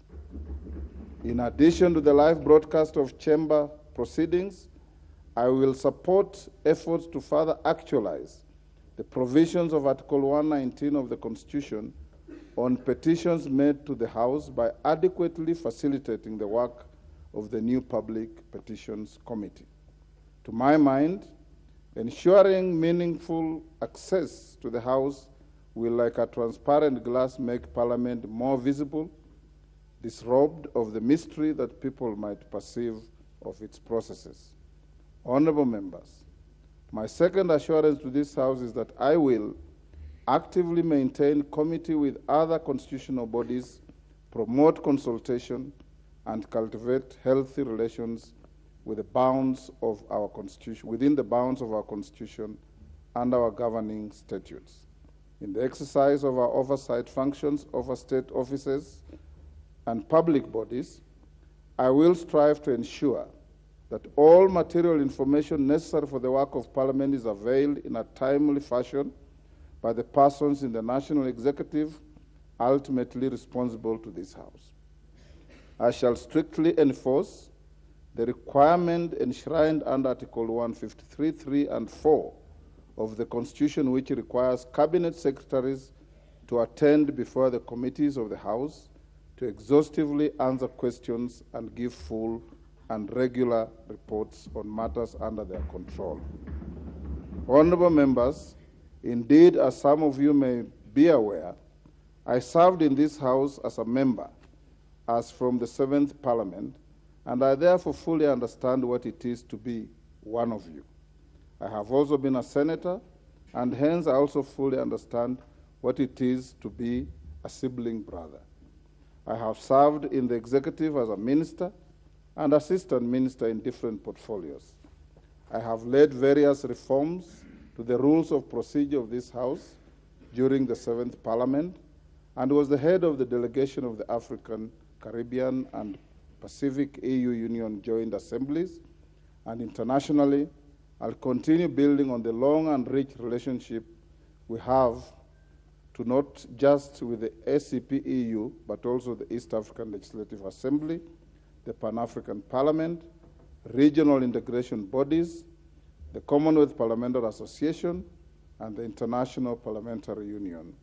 Suffice to mention, honorable members, that the standing orders you enjoy using today with the committee system were drafted by yours truly, the late Bonaya Godana, Julius Sunkuli, whom I believe has been re-elected to this House, and one Bishop Kimani, then Member of Parliament from Nakuru. Honorable members, I have worn many hats, but one of the greatest leadership lessons I carry with me to date is that a leader is a servant of the people. I live by the great words of the 22nd and 24th U.S. President, Grover Cleveland, who served between 1885 to 1889 and 1893 to 1897, who once said, and I quote, "Office holders are the agents of the people, not their masters." These words always ring true to me, and hence moving on, I will be your servant and your agent. My eyes shall be keen to see and listen to all of you. My office will not be an ivory tower, it will be accessible to all of you. I understand to be impartial and promise to see to it that you are able to effectively discharge your constitutional mandate. I am fully confident of building on the past successes of this House and charting new paths that will lead us to more glory and maintain this House as the pride of all Kenyans. Honorable members, I wish to inform you that the National Assembly has organized an induction retreat for all members of this House, which will take place from 18th to 24th September 2022 at a venue to be communicated in due course. This retreat will be a great opportunity for you to thoroughly acquaint yourselves with your mandate, parliamentary processes, and the secrets and tools that will give you a head start as in serving your electorate. I encourage you to attend all these sessions. Honorable members, I wish to commend the acting clerk of the National Assembly and her able team of officers for the successful conduct of the pre-swearing in orientation last month. The acting clerk has informed me that more than 95% of the members turned up for this exercise. This is a clear sign of your passion to serve with the impartiality, fidelity to the Constitution and the laws of this land, our standing orders, practices, precedents, and traditions of this House. I thank you all. God bless Kenya. God bless our Parliament. Honorable members, I now direct the clerk to read the next order and proceed with the steps necessary for the election of the Deputy Speaker. Thank you. Order number 4, election of the Deputy Speaker.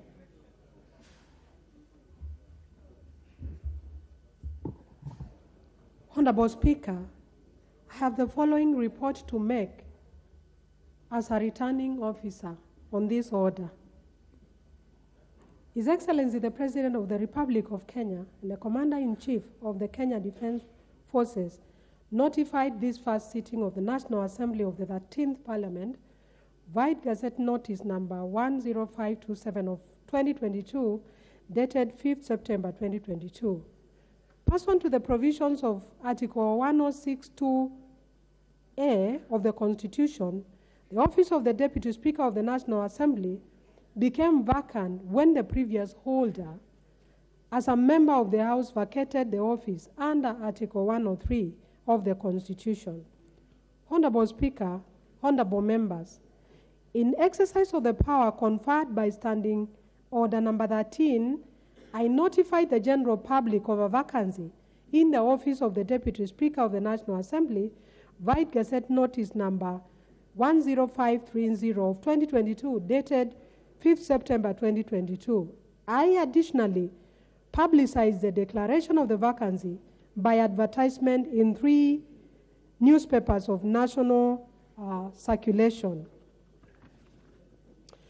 In the notice and the advertisement, I invited interested persons who qualify to be elected as Deputy Speaker of the National Assembly in accordance with the Constitution to submit their nomination papers for election as Deputy Speaker of the National Assembly. The following 7 persons collected nomination papers from the office of the Clerk of the National Assembly between Monday, 5th September 2022 and Wednesday, 7th September 2022. 1. Robert Gishimu Githinji. 2. Farah Maalim. 3. Gladys Jepkosgei Boss. 4. Farah Yusuf Mohammed. 5. Moses Gushine Kirimi. 6. Paul Otiende Amolo. 7. George Peter Opondo Kaluma. Honorable Speaker, as per the Gazette notice and the advertisement, a person who collected nomination papers was required to submit the completed nomination papers together with their curriculum vitae and the relevant supporting documents to the Clerk of the National Assembly in Committee Room Number 7, Main Parliament Building, not later than 8:30 p.m. on Wednesday, 7th September 2022. The office of the Clerk of the National Assembly remained open on Monday, September 5th, 2022, from 2:30 p.m. to 8:30 p.m., Tuesday, 6th September 2022, from 7 a.m. to 8:30 p.m., and Wednesday, 7th September 2022, from 8 a.m. to 8:30 p.m., for purposes of both collection and return of nomination papers. Honorable Speaker and honorable members, at the close of the nomination period, the following 3 persons had submitted their nomination papers for election as Deputy Speaker of the National Assembly. The Honorable Farah Maalim, the Honorable Gladys Jepkosgei Boss, and the Honorable George Peter Opondo Kaluma. Further, Honorable Speaker, I wish to notify the House that I received a letter from the Honorable Dr. Otiende Amolo, dated the 7th of September 2022, conveying the withdrawal of his candidature for election as Deputy Speaker of the National Assembly.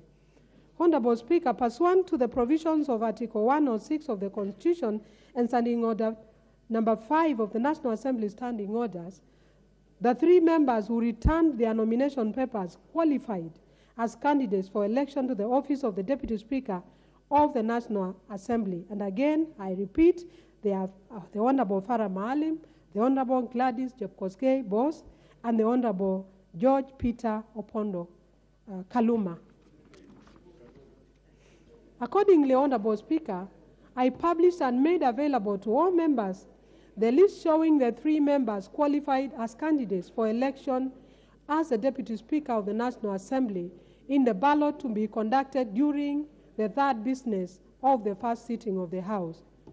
Honorable Speaker, I wish to also notify the House that I have since received a letter from the Honorable George Peter Opondo Kaluma, dated today, 8 September 2022, conveying the withdrawal of his candidature for election as Deputy Speaker of the National Assembly. His decision therefore compels me to invoke the provision of Standing Order 8 on withdrawal of a candidate, which provides that, and I quote, a candidate may, by written notice to the clerk, withdraw his or her candidate or her name before the ballot is started, and in the event of such withdrawal, the clerk shall cross out the name of that candidate off any ballot paper issued for that or any other subsequent ballot. Accordingly, Honorable Speaker, I therefore would like to request that the name of the Honorable George Peter Opondo Kaluma be crossed out before the issuance of the ballot for the election. The provisions of Standing Order Number 13 provide as follows, and I quote, the procedure for electing a Deputy Speaker shall, with necessary modifications, be the same as that prescribed for the election of the Speaker. Honorable Speaker, for the record, Standing Order 6 provides as follows with regard to the voting procedure where more than one candidate qualifies to stand for election as Speaker. The election of Speaker shall be by secret ballot. The clerk shall, at the commencement of each ballot, cause the ballot box, empty and unlocked, to be displayed to the House, and shall, in the presence of the House, lock the box, which shall thereafter be kept in the full view of the House until the completion of the ballot. In this regard, Honorable Speaker, each honorable member will be issued one ballot paper at the table and proceed to cast his or her vote at the voting, to mark his or her vote at the voting booths. Ballots shall be issued by the officers to the members on either side of the House. A member who wishes to vote shall mark his or her ballot paper by placing a visible mark in the space provided beside the name of the candidate he or she wishes to vote for. Thereafter, the member should fold the marked ballot paper before leaving the booth and deposit it in the ballot box.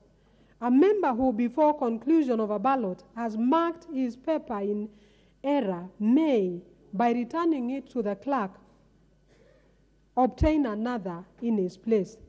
The first ballot paper shall be marked cancelled and shall be destroyed.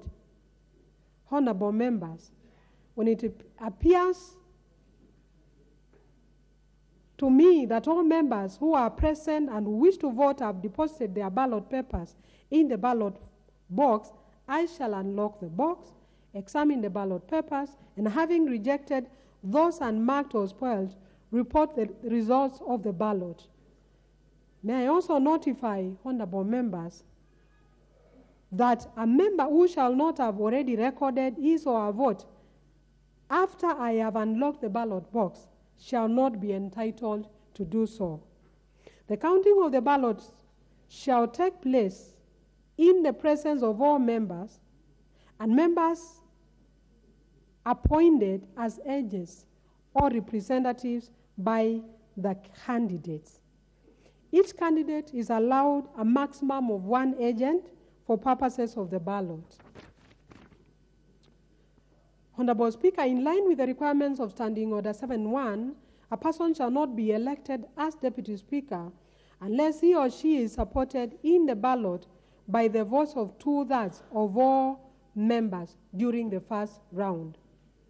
I would like to remind the House that this 2/3 threshold is not a constitutional requirement, as I had said earlier, and it was never the intention of the framers of the Constitution to say that it has to be 2/3. Otherwise, it should have been clearly stated. It is a procedural step to ease the election of a Deputy Speaker on the first round of the ballot. Therefore, Honorable Speaker, pursuant to the provisions of Standing Order 7.2, in the event that no candidate is supported by votes of 2/3 of all members after the first round of voting, the candidate who receives the highest number of votes and the candidate who receives the next highest number of votes shall alone stand for election in the second round.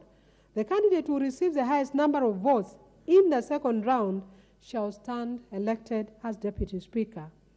Honorable Speaker, I wish to remind the House that this particular voting is by secret ballot.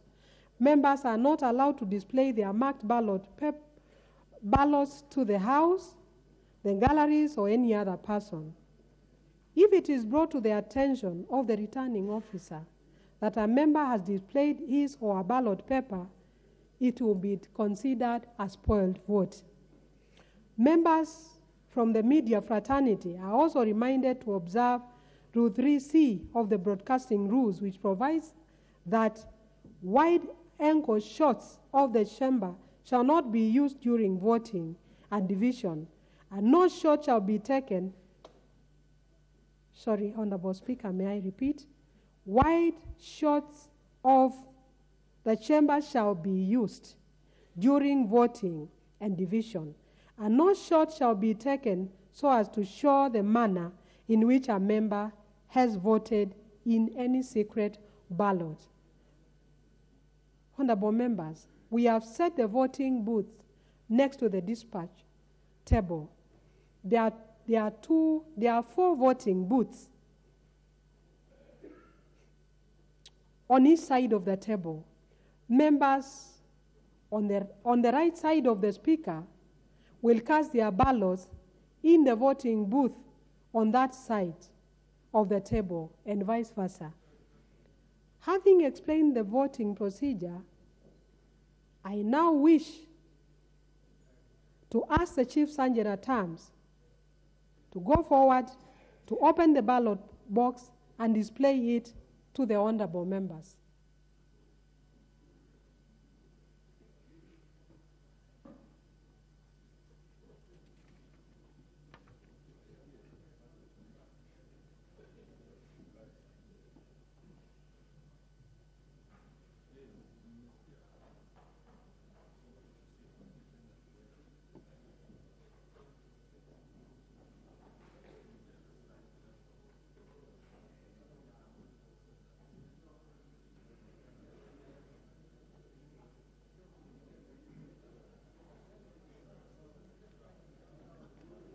Honorable members, you have witnessed for yourself that the ballot boxes are empty. I will now request the Chief Sergeant at Arms to close and lock the ballot boxes.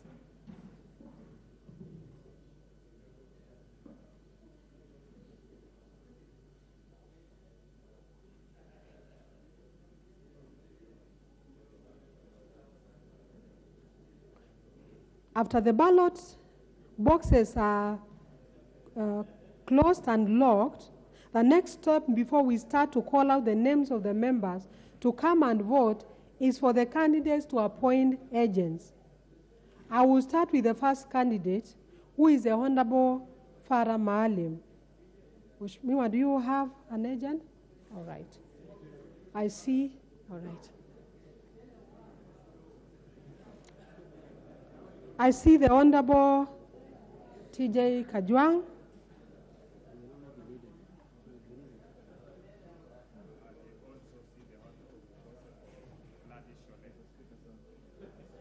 I now move to the Honorable Gladys Jepkosgei Boss.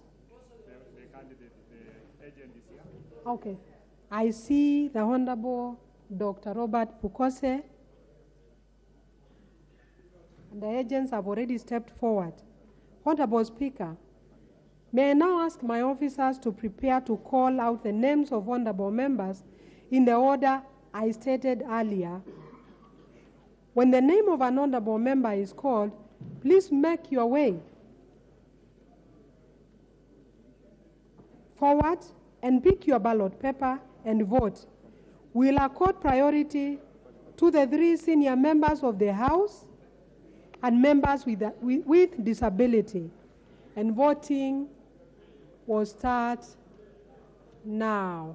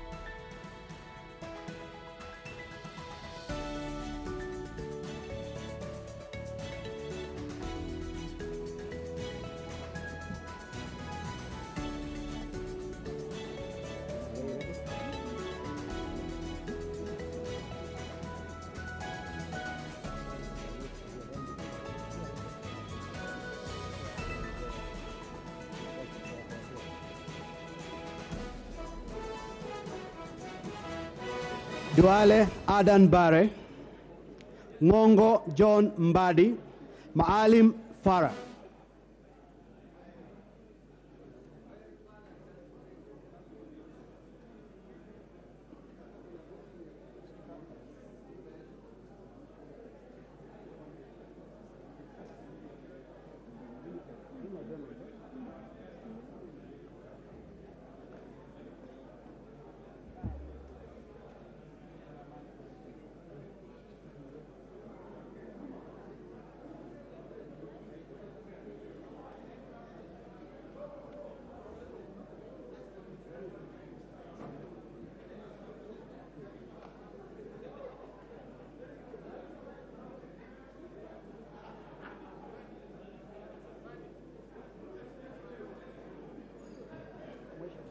I wish you can.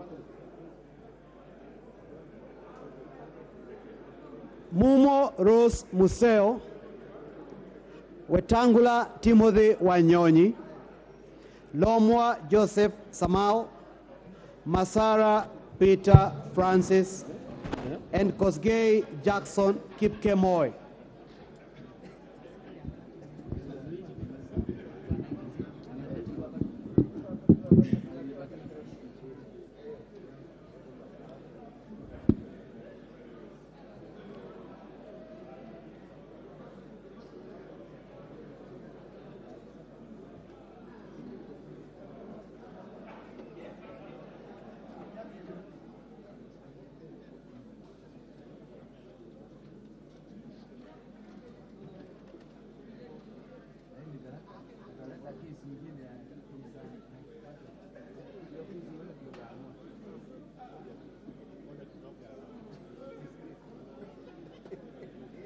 Ya dia mata.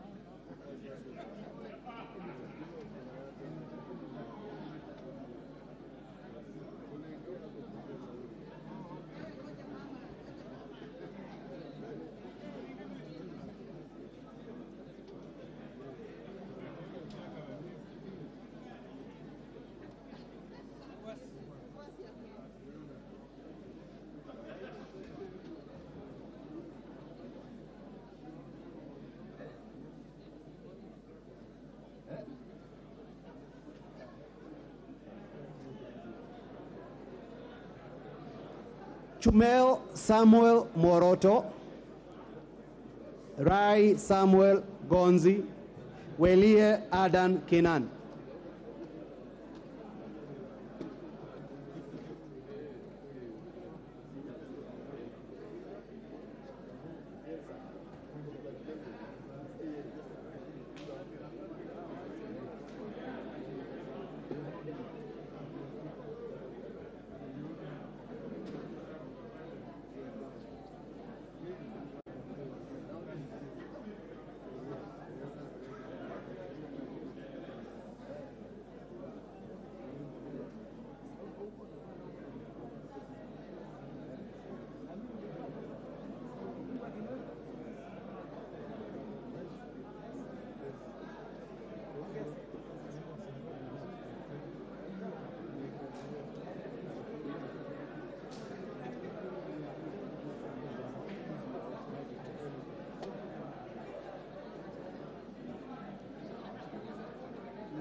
Ahmed Shakil Ahmed Shabir,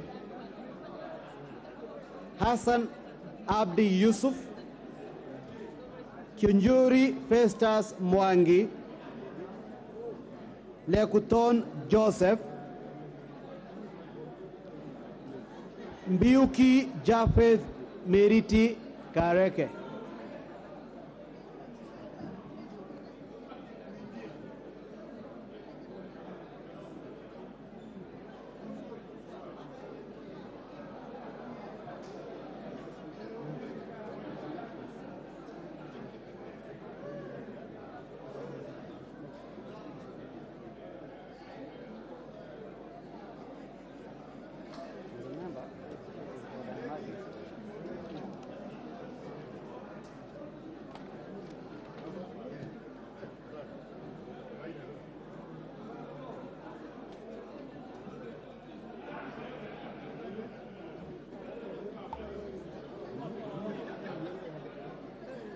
Odhiambo Millie Grace Akoth,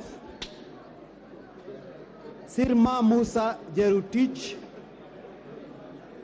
Wanjara Rafael Sauti Bita.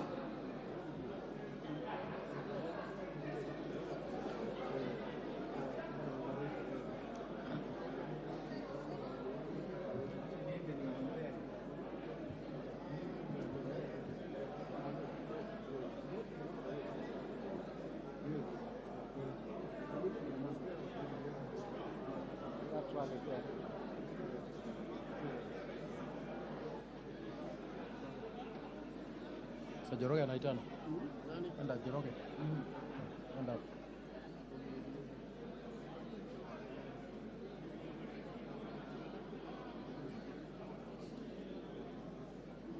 Wanapanga laini.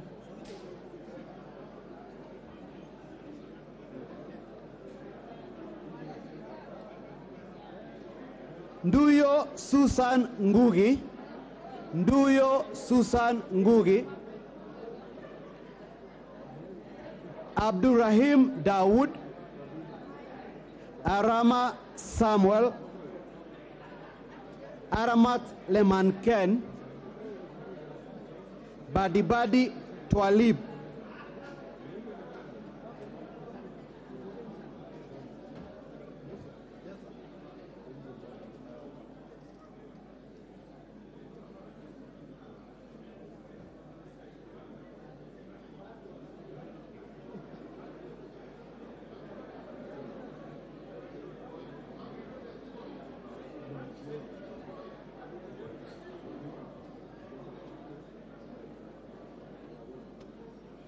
Bowen David Kangogo, Chege Sabina Wanjiru Maito, Chepkonga Kiprono Samuel, Chesebe Kapondi, Francis Kajwang Tom Joseph, Gakuya James Mwangi.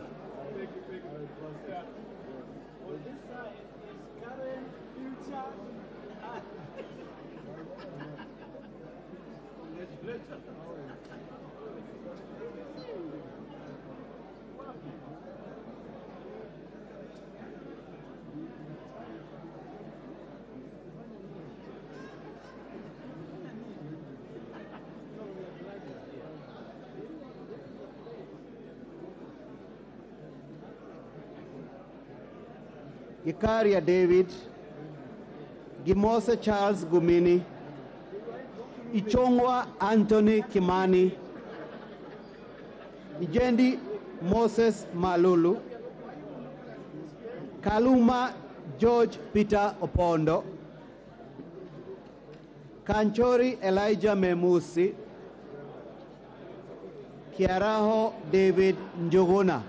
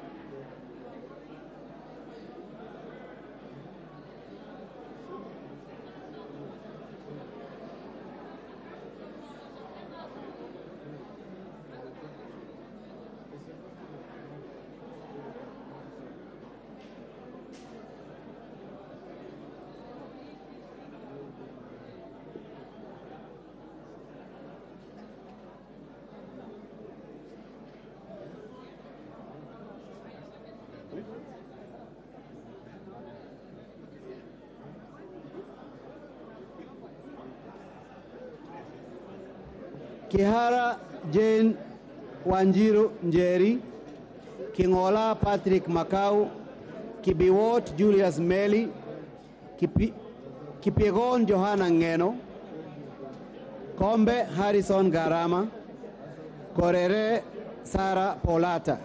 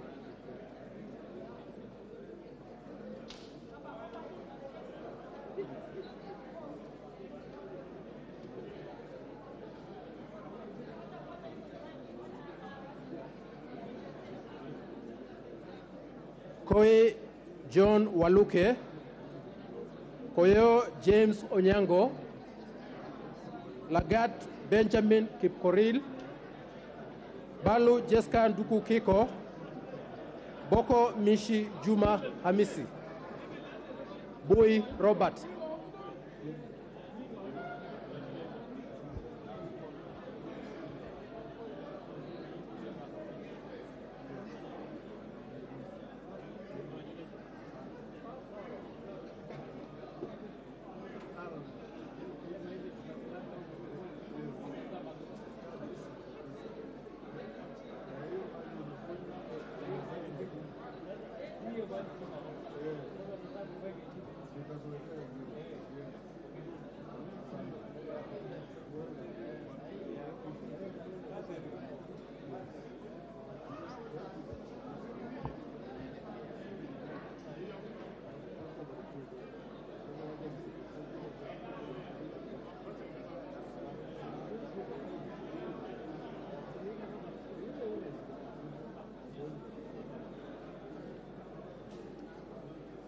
Mohamed Junet Sheikh Noor,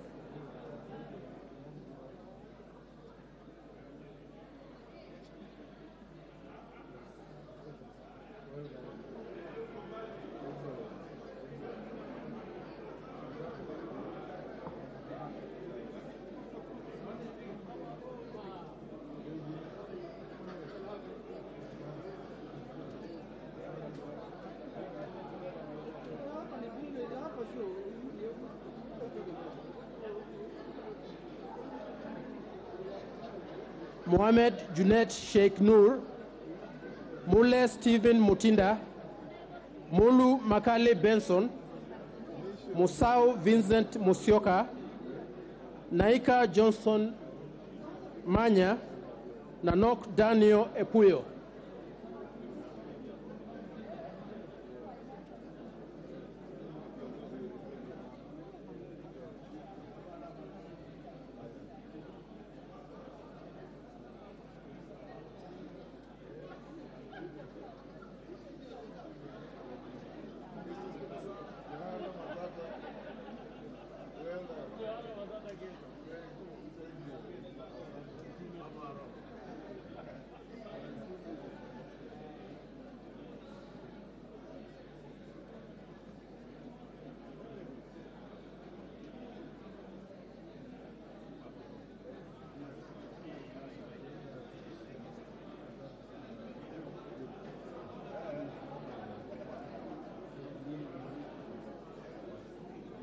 Nyamai Recho Kaki, Nyikao James Wabura, Ochieng David Ouma, Odanga Geoffrey Magoa,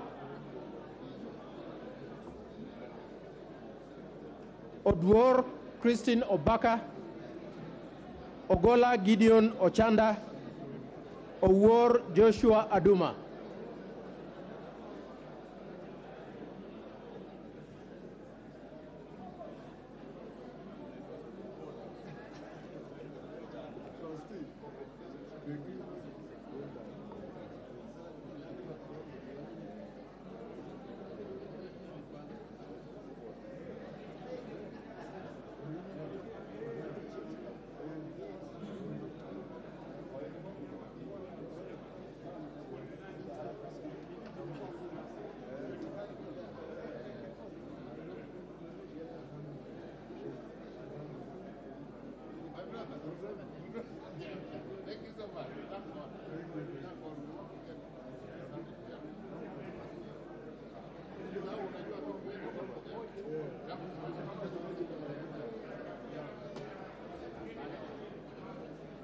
Kosing David Losiako, Ukose Robert, Raso Dido Ali, Robbie Mathias Nyamambe, Shibwa Omar Mwinyi, Sitati Daniel Wanyama, Shinyali Bernard Masaka.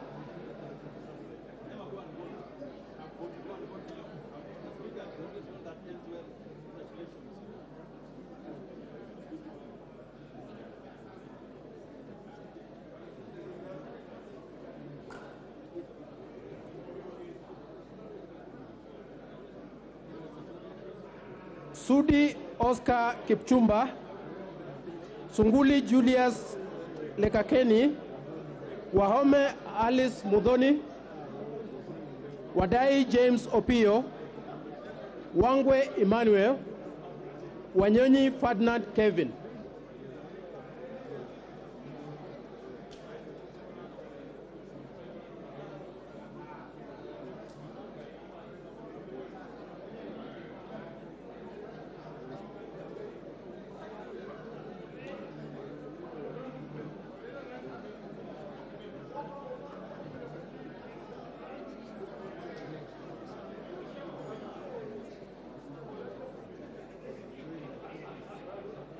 Chelule Liza Chepkoril, Lesuda Josephine Naisula, Wajira Martha Wagari, Aburi Lawrence Mpuru, Muya Wajiku.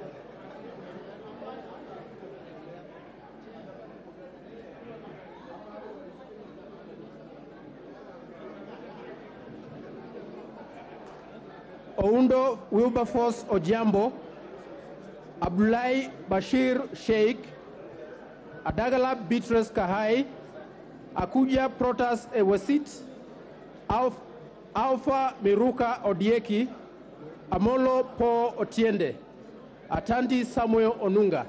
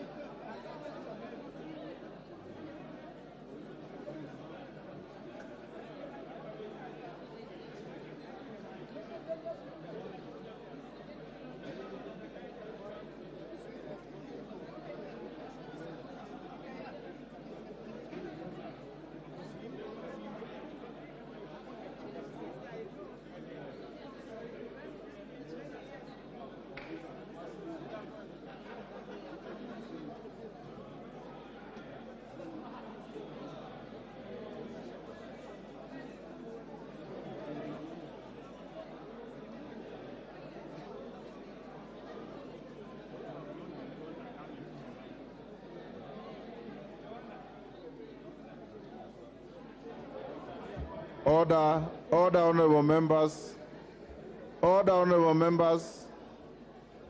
The clerks are requesting, and I direct that if you have not been called, please remain in your seats so that we don't have too much crowding at the voting table. If you have not been called, resume your seats and wait for your name to be called, then you come and cast your ballot.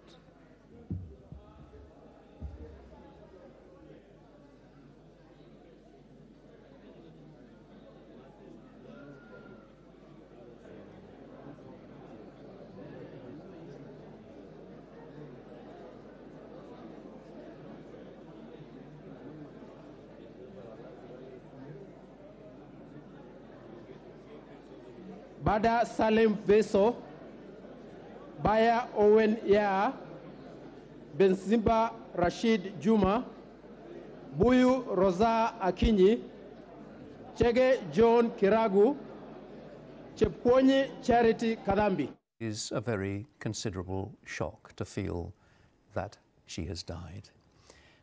Millions of people, I think, as they learn this news, will feel a sense of personal loss. And I think many people will find it rather disorientating. Let's just understand this moment. It isn't just the death of the longest lived, longest reigning monarch in British history, a monarch who has been there in the background to our lives for most of us, for all of our lives. It is the end of what I think history will judge to have been one of the most remarkable reigns in the 1,000+ years of the British monarchy, a reign which will be remembered and talked about in years to come. Now, whether you are a monarchist or not, and we know, as we've said this afternoon, that not everyone is, she was a monarch who earned the widest possible respect here in the United Kingdom and throughout the world. It's the end of the reign of Elizabeth II, a monarch who always put duty first, who brought dignity and decency to the highest office in the land, who embodied the best of qualities, who's been a focus for national unity and identity, and who has been the still, calm centre of stability and reassurance to this nation and the other nations of which she has been head of state for more than 70 years, while so much around her has changed. She has been a distillation of our national identity. She has been constant in an ever-shifting world, constant, steadfast, dependable, dutiful. These are all rather old-fashioned words, old-fashioned concepts even, but I think that they sum up what she brought to the role of monarch. We recall the pledge she made on her 21st birthday. I declare before you all that my whole life, whether it be long or short, shall be devoted to your service. Well, she truly remained true to that pledge. It was a life of finely judged service, true to the principles of constitutional monarchy, driven by duty, sustained by faith.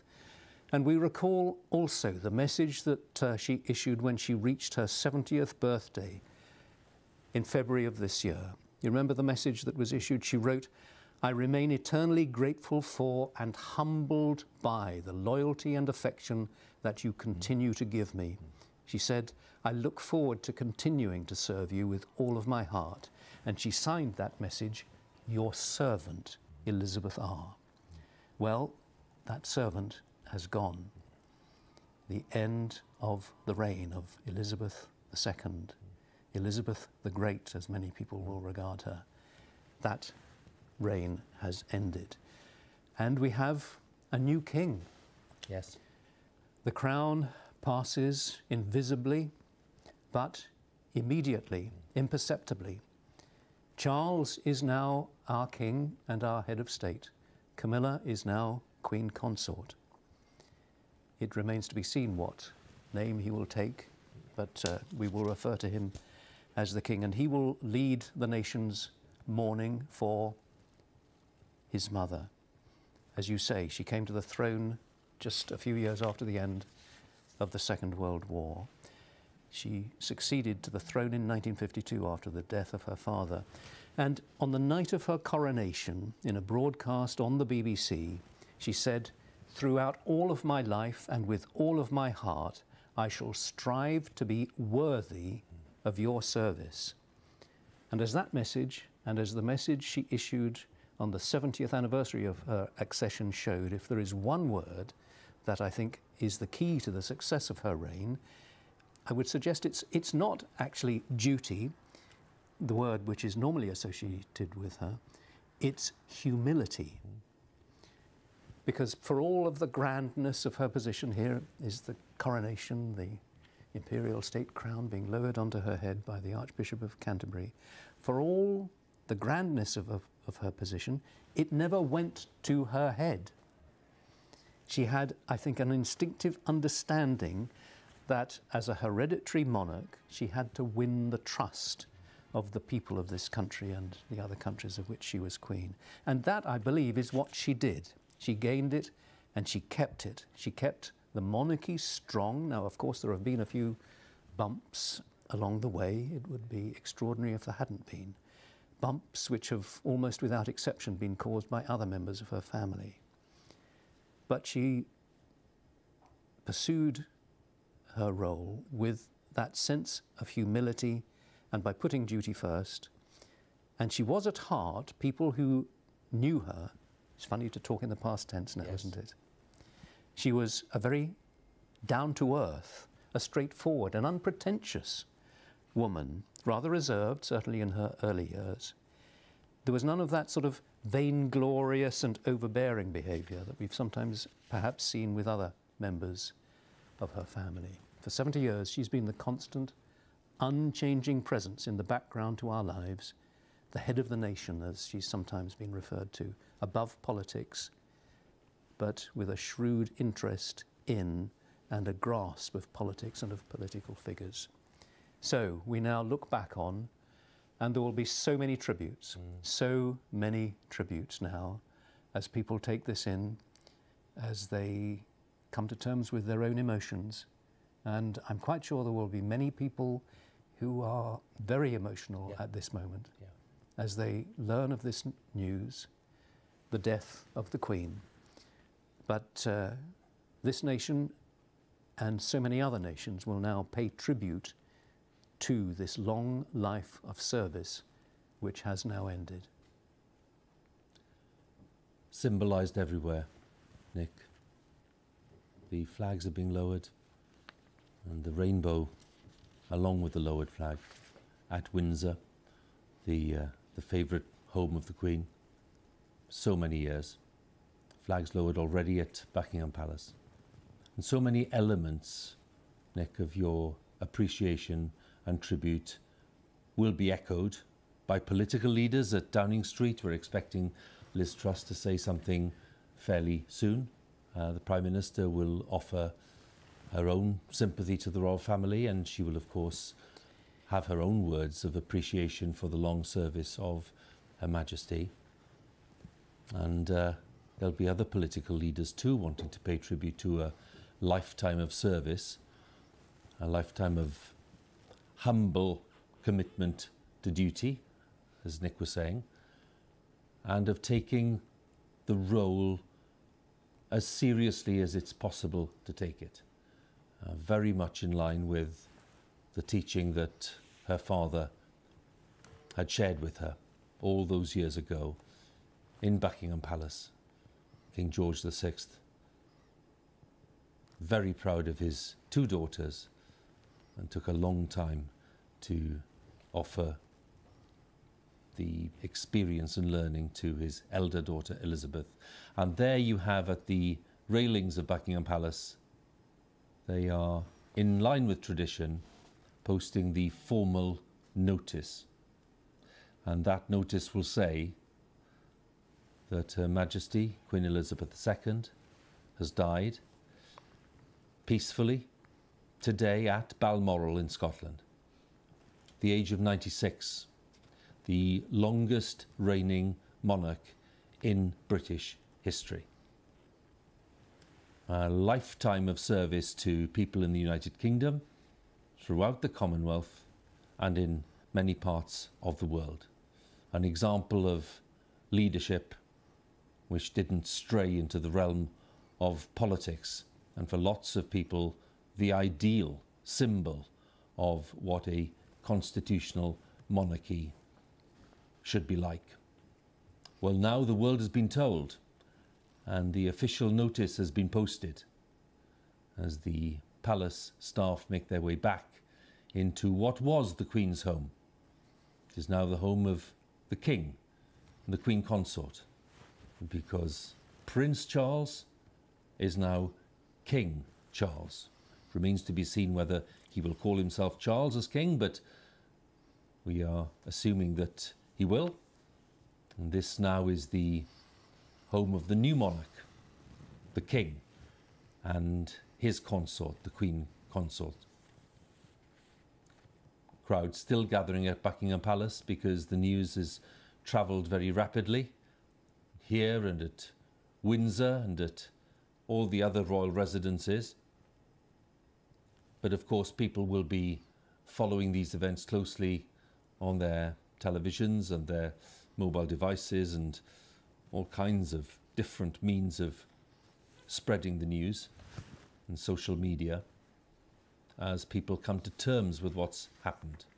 And as Nick was saying memorably a few moments ago, it's a seismic event.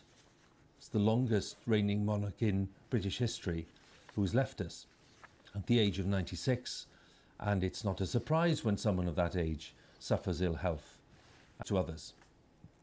And this was a theme that was repeated so often in the Queen's statements at great milestones in her life, and those 4 great jubilees, where she underlined the notion of service, to be at the service of the people, and to appreciate the fact that people were loyal to her as a monarch and appreciated the fact that she was of, well, incalculable value in terms of her service to Britain, having come to the throne at such a young age and with very little experience.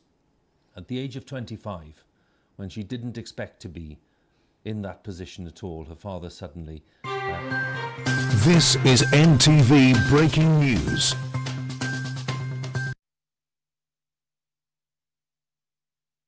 You're watching NTV, lots of breaking news tonight, and of course that is coming live from Scotland, the United Kingdom, where the London Bridge is down. Queen Elizabeth II, the longest serving British monarch, has died aged 96. That news has just filtered in the last 10 minutes or so. Remember, she has been ailing. She was today, there was indications from the medical team at Balmoral Castle in Scotland that her health had deteriorated. And at the time, about 4 hours ago, her 4 children plus Prince William went up north to Scotland to join her, and that news has just filtered in the last 15 minutes or so, that Queen Elizabeth II, the longest serving British monarch, has died aged 96. We are taking a quick commercial break here on NTV. We are back shortly with more from the United Kingdom, and of course from what's happening at the National Assembly, where the election of the Deputy Speaker is still ongoing. Stay with us.